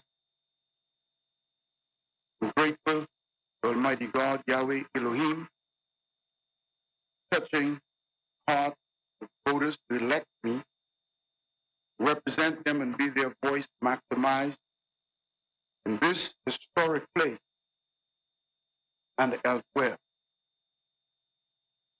This is another historic day and the time as we participate in the annual budget debate. Press the 2020-2021 budget cycle. Please permit me, Mr. Speaker, to say good evening to the residents of Golden Isles, and again thank them for empowering me to represent them. And indeed, good evening to my wife,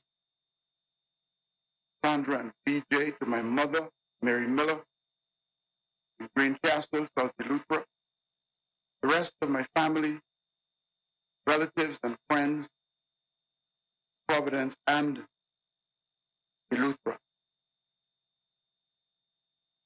Speaker, I'd like to extend a condolence to the family of the late Charlie Strawn of Waterford, Eleuthera, whom I'm sure member for Central and South Eleuthera will speak more extensively,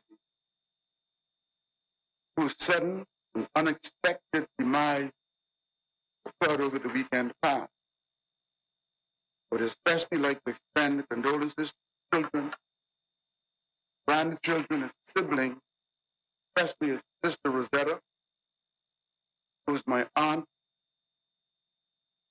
and of course the island of Eleuthera, especially the settlement that he hails from, Waterford.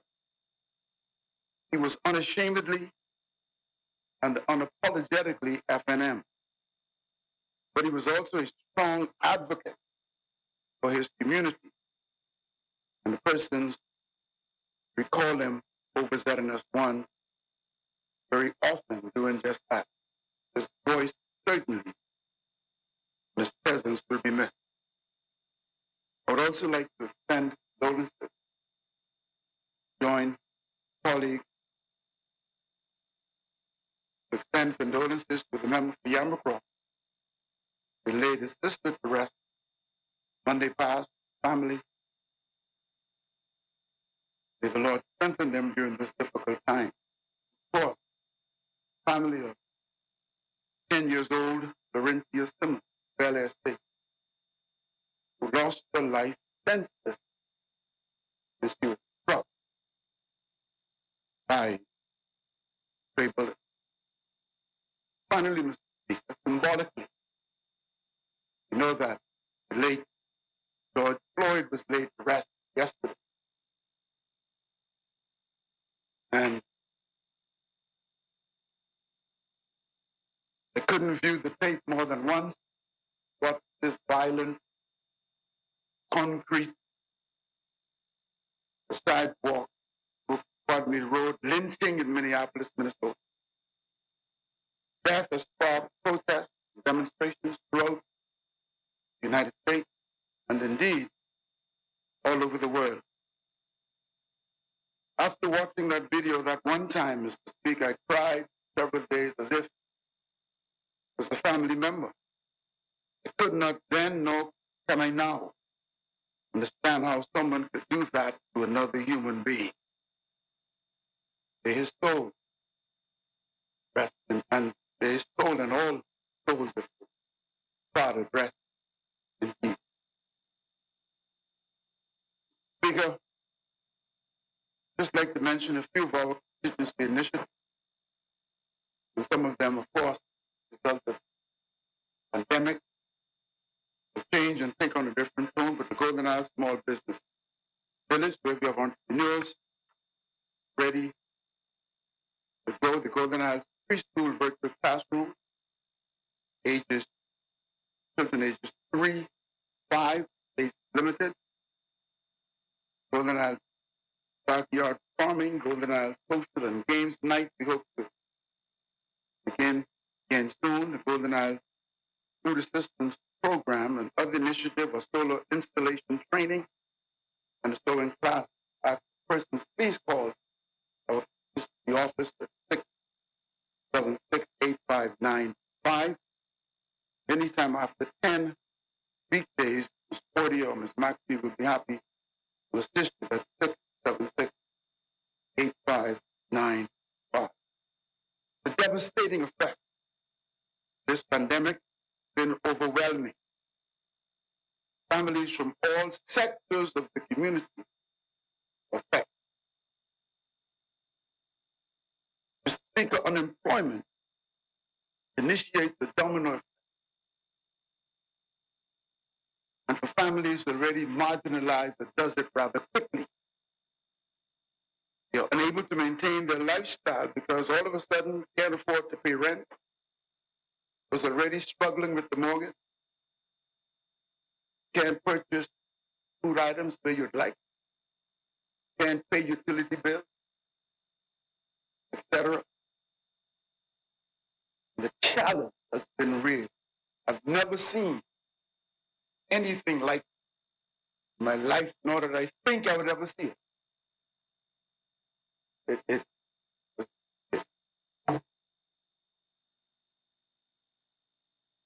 It's difficult to see persons go through it.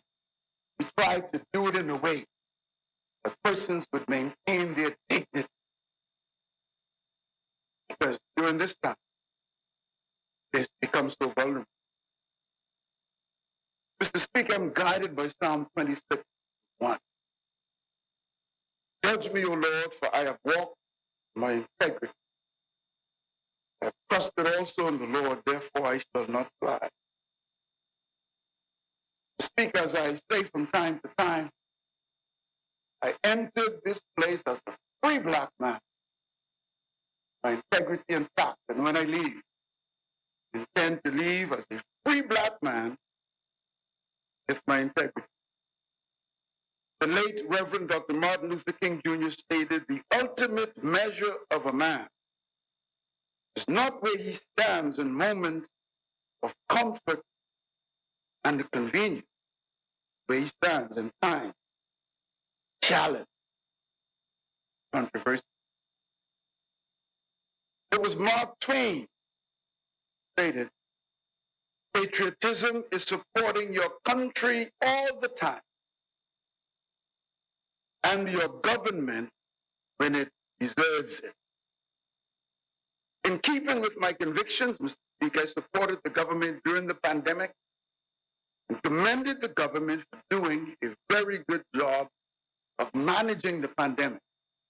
And in particular, the member for Elizabeth, Dr. Sands, and the stellar job he did, and how Bahamians from all walks of life, of all political persuasion, felt so comfortable with him. I referred to him as the fish in water. He was in his element. And I, like many other Bahamians, was disappointed with what happened, but what happened.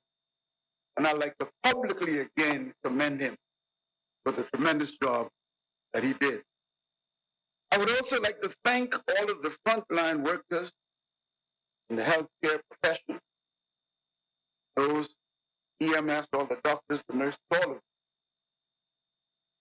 The Royal Bahamas Police Force, those who are helping us to keep the peace, putting their lives on the line every night, Royal Bahamas Defense Force officers. And I had an opportunity to be in social services for a while, so I understand some of the dynamics. So I commend the Minister and his team for the work that they're doing in spite of some of the challenges. I'd like to publicly commend them. And others whom I may unintentionally not mention. I would also like to commend Minister of Agriculture for the level of maturity and inclusiveness he demonstrated as he extended several opportunities for me to be a part of some initiatives and to inform me and to give me the opportunity to get my constituency involved, and including with regards to this budget that I didn't get an opportunity to meet with him, but he certainly offered me that opportunity. And I'd like to thank him. The breath of fresh air, as we see our business should be conducted in this honorable place. See, Mr. Speaker, after I was fired, Parliamentary Secretary, last year, found out after the budget presentation that the Burgess contract, mine was reduced from whatever it was to below $5,000. It was an outright insult. I said nothing. I took my blow. But I thought to mention it now, how petty that persons can be. I'm not sure who's at fault. I know people are saying it's the fault. I'm not sure if someone is trying to act in a way to impress. Sometimes people do that. Or they were given instructions to do so. Whatever the reason or the reasons may have been, Mr. Speaker, I look forward to the day when we can meet as grown men and women and treat each other with the level of respect that we deserve, regardless of the political colors. That if you are the member of parliament, that whatever the member of parliament gets for any other constituency in New Providence, that all are afforded the same courtesy. That madness has to stop.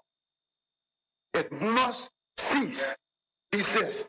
I, for one, will not sit idly by and watch it happen. Mr. Speaker, Clarence Donovan stated, true patriotism hates injustice in its own land more than anywhere else. I didn't come to beat up anybody politically over the budget. It is what it is. There's some things in it I like, as in most budgets, some things I do not. I will speak there briefly if I can. But I wish to take a different perspective, a most uncomfortable perspective to this budget. And it is this, Mr. Speaker. And I'm happy that this afternoon while we're meeting, while this House is in session, Dr. Chris Curry, Associate Professor of History at the University of Bahamas, was conducting over Zoom a topic on race, racism, classism, and the Bahamas. Didn't have an opportunity to participate in it, but I was happy that he was having this discussion. See, Mr. Speaker, I hold that there's a fundamental flaw in this budget, and in my opinion, previous budget. This budget, like all the preceding ones, in my opinion, never sought to address to the extent that it should the economic disparity and the great divide with the wealth distribution.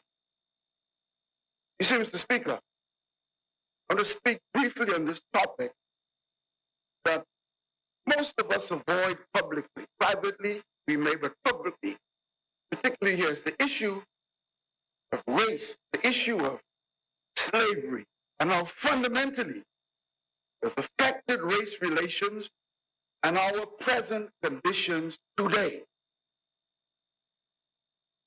Prince Henry the Navigator of Portugal, who never sailed or navigated a ship, but he sponsored and financed them, is regarded as an originator of the age of discovery and the Atlantic slave trade.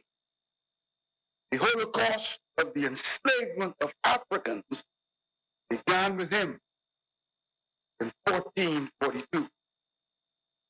August 19, 1619, the first slave ship landed at Point Comfort, Virginia, with approximately 20 Angolans kidnapped by the Portuguese. Historians agree that between 1662 and 1807, when the slave trade was abolished in British territories, that Britain shipped over 3 million kidnapped Africans to the West Indies.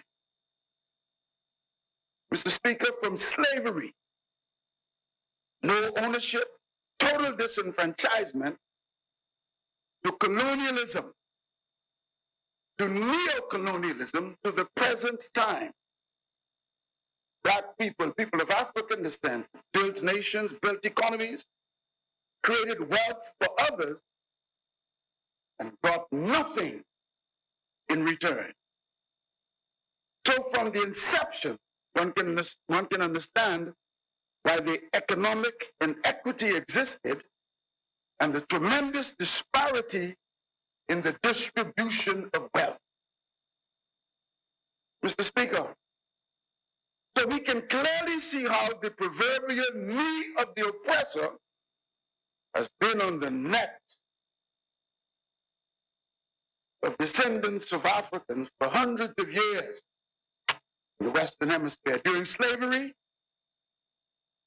our ancestors could not breathe because of knee on their neck. During colonialism, could not breathe because the knee on their neck. During neo-colonialism, couldn't breathe. Knee of the oppressor on their neck. And at the present time, many can hardly breathe because the knee is still on the neck. Speaker, I had the opportunity to speak to the late Sherwood Noel. May his soul continue to rest in peace. After he publicly apologized for the role that his ancestors played in slavery, I called him to commend him. And he informed me how we had lost friends over his remarks, and how many in the white community were angry with him. It seemed as if everyone, white, black, and otherwise, speak of this historical fact as if there were no consequences to this. But that is so untrue. To understand why black people, people of African descent, particularly, well, globally, but particularly in the Western Hemisphere, while we seem to be on the lowest end everywhere we travel, there's a reason for that. It didn't just happen. The economic disparity we experience. We must review this history, and we must speak directly to it, as some other nations have attempted to do. The only way to understand this economic disparity along racial lines is to examine the history, seek to redress and correct the wrongs of the past that is still lingering with us today.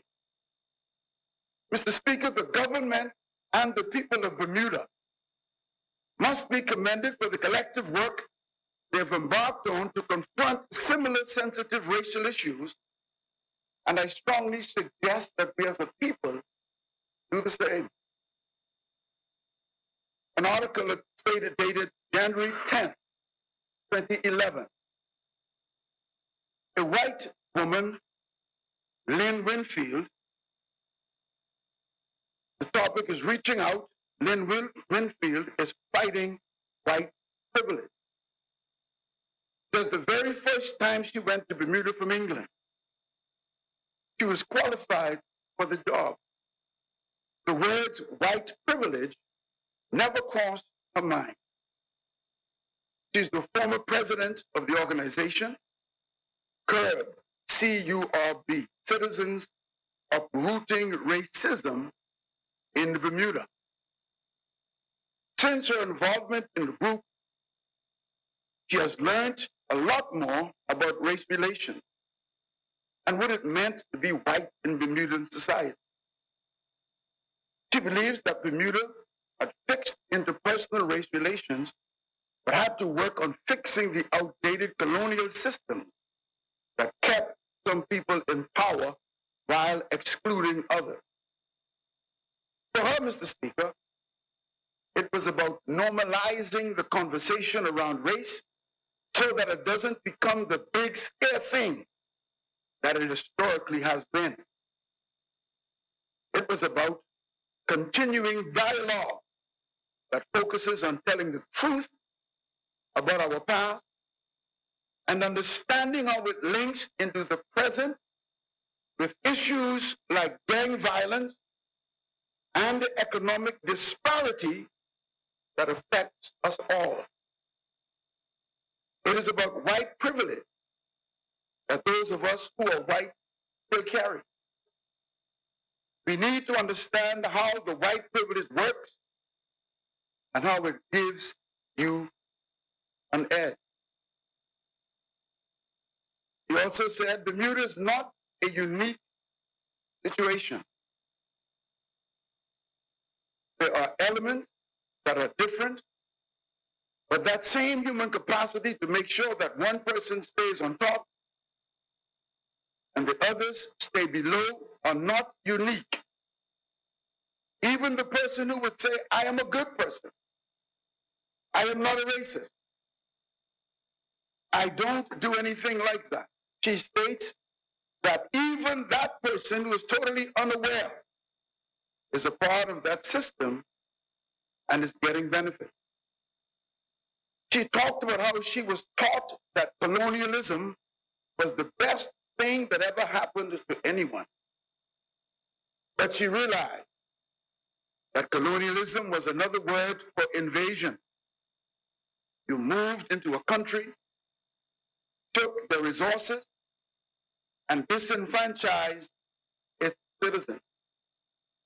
Economic disparity is a direct legacy from our past.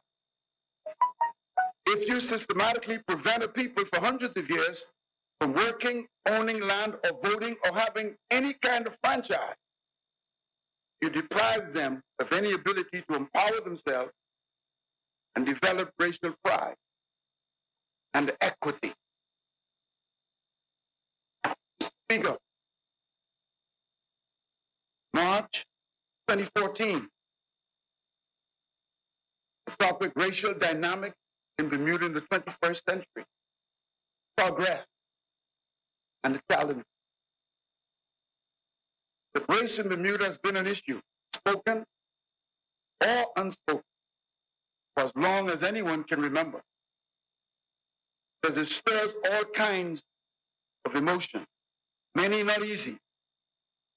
But while racial differences have sparked appalling behavior in the past, today it would be hard to find anyone of any race or ethnicity who does not cringe at the painful account of slavery, discrimination, and related abuse. But today, we do still have issues around race. We need to talk about them openly and honestly, neither cringing nor blaming. Rather, we could use the knowledge that we have gained, the pain that we have felt, the discomfort we have inflicted, the issues with which we still grapple, and use it as a call to action. It's not about making people feel better. This is about making things better. It's about ensuring that racial inequity, that the playing field is grossly uneven simply because of one's race, is truly something of the past. Easy to say, but it's obviously not so easy to define the solution. Mr. Speaker, in 2008, the Atlantic Philanthropies launched an initiative to assist with untangling the complex network of feelings around race in Bermuda. The Aspen Institute Round the Table on Community Change, the leading think tank on race relations, and a team that had already completed a body of work on systemic and structural consequences on race inequality. For 3 years, they worked on the Aspen Bermuda Racial Equity Project. Mr. Speaker, just last year, November 29, 2019, the Honorable Rovita Fargo, MP. And please don't belittle me to that. It's not speaking to anyone. Please don't belittle me to that. I'm not afraid to speak to it. No, but please don't belittle. I'm bigger than that. Please don't belittle me to that. This is not about anyone in particular, but nobody in particular. It's about us as a country. It's about us as a people. It's about us that when things happen in this country and white Bahamians are involved, what happens out on social media, the way Bahamian, FNM, and PLP conduct themselves. It's a reality that we must face. At some point, we're going to have to face it. I say that now much of the world is beginning to face it. Many things are happening in America quickly along the lines of race because they are finally facing it. In the Bahamas, we need not continue to act as if it is not an issue. It is an issue. The Member of Parliament, the Honorable Rovita Fargo, MP, Minister of Labour, Community Affairs, and Sport, just last November the 29th, that Bermuda's community is one that is vibrant, diverse, and steeped in history. Our ancestors hailed from a wide variety of cultural backgrounds. We are truly a melding of tradition, ideologies, and human stories. Our collective histories are intertwined against the backdrop of our cultural and racial diversity. We also recognize that issues of racial inequity and race relations can be difficult and complex discussions for us to have as a people. But I believe that as a community, we should have the courage, openness, and vulnerability to have these important conversations. We are open to hearing all suggestions and approaches of how we can address this issue, whether it's more education about our collective history in our schools, whether it's reviewing inequitable policies or laws that have existed on our legislative books, or whether it's introducing or creating a cultural facility that showcases our racial and historical legacy. How we move forward must come from our community. And we genuinely seek the public ideas on how we can improve race relations in Bermuda. And by saying, I invite interested members of the public to share your thoughts as to how we can improve our racial connection in Bermuda. Speaker, like I said, privately, these are regular conversations. These are regular issues that persons speak about to me and approach me with. And as I said, anytime, anything goes public with this administration and previous administration, and it involves someone right, there's an outcry on social media. It says that there are issues, there are challenges, we've been avoiding as a nation for a long time. We need to finally have that conversation. We need to finally engage the public. See what they're thinking, see how they feel. And that's why in Bermuda, they could actually have a Black Lives Matter march with thousands of persons, black and white, because they've been dealing with these issues. Let us continue to act as if it doesn't affect us.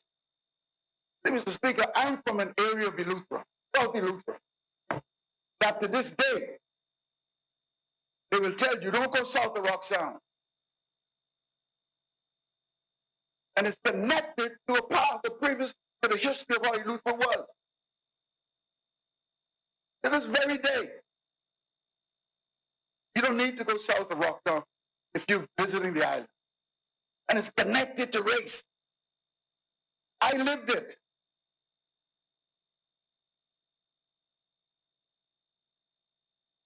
I know of settlements. I can tell you of instances. It still happens today. the lighter you are, the better your chances of succeeding today. It's a reality. It's one we need to face, we need to grapple with, we need to deal with.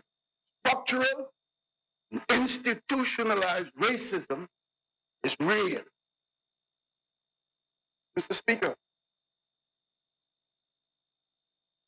while listening to the Minister of Agriculture, I commend him his presentation.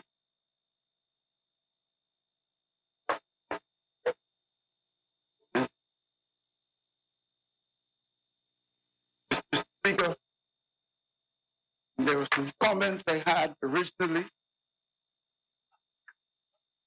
and these pages have nothing to do with them. But I'm happy. I always prefer to over-prepare than under-prepare. But that's what that is. These are not gone. These are, when I watch the time, if I got time, I'm coming back to these. They have not gone anywhere. Well planned. We have read the government's budget proposal for fiscal year. Heard the recitation of the government expenditure and revenue. Listen to the projections, predictions, and forecasts. In my humble opinion, Mr. Speaker,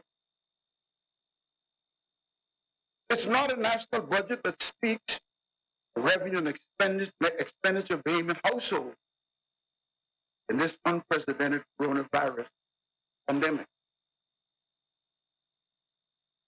Mr. Speaker,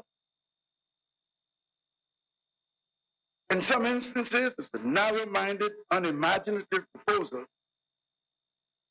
to fund the public service for the next few months.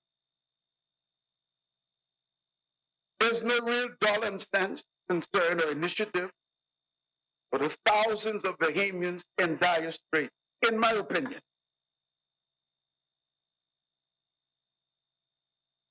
The urgency created by COVID-19,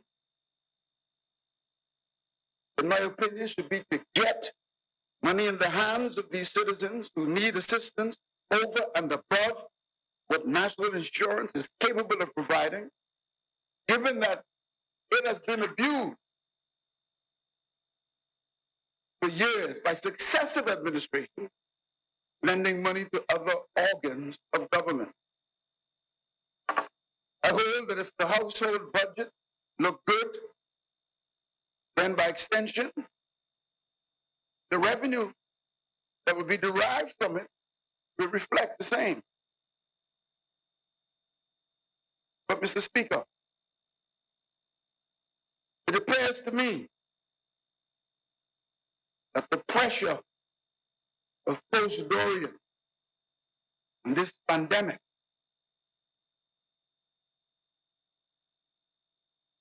has taken and has knocked some things, in my opinion, off course, while recognizing these are unprecedented times, requiring exceptional and extraordinary stabilization and recovery initiatives. The Minister of Finance, and I don't want to make mockery of it, but talking about customizing car license plates for a fee. And then we say, no taxes, no new taxes. Mr. Speaker, no new taxes, but fees. And we know what fees are. They don't call them taxes, but we know what fees are. No new taxes. Is it because the persons who can afford to be taxed, we wish not to tax? I repeat, is it because the persons who can afford to be taxed to help bear the burden during this time.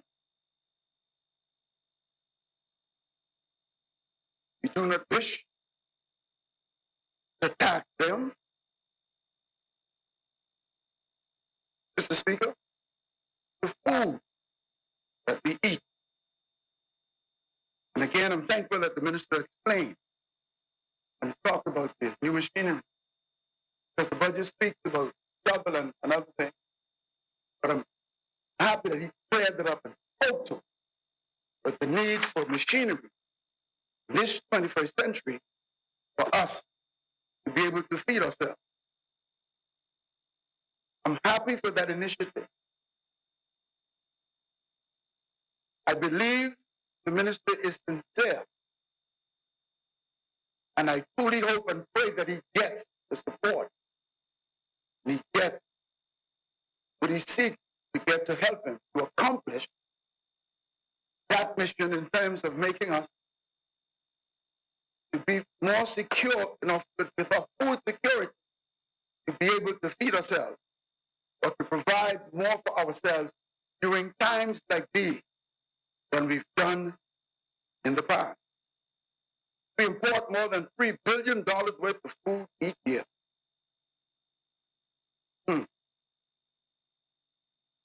The fear of Bahamians running out of food should always be challenged by leaders pointing out that we have a vast fishery resources, which he spoke to, that can provide our population with most nutritious of all protein, and that further, the processed waste from the fishing industry would be a rich feed for all farm animals. And we can possibly eliminate the need to import feed with scarce foreign reserves. Also, Mr. Speaker, the two basic components of our Commonwealth of Bahamas are the Bahamian people and the geographical territory comprising an exclusive economic zone of some in excess of 250,000 square miles of sea, islands, keys, reef, and rock. In this exclusive economic zone, God has given us physical resources that we have to exploit by ingenuity and industriousness. These are unprecedented times and the circumstances indeed. They require out-of-the-box thinking, ingenuity, and industry. The new catchphrase now is new normal. But to a great extent, it seems as if it's the same old, same old. In my opinion, let's borrow more money to run the government machinery, let the people fend for themselves, blame the PLP, and continue to protect the rich and the wealthy. That is what it's about, not much more. Mr. Speaker, the concept of the Sovereign Wealth Fund is an instrument that, if used properly, one for ensuring that citizens benefit in real financial terms from the wealth generated by the economic exploitation of the physical resources in our country. Mr. Speaker, the government owns the entire seabed of the exclusive economic zone, as well as 70% of the land. This is indeed a part of the sovereign wealth, the land, seabed, the most extensive mangrove forest in the hemisphere. On July 10th, 1973, the British Crown turned all of this valuable real estate over to the government of the Bahamas to be held in trust for the Bahamian people. Bahamian people have been benefiting, but which Bahamian? Today, Crown land is controlled directly by the Prime Minister. But since independence, sadly, the granting of crown land to citizens have been subjected to so much political irrationalism. If you recall, several years ago, a lawyer announced the intention to sue the government with respect to over 30,000 outstanding applications by Bahamians for grant or lease of crown land. Some of that crown land is fundamentally the sovereign wealth, the commonwealth of every citizen who is entitled to a share of this wealth. And I say they're entitled to it now. Mr. Speaker, I challenge the government. Bring a swift end to the practice of giving out crown land largely only to political cronies, of which successive governments have done it.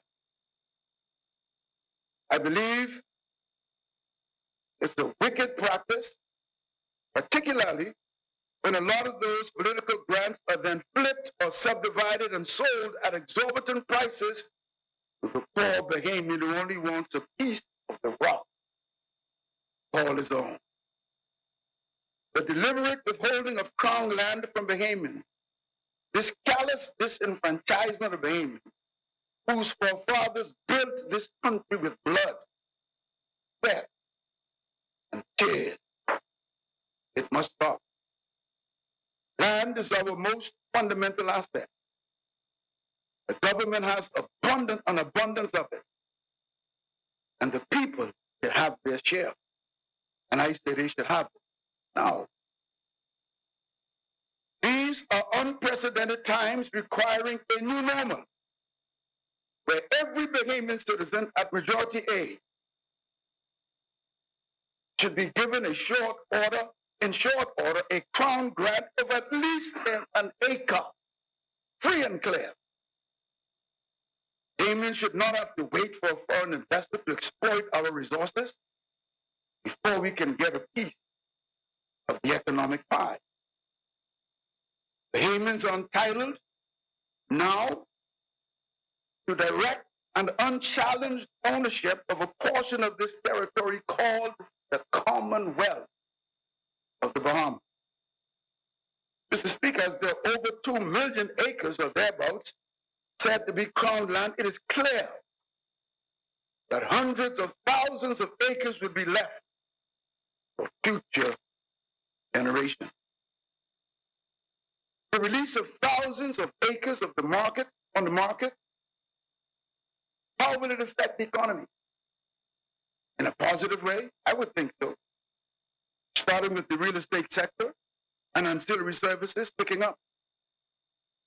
There's no argument against honoring those 30,000, shouldn't be, crown land applications once the investigations were done and proven to be legitimate. And it is good governance and prudent economic sense at this precise and critical time to expand the initiative to include every Bahamian. This is the only sustainable way in which economically depressed Bahamians can be assisted by the government. Just give us something that we're entitled to as our birthright. 1 acre of ground. We can do whatever we wish. The acre. There's been much talk about the issuing of it. I think now is as good a time as any to act on that talk, and not just talk the talk, but walk the talk. Mr. Speaker, the issue again of sovereign wealth fund and natural resources are many. Oil, calcium, sand, aragonite, salt, a pine forest, deep ocean corridors, a vast marine reserve. The list goes on. Mr. Speaker, we have a sovereign wealth fund. I believe it needs to be restructured and activated. I believe measures should be taken to begin to lay a framework. It did not happen now. I don't expect it to happen overnight, but at least there would be a framework in place as to how this will work, as to who will benefit, as to how it will be managed, at least begin to make some meaningful strides in that direction. Mr. Speaker, I have a document that says the Bahamas ranked number 66 in total trade value through April with a total of 1.14 billion export, total 1.03 billion and import 113.63 million. Speaks to the port of Palm Beach, Florida, port of Everglades, Florida, port of Corpus Christi, Texas, port of Houston, port of Lake Charles, Louisiana, port of New Orleans, port of Mobile, Alabama, port of Miami, port of Beaumont, Texas, and places the value in millions next to them. So, Mr. Speaker, whatever it is that's being shipped out of our country, whatever it is, and they're speaking of these values, what is being shipped? How are the Bahamian people benefiting from what is being shipped out of our country? A ship just left Freeport yesterday, I think, en route to the West Coast in South Florida. What was on that ship? What is it, Mr. Speaker, that we're exporting to the tune 1.14 billion? What are we exporting? What's leaving our country? Who is keeping the record? Who is benefiting? How are we benefiting from this, Mr. Speaker? There are persons watching. There are persons keeping tabs. There are persons taking notes in and out of our country. I would like to know. We don't have any natural resources to talk about the sovereign wealth fund. What's this? How do I interpret this? U.S. trade numbers? Are they lying? Are they making this up?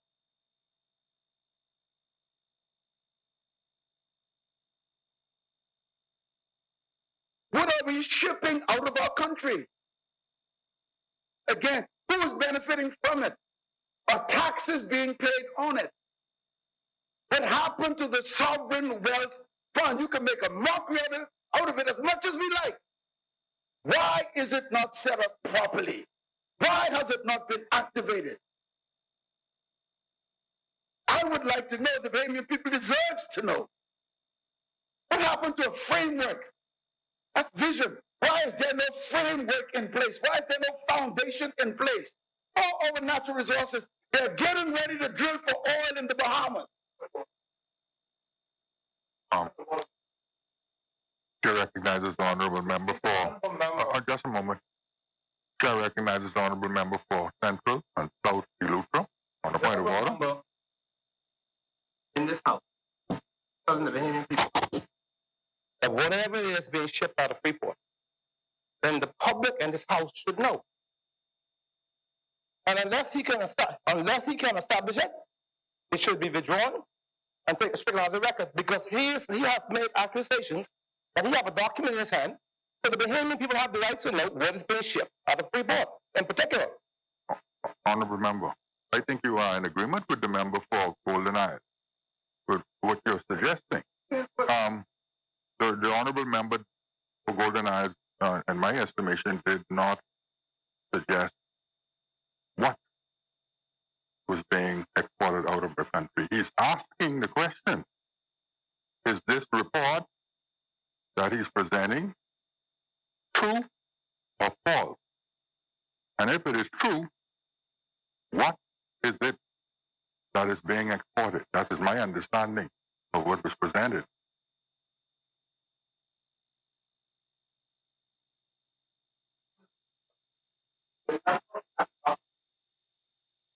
And he said, he held the document in his hand. He said, what is being exported? So if you have a document, he had numbers that clarify that if the numbers are on the document, it should say exactly what it is being exported out of the country. And the people have the rights to know it. Because if you're going to come to this house with that document, we want to know what it is. Honorable Member for Golden Isles, can you cite the source of the document? U.S. trade numbers. The U.S. trade numbers, do you have a, what's the date? I'm prepared to lay this. I don't know why he's so upset. I don't know why he's upset. Don't. No, it's not personal. What is? It's not personal, Central and Southern Lucas. Honorable Member for Golden You Isles. need to get upset. It's not. Honorable Member for Central and Southern Lucas. The chair is trying to get some information.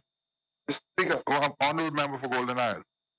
What is the caption against the number that you quoted? it says, I read, Bahamas ranked number 66 in total trade value through April with a total of 1.14 billion. Exports totaled 1.03 billion. It says the port of Palm Beach, Florida, 273.79 billion. Honorable Member for Golden Isles. Did you download that from the website? Is this a website cited? USTradeNumbers.com. USTradeNumbers.com. Yeah. And I'm prepared to lay it on the table. Are you prepared to do so now? Can I just at the conclusion? You can do it at the end if you would like. Yeah. Great. Okay. Great. Thank you, Honorable Member. Yeah. Carry on. And so, Mr. Speaker, you're absolutely correct. I'm just asking the question because it doesn't definitively state. And so I'm just asking, what is this? And in addition, I'm saying this is why we need an activated sovereign wealth fund, Mr. Speaker. I have spoken to persons who have worked on Ocean Key for years, where there was a 24 hours mining operation of aragonite in this country.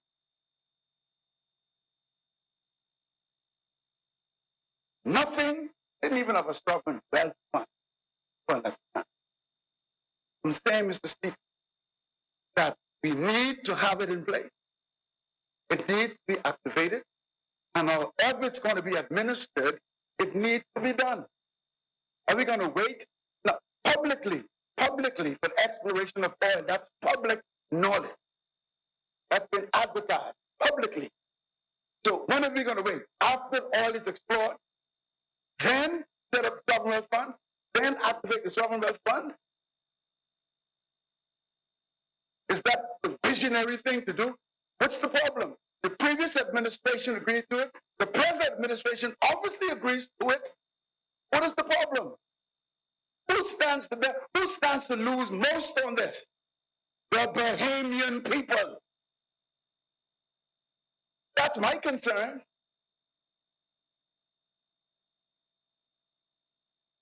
This real talk with the exploration of oil. Real talk. It's out there. They've announced publicly that they've delayed from April to May. And I understood there's been another delay. But their intent is to drill. They don't just show up in the Bahamas. They're going to drill oil. They've followed the procedures. They've abided by the law. What about the sovereign wealth fund? How will Bahamians benefit from it? That's my concern. The same group of Bahamians, the poor, the marginalized, the left out, the downtrodden, who have been overlooked for years in this country, they're the ones who hurt the most. And they view us as sitting in our lofty places and uncaring about them. They're the ones who will hurt the most. And we sit as if nothing is happening. What do we think? What do we expect the Bahamian public to think? They can try to discredit them, make them seem to be less than who they are. And I promise you they are not. And so while we have the opportunity to do the right thing, and being in government has to be more than blaming the opposition for what they didn't do. That's why you were elected. Get it right, do it right, get it right. 3 years and you still beating up the opposition. When are you going to take responsibility? This is my government, my administration. I'm a part of it. This is what we're going to do. Regardless of what happened, this is what we're going to do. That's what leaders do.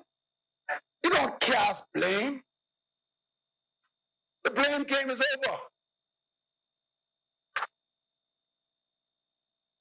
Mr. Speaker, finally, Mr. Speaker, we're in the midst. The hurricane season is upon us. Three named storms have already passed us. It's promised that this would be a very active hurricane season. Again, I said this at the mid-year budget. I saw nothing in the budget that dealt specifically with this urgency of preparing sufficient hurricane-proof shelters for some 200,000 persons. In fact, I see nothing in the budget for NEMA, the National Emergency Management Agency, although it is the statutory authority charged with hurricane preparedness. The hurricane budget should provide funding for certified hurricane-proof shelters able to house the 200,000 persons for up to 3 days minimum, in my opinion. Also, for storm shutters, for hurricane shutters. Persons have been complaining to me, why has the government not decreased or eliminated the duty from hurricane shutters? And I promised them I would mention it. That's a concern for persons who wish to import it from overseas. Vital information like this should not be hidden under some head or assumed in some vague line item in the budget. It should be clearly spelled out in black and white for all to see. We are already in hurricane season, so the people need to have questions answered. How many buildings on the island of New Providence have already been retrofitted to serve as certified hurricane-proof shelters? How many? We're in the season. How many persons in total can be sheltered? Where are these shelters located? Are they clearly marked and identified as hurricane shelters? Do they have backup power supply? Are they stocked with emergency food, water, and medical supplies? Are they well ventilated? What have we learned from Dorian last year and what happened in Grand Bahama and Abaco particularly? What have we learned? What are we implementing as a result of what we've learned? Who are the qualified engineers who are certifying the shelters? What is the drill and procedure for persons seeking shelter? It is clear that there are 3 disasters on hand. Post-Dorian, COVID-19, and the apparently disastrous state of disaster preparedness. Not even in the budget. I say to the people of the Bahamas, this is serious business. Lives are at stake. To the Category 5 with Nassau, what will you do then? How can we prepare for that based on what we've seen?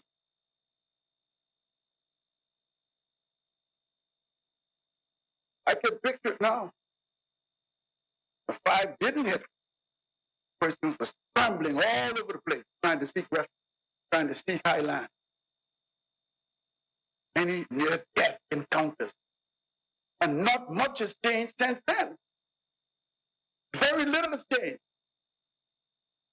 Think you're going to be fine in Nassau every time? Going to hit a family island every time? You need to wake up and demand that the government move resolutely and move now to provide sufficient and adequate hurricane shelter certified by qualified engineers. God forbid Category 5 hurricane hit New Providence. God forbid it happen. I call in prayer words, pray, keep praying, keep praying. I hope it doesn't hit the Bahamas, period, but God forbid, as unprepared as we are, for one to hit New Providence. What are we waiting for? What's the holdup? Some of the encounters I've heard from persons in hurricanes all over the Bahamas. What the holdup? What are we waiting for? Mr. Speaker, as we're beginning to emerge out of this pandemic and observe how this virus has decimated nations, we approach very potentially dangerous part of it. We can truly say God has been mighty good to us. What some persons were forecasting and expected, God has been extremely good to us. Mr. Speaker, the least we can do as a nation is to set aside a day of repentance and a day of thanksgiving to Almighty God for His grace and for His mercy extended to us. The Almighty God, Yahweh Elohim, continue to bless the Commonwealth of the Bahamas and make the wealth come. Long live the Commonwealth of the Bahamas. Golden Isle.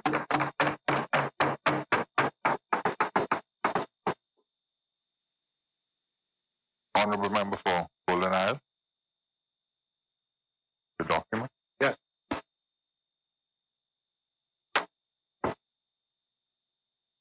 What is that the document brought up?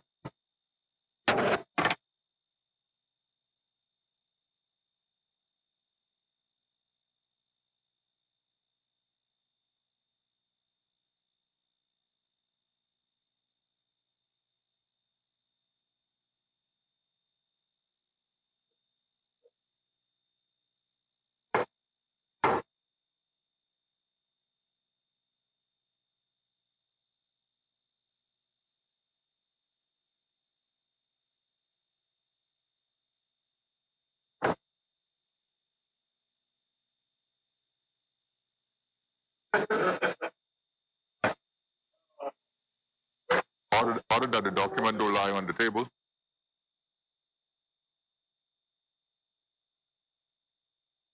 As many? Chair recognizes the honorable member for Tall Pine. Thank you, Mr. Speaker.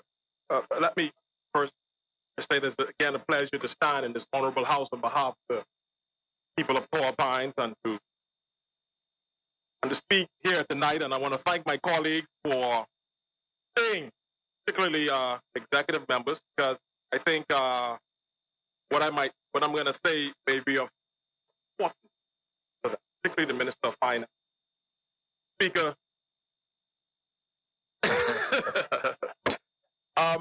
I wish to begin at this onset, Mr. Speaker, by saying that Tall Pines supports this 2020-2021 budget from no onset, Mr. Speaker. And unlike my colleague opposite, having heard some of my colleagues, including the opposition, I've had a chance to review my planned presentation, Mr. Speaker. Speaker, there's no doubt that this budget addresses concerns, the unprecedented budget for an unprecedented time.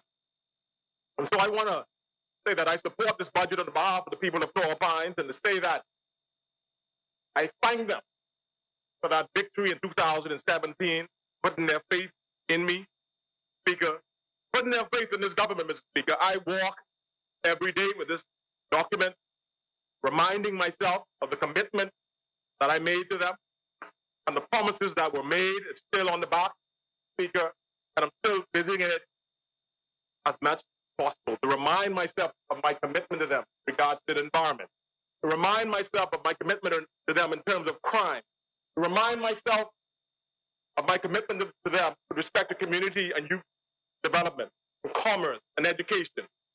Speaker, I still stand by those promises, and I wish to speak to them during this debate and to say, and to show where we have come thus far. Mr. Speaker, normally I would save that portion for the end of my contribution. But given the time, Mr. Speaker, and the mistake that I saw a few of my colleagues made when they were rushing through, I'm going to start there, Mr. Speaker. Because I think the speakers before me, particularly the government speakers, have adequately, particularly the Minister of Finance, have done so well in explaining to the Bahamian people, explaining to my people in Port Pine what this government is about, what this government's going to do to take us through this storm. And I have faith in this government that we will succeed. Port Pines will rise, Abaco would rise, Grand Bahama would rise. All of us as Bahamians, we would rise stronger, Mr. Speaker. I'm confident of that.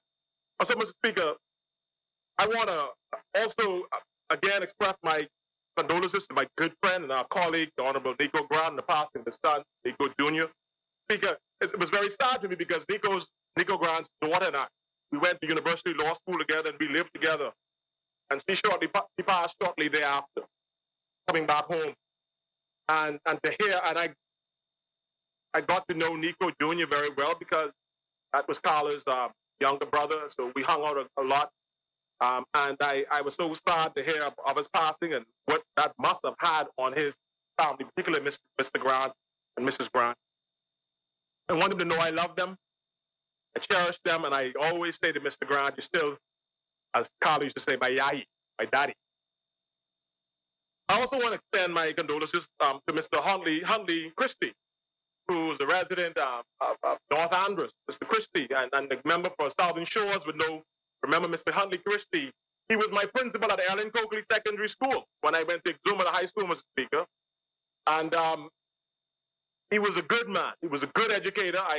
My mother's from North Andros, Johnsonville, Townstown, and I went back. He became an administrator in the North Andros, and he always said that he was so proud of me, Mr. Speaker. I remember going before him as a lawyer in the court in North Andros, and was always so. It was an experience to see my principal sitting as an administrator, hearing magistrate matters as an administrator.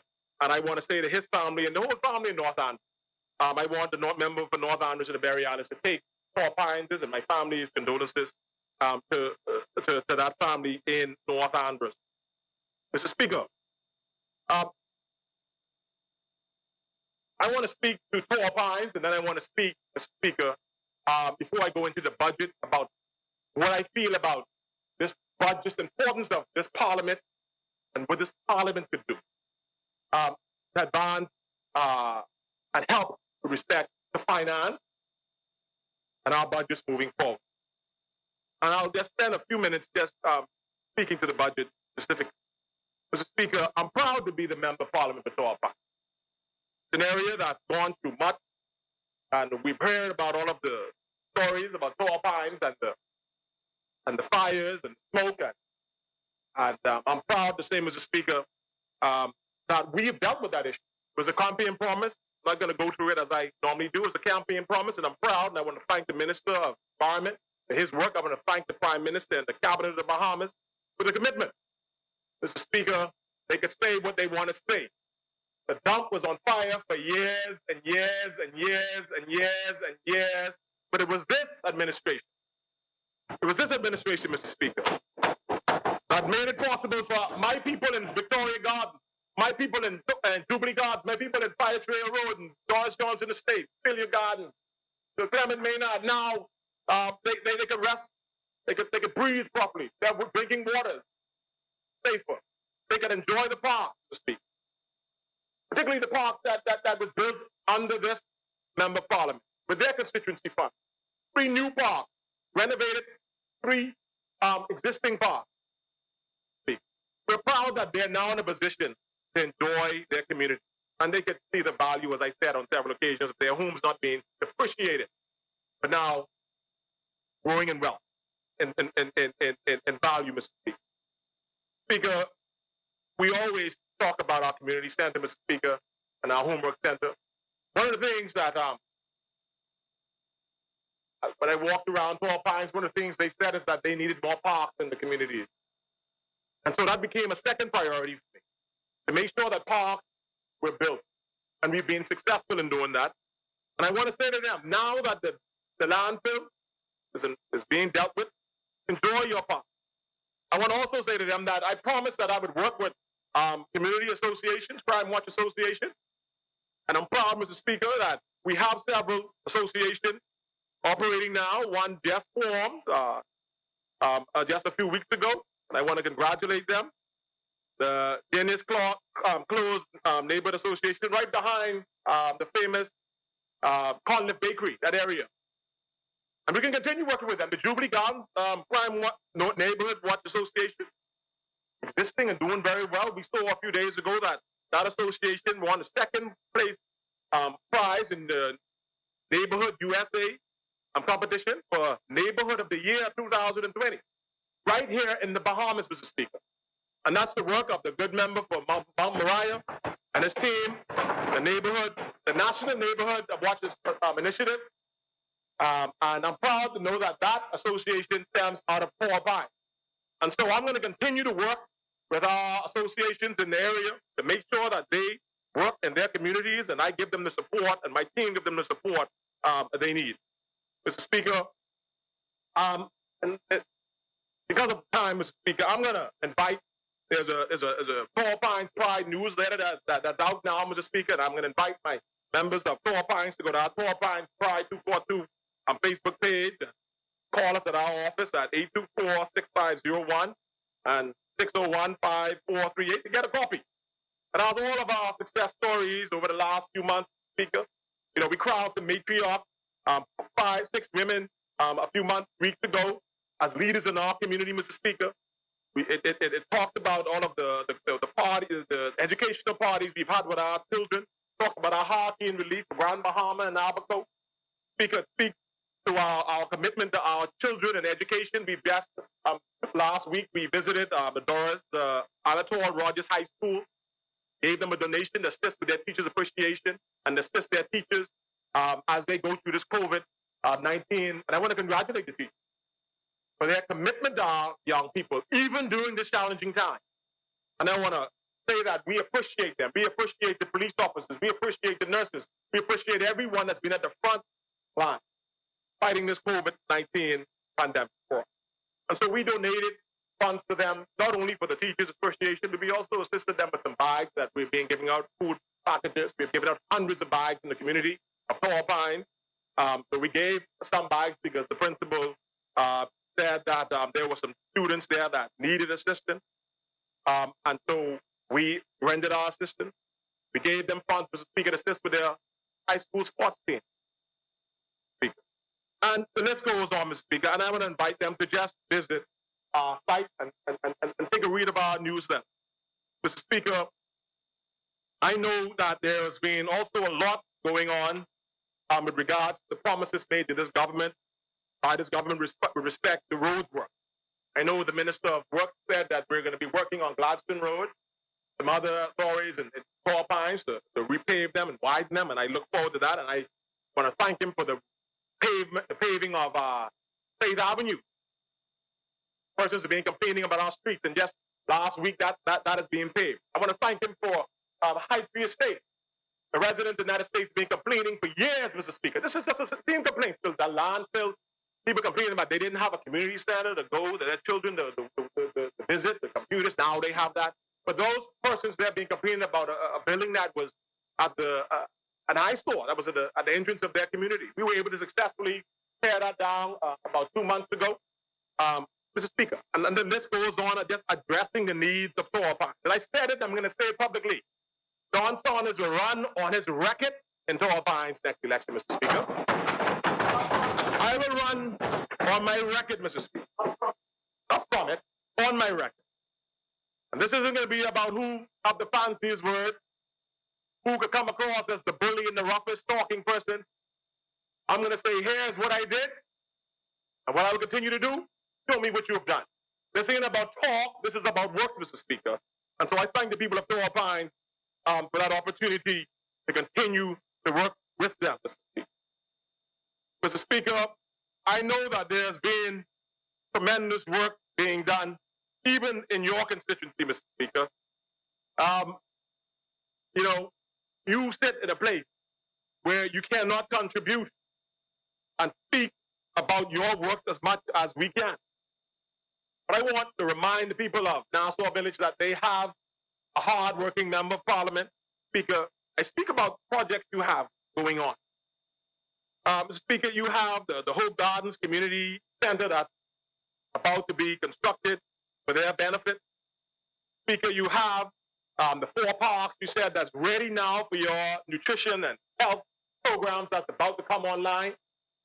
Speaker, you have your community GLAD and BJC programs in Nassau Village for your young people, your Sow and Grow program for your neighborhood farming project, Mr. Speaker. You have your, Mr. Speaker, the Nassau Village Community Multi-Purpose Cooperative Society, working with your constituents to get them involved in small business, get them involved in their community, benefiting from some of the programs that the member from Marco City talked about. And I want to congratulate you and ask you to continue to do your work. I think the Speaker deserves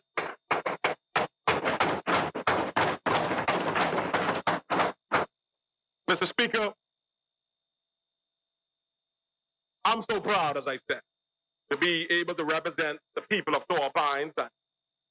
And I want to say that I intend to be there for some time, many, many years. Speaker, I will dig it. Mr. Speaker, I had the privilege and you mentioned it a few days ago, to be participating in the CPA McGill University course, Parliamentary Governance course, over a year. And the course is sponsored by the Commonwealth Parliamentary Association.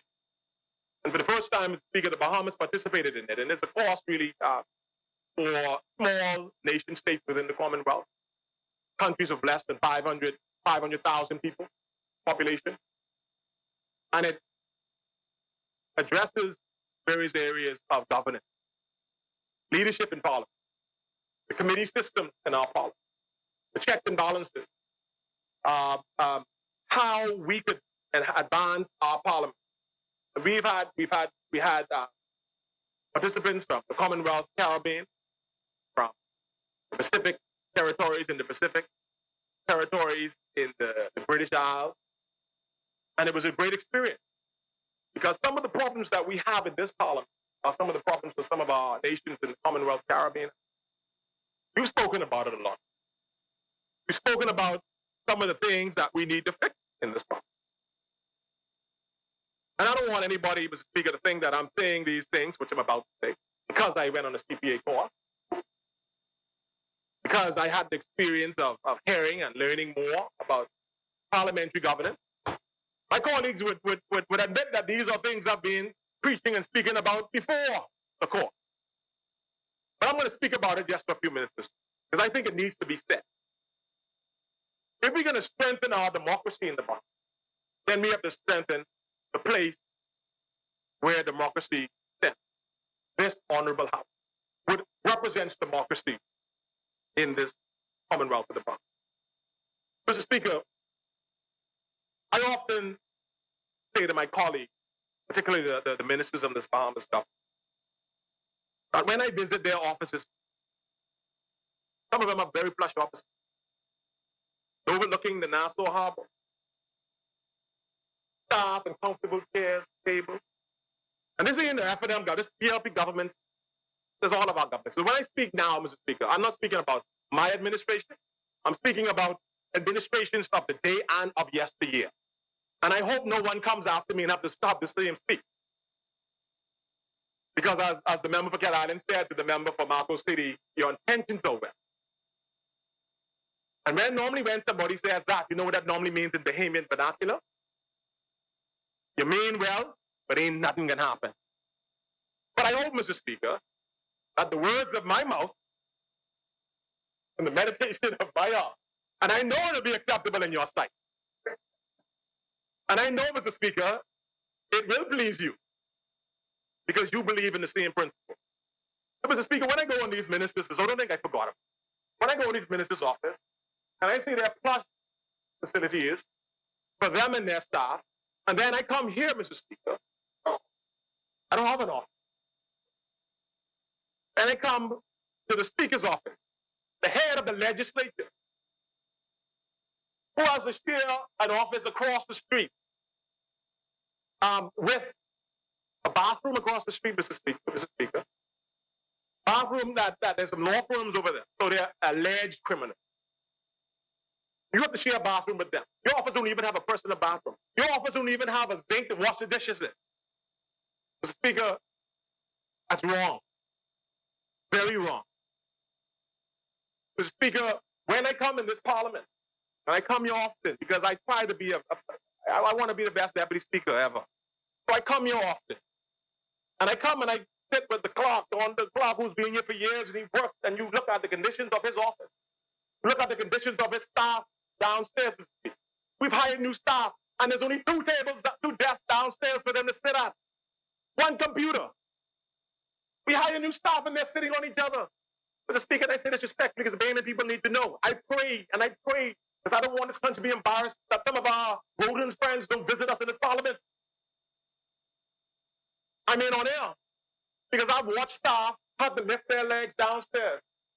I pray when visitors come and tourists come in this building, and I pray, please stay in your little cubbyhole. Speaker, I sit here, that the camera can zoom in. I often look at this building and I'm like, I hope these don't fall on my head. I joked a few years ago about kicking my honorable member from Pine Ridge leg. I mean, and people laugh. Even at the distance we have right now, I think is maybe reasonable. But there's a need for us to be serious about this issue. Now I know that this is what's going to be. This ain't the time. Speaker, we live in a hurricane zone. We're always going to have challenges financially. When is going to be the time to build an appropriate parliament building? If we go on, we have the money, this ain't the time, or this is the next one. The Bahamian people can think that you're looking out for yourself. This, Mr. Speaker, is an institution. The most, I would argue, Mr. Speaker, the most important institution on this land. Mr. Speaker, when I travel around the world, the first place I visit is their parliament. And you know what is the most unique, the most cherished building in their cities? Their parliament, their legislative houses. And when you walk in there, you know where you are. You know where you are. From outside, this facility looks beautiful, very historical. When you walk in the door. And I love this building, don't get me wrong, I love this building. But I think the time has come that we get serious about the structure, the infrastructure. But that's only the building, Mr. What about what should be done in this building? Speaker, we come here often. Back benches sit on this side of the house. Executives sit on that side of the house. People look at the TV and they watch us. They listen to us on the radio. And 99.9% of the times, whatever the government says goes. Back benches, yay, I support the government. Yay, I support the minister. Yay, I support them. Yay, I support.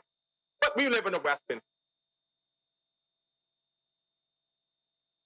Fixing the institution is also about fixing the mechanism within it. Are committees, it's right in the rule book. Are they functioning? Absolutely not. I'm the chairman of the Statutory Instruments Committee. My job is to, and my team members we're supposed to be reviewing the petition, the statutory instrument. There's the library committee, Mr. There's the broadcasting committee. There's the public account Accounts Committee, the most important one. And there are others. Are they meeting? No. Now, some of us in here, Mr. Speaker, would argue that, and they're going to argue that, Mr. Speaker, they never met. What you want to fix it for? It ain't broken. Why you, Mr. Speaker? I'm going to say this. I know which one of these cameras zooming on me. Bahamas, it is broken. So don't argue that if it ain't broken, it ain't to be fixed. It is broken. Committees need to meet. Select committees need to meet. National committees need to meet. And let's go to the select committee issue. The executive. The most important, there's two things that we do in this parliament. And it's gonna culminate into the budget, I promise you. One of the most important thing we are legislators. That's the executive and we are backbenchers. We are legislators. Backbenchers' job, Mr. Speaker, is to challenge or to be a check and balances on the executive. Select committees, Mr. Speaker, is a great opportunity to do that, Speaker. Because this is, I mean, and you could go online, you could find this, and then there's a definition they give for select committee. They check and report on the areas ranging from the work of government departments on economic affairs, so the work of government departments to economic affairs. The results of these inquiries are public and may require response from the government. In the UK, there is a select committee for each major department. Now, I know we can say, well, let's say in the UK, but the functions of those committees exist whether you're in the UK, whether you have a small legislature, or whether you have a large one, or you have a small parliament, or whether you have a large one. We need to have select committees, whether it's temporary, permanent, or whether it's temporary.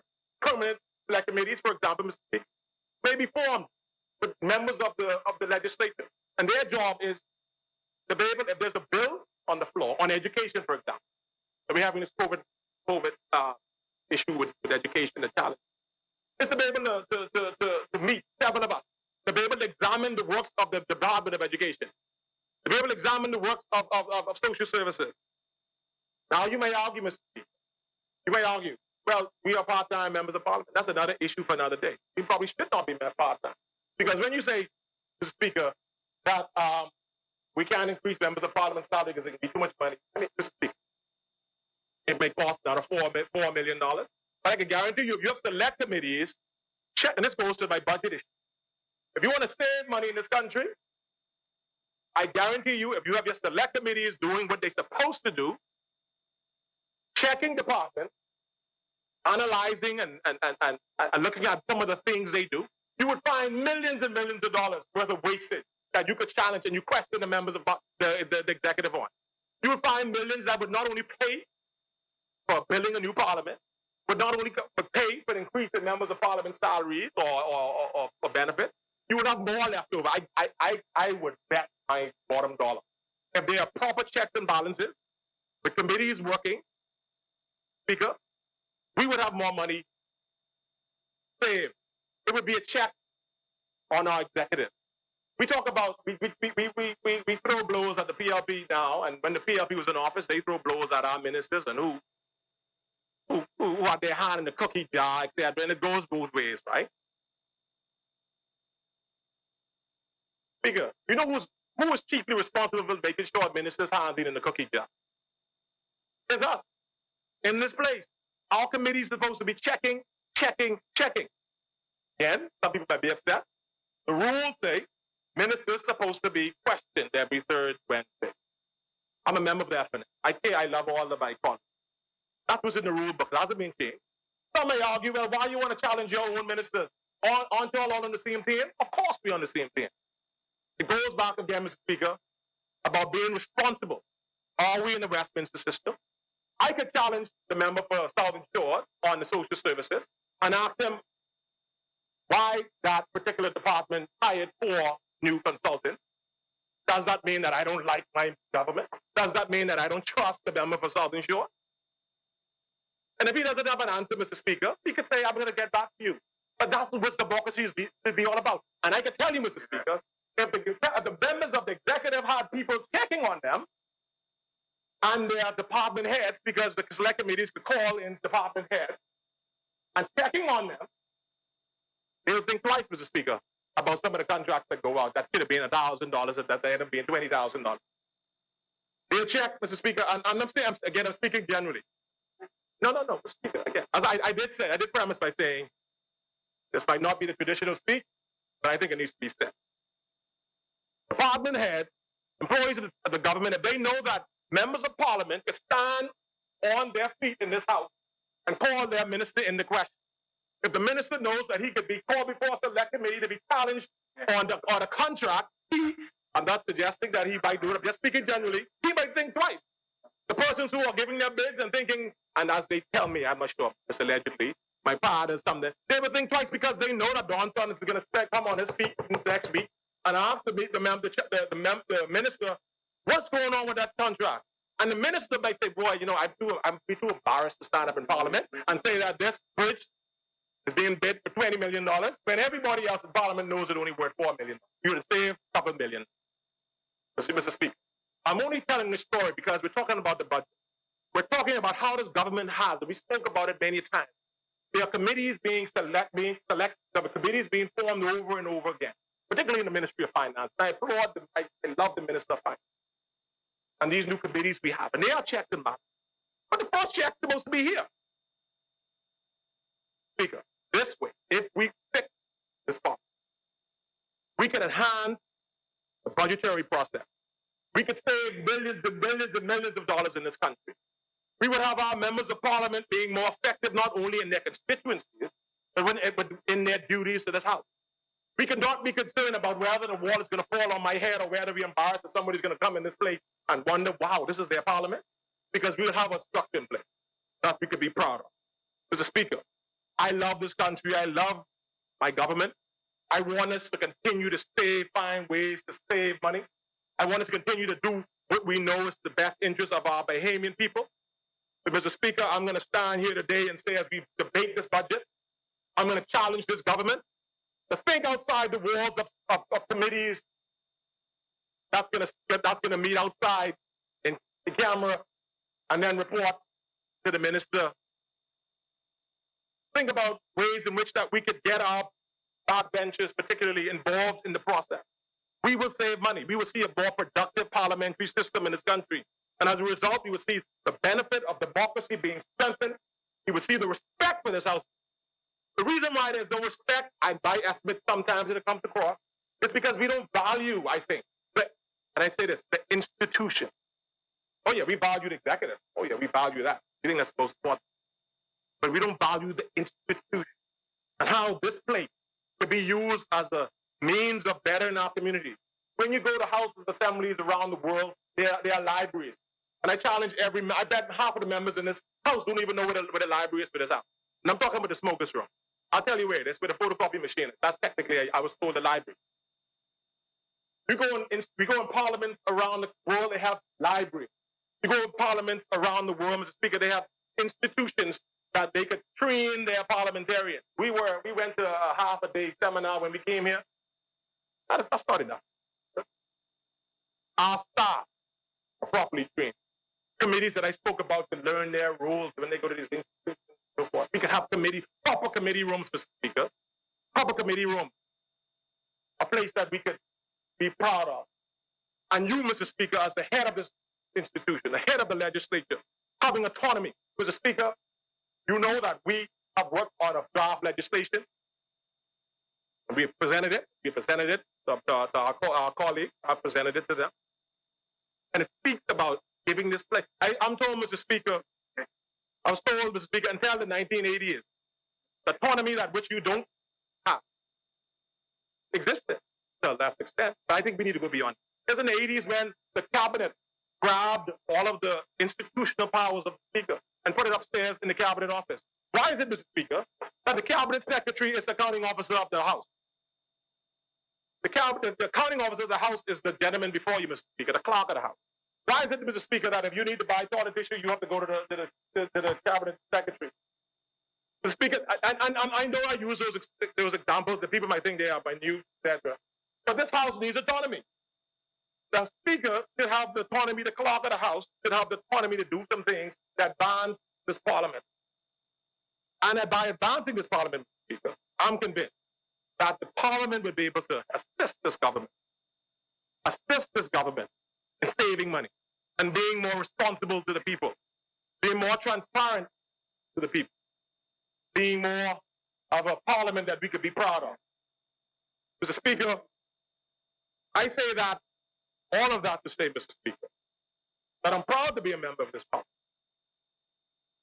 I'm proud of this budget, but I think that this parliament as an institution have a greater role to play, even in the finance of the country. And so on that note, I want to invite all Bahamians. They don't listen to me and don't listen to the member for East Grand Bahama. Go to the Bahamas budget.gov. This is a website established by the Ministry of Finance so that you could get a simple version of this budget. To read it in simple terms. That's our check. That's your check as Bahamian. Go and visit that. Speaker, I spoke about our role at the parliament we could do, but I want to say that in 2008, the member for East Grand Bahama and the cabinet of Bahamas and this parliament, we passed a very important fiscal responsibility bill. And it is because, I would say, it is because of that bill, another mechanism put in place, that we are in the position that we are on now. That saving mechanisms involved in this new regime put us in a position that we could respond to the needs of our people in an effective way today. Speaker, we were hit last year with Hurricane Dorian, and now we're hit with COVID-19. Unprecedented event, and the member of East Grand Bahama says unprecedented budget, and I agree with him. We've learned this government has been dedicated to making sure that we do the best we could do with the Bahamian people's money. And by listening to the member and listening to the contribution of his colleagues in the cabinet, I'm convinced that they've done a wonderful job. Mr. Speaker, the address by the member for Marco City, Mr. Speaker, if I may suggest, I think that we should record that, Mr. Speaker, stop that in 2 or 3 pieces, and let that play on the Parliament station a few times. Because yes, we could talk about all the ministries, and my favorite minister was always the Minister of Environment, Woody Atlanta. But I think the most important ministry today is that ministry, the Ministry of Marine Resources, Agriculture and Marine Resources. Given where we are today, Mr. Speaker, the most important ministry, if we talk about turning this country around, and yes, Mr. Speaker, the member of Cat Island said, as I said earlier, you have good intentions. Based on history, Mr. Speaker, and what I said about when Bayman say that, he might have been reasonable, but the reasonable man was like, yeah, that's something he probably could, you know why he could say? Because we've always, as a Bahamian people, not been serious about agriculture and fishing. I remember, Mr. Speaker, when I was in high school, talking about Mr. Christie, Nell and Coakley, they may have changed it, Mr. Speaker. There was 3 streams. It was the GCE stream, top stream. There was the business stream, and there was the vocational stream. Now, I think Bahamians know which students go in which one, right? So based on your BJC results, if you got good BJC results, you went in the GCE stream. To get in between, you go in the vocational stream. So the GCE stream, which I obviously was. Anyway, but the GCE stream, we did all of the math, sciences, English, all those things. The business stream, Mr. Speaker, they were the ones who went in the computer lab. They did, in those days, you do typing, etc. The vocational stream, they did the woodwork. Agriculture. My stepfather, Mr. Percy Straughn, I'm sure the member for Cat Island, very familiar with him. He was a agriculture teacher at Ellen Coakley. Big fear, but he's a good man. That's one of the things he could not have persuaded me to do. But he was a good. But I remember going down the hill, if you know Ellen Coakley High School, he built the agriculture center there. We used to bring, and I remember going to the boat, the Grand Master, picking up little chicks this big, taking them to the house that they built on the campus. 2 or 3 weeks they were this big. I was in the top stream. According to my psyche, according to the psyches of the people of those days, and maybe still today, is that persons with academic ability should not be learning how to farm, should not be learning how to fish. That's too low. We have to change that. And you know what, Mr. Speaker? We are suffering today. We are suffering today for it. The only reason I was able to do art and graphical communication, Mr. Speaker, is because I passed some BCs in grade 11. Other than that, I would have never had seen those classes. Speaker, that presentation by the minister should be viewed by every single Bahamian. That's the way how we're going to be able to come back from this. The point I'm trying to make is this: when Phuket Island said good intentions, you know what I'm afraid of, Mr. Speaker? And for the good ministers who are still here, I'm speaking directly to you. If we see the tourism numbers start going up in the next few months, Speaker, know what I'm afraid of? And I know this government will not. The tourism numbers start going up next year, Mr. Speaker, and everybody start going back to Atlantis to work, right? And the financial services have a little bounce. I hope and I pray that the commitment that this cabinet and this parliament says that we're going to give to this ministry, I hope that there's no need no more to invest in agriculture. There's no need anymore to worry about these new dynamic programs that the minister and the member for Marco City spoke of. I hope that we remember that in order for us to progress this country, to make it better, that we double our investment in agriculture and that ministry, and that we speak to our young people in our schools today about investment, about the future, a career, a business in agriculture, fisheries, and the science. Mr. Speaker, I believe there will be other disasters in this country. I knock on wood. But I believe we can have more hurricanes. I believe we can have other challenges in the future. And I believe we might be threatened with our borders being closed again. I think that we might be challenged again and wondering how we're going to feed ourselves. I think that we're going to be concerned about whether our conch is being, and our fish and our grouper is being protected. And I think that's a reasonable belief. So why should we not continue to focus on it? Speaker, we could invest and pump millions and millions of dollars, and I thank this government for their commitment to small businesses. But I want to challenge them that those millions of dollars, and Speaker, I haven't even looked at my speech, so I'm already put that aside. I hope, Mr. Speaker, that we make sure that a section of those millions, how much millions is it, Mr. 55 million or something like that? I hope we target persons interested in agriculture. I hope we target persons, and if they don't come, Mr. Speaker, we go and seek them. We go to Andres, we go to Eleuthera, and we say, listen, here is a program that can assist your farm. Here are some students at Ellen Coakley. Here are some students at A.F. Adley. Here are some students at St. John's and staff that I think that may be interested in the science behind this and how we could expand this program. And there is a career in this.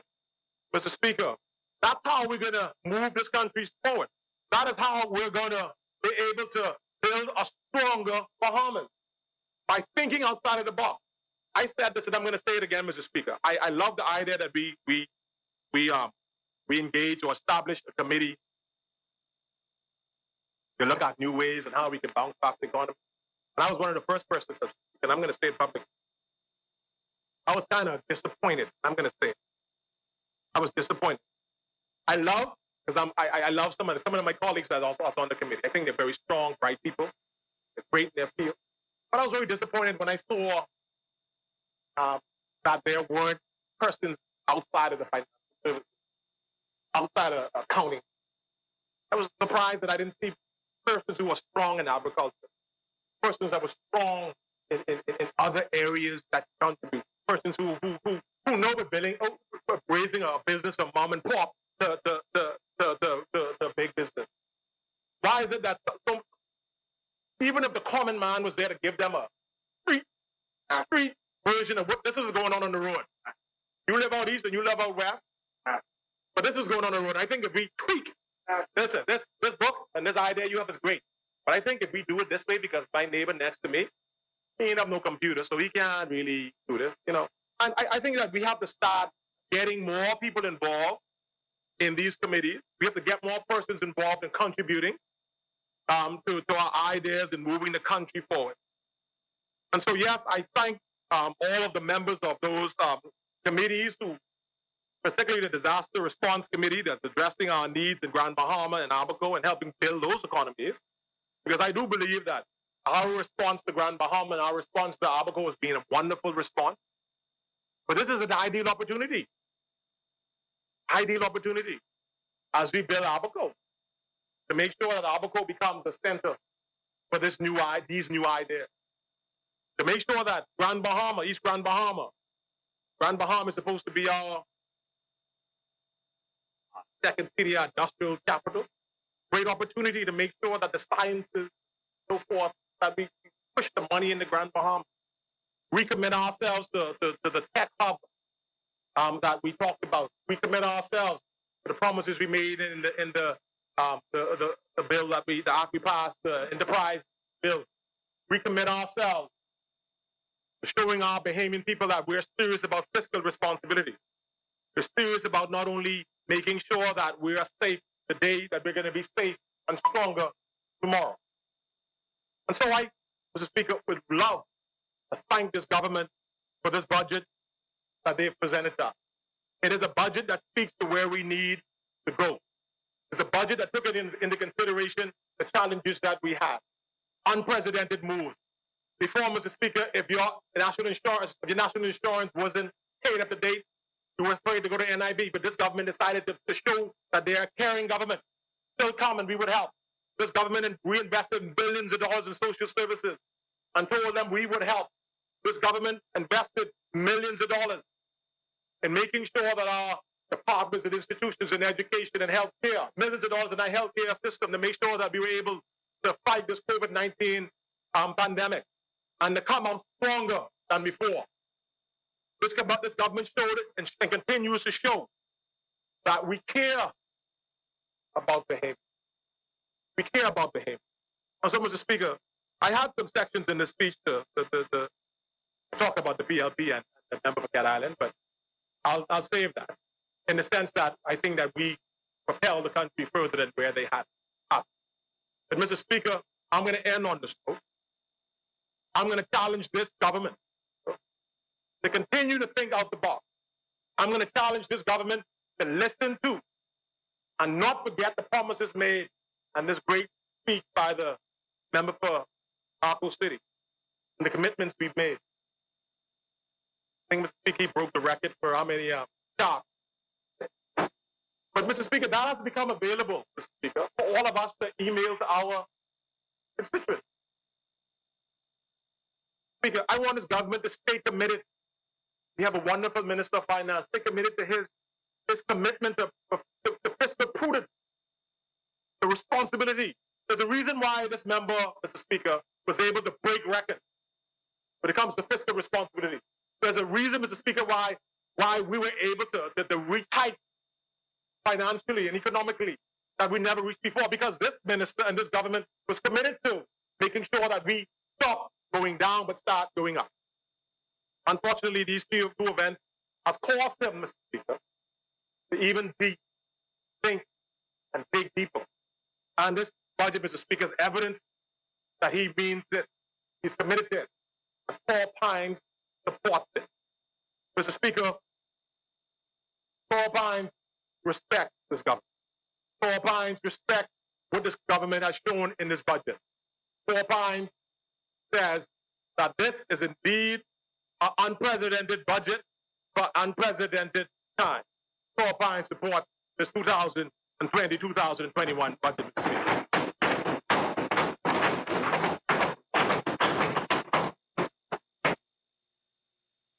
Thank you, Honorable Member.